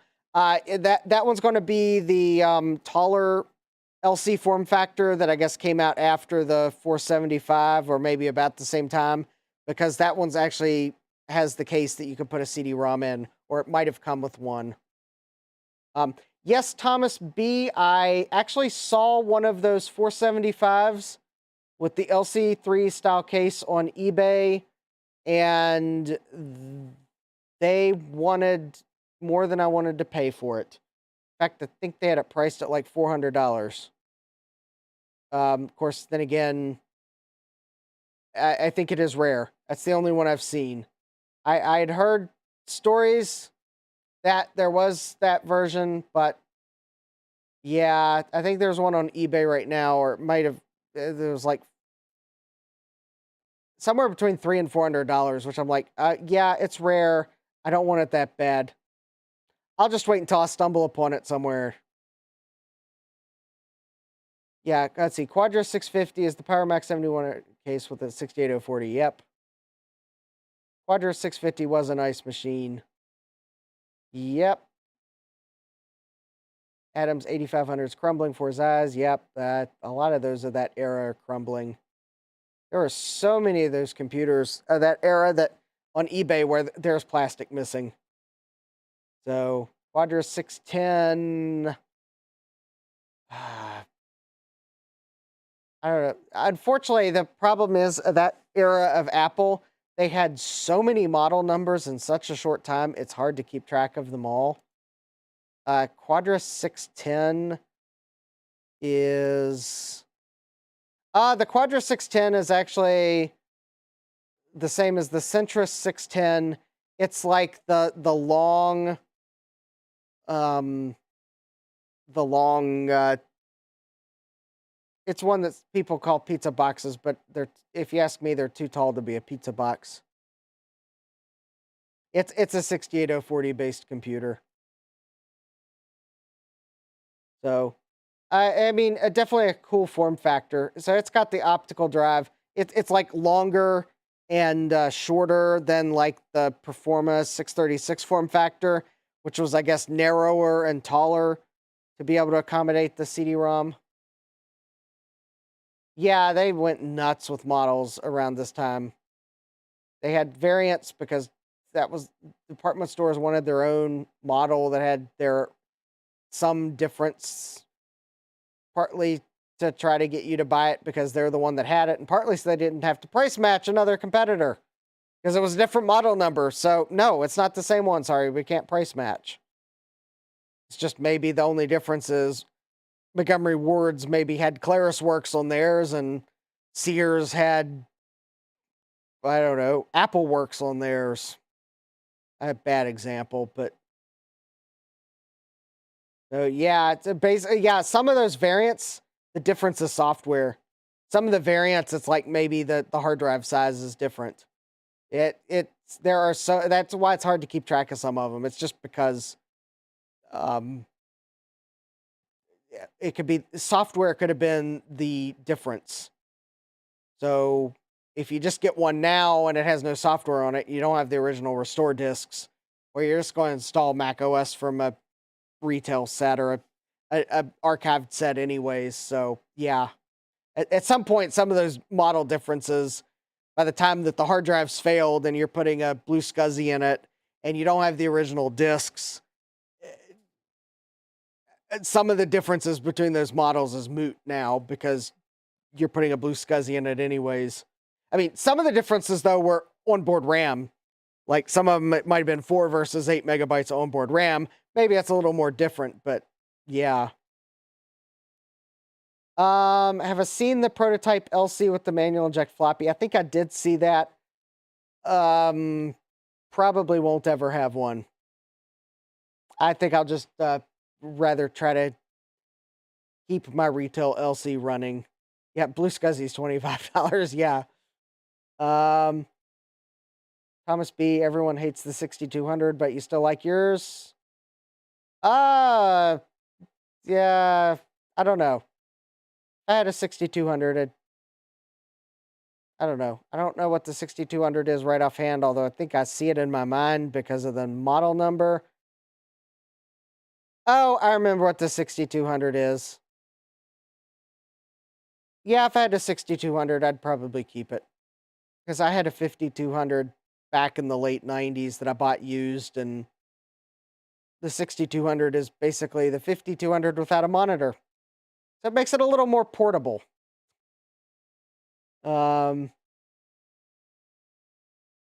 yeah, Canada, yeah, ouch. Cheapest you could get your BlueSCSI was $60 for the V1. Yeah, it is pretty awesome. Just found a Quadra 610 with a 486SX card. That actually might be worth something. So, but depending on what they're asking for it, they may want just entirely too much because Steve Jobs rare 486 card. But yeah, I've lost BlueSCSI V1s in my house. I think somewhere I'm gonna find some. So, anyways, yep. Yeah, Sloopy Malibu, rather have a Quadra 630 than a 6200. That one's tough. There is some PowerPC stuff that's kind of neat to that era. But Adam, yeah, 9600 is better than all those. Yeah. Anyways, all right. I think it's about time to end the stream because it's now 12:23 and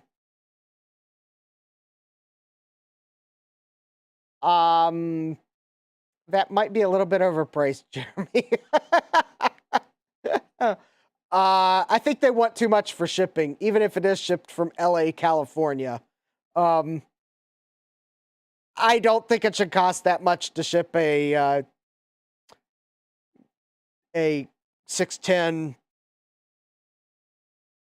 from California to East Coast. It shouldn't be $142 unless they're going to like ship it by a courier service that's going to like personally deliver it, but that still seems a bit much. Just got a 4400. Cool. That sounds pretty cool. Hope it works. Although knowing you, Adam, you seem to get a lot of computers and they just work. So, yeah. Well, my clock says it's 12:24 now, so I really do need to end the stream. Just because I would like to be half functional in the morning. But anyways. Yeah. Store your machines out of sunlight. Yeah, I don't blame you there. Jack 68K, it's only 23:24 here. Well, I'm on the East Coast. So, all right. I'd like to thank everyone for joining me. It was fun doing some LC shenanigans. Performance 600 next Thursday. Keep an eye out for those LC videos. I really am going to try to work on those this weekend. Might hope to see you all. If not on my on Dave's stream, if not my stream next week. So take care and happy Marcintoshing.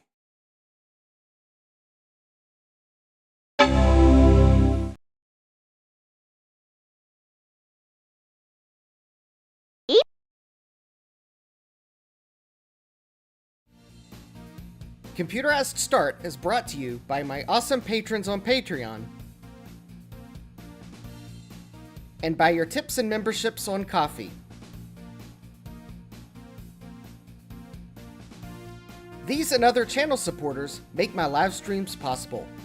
You too can become a channel supporter with tiers starting at just $1. Don't forget to smash that like button.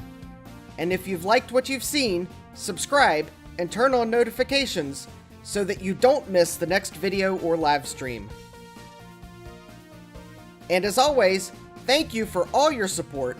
I hope to see you next time. And until then, take care.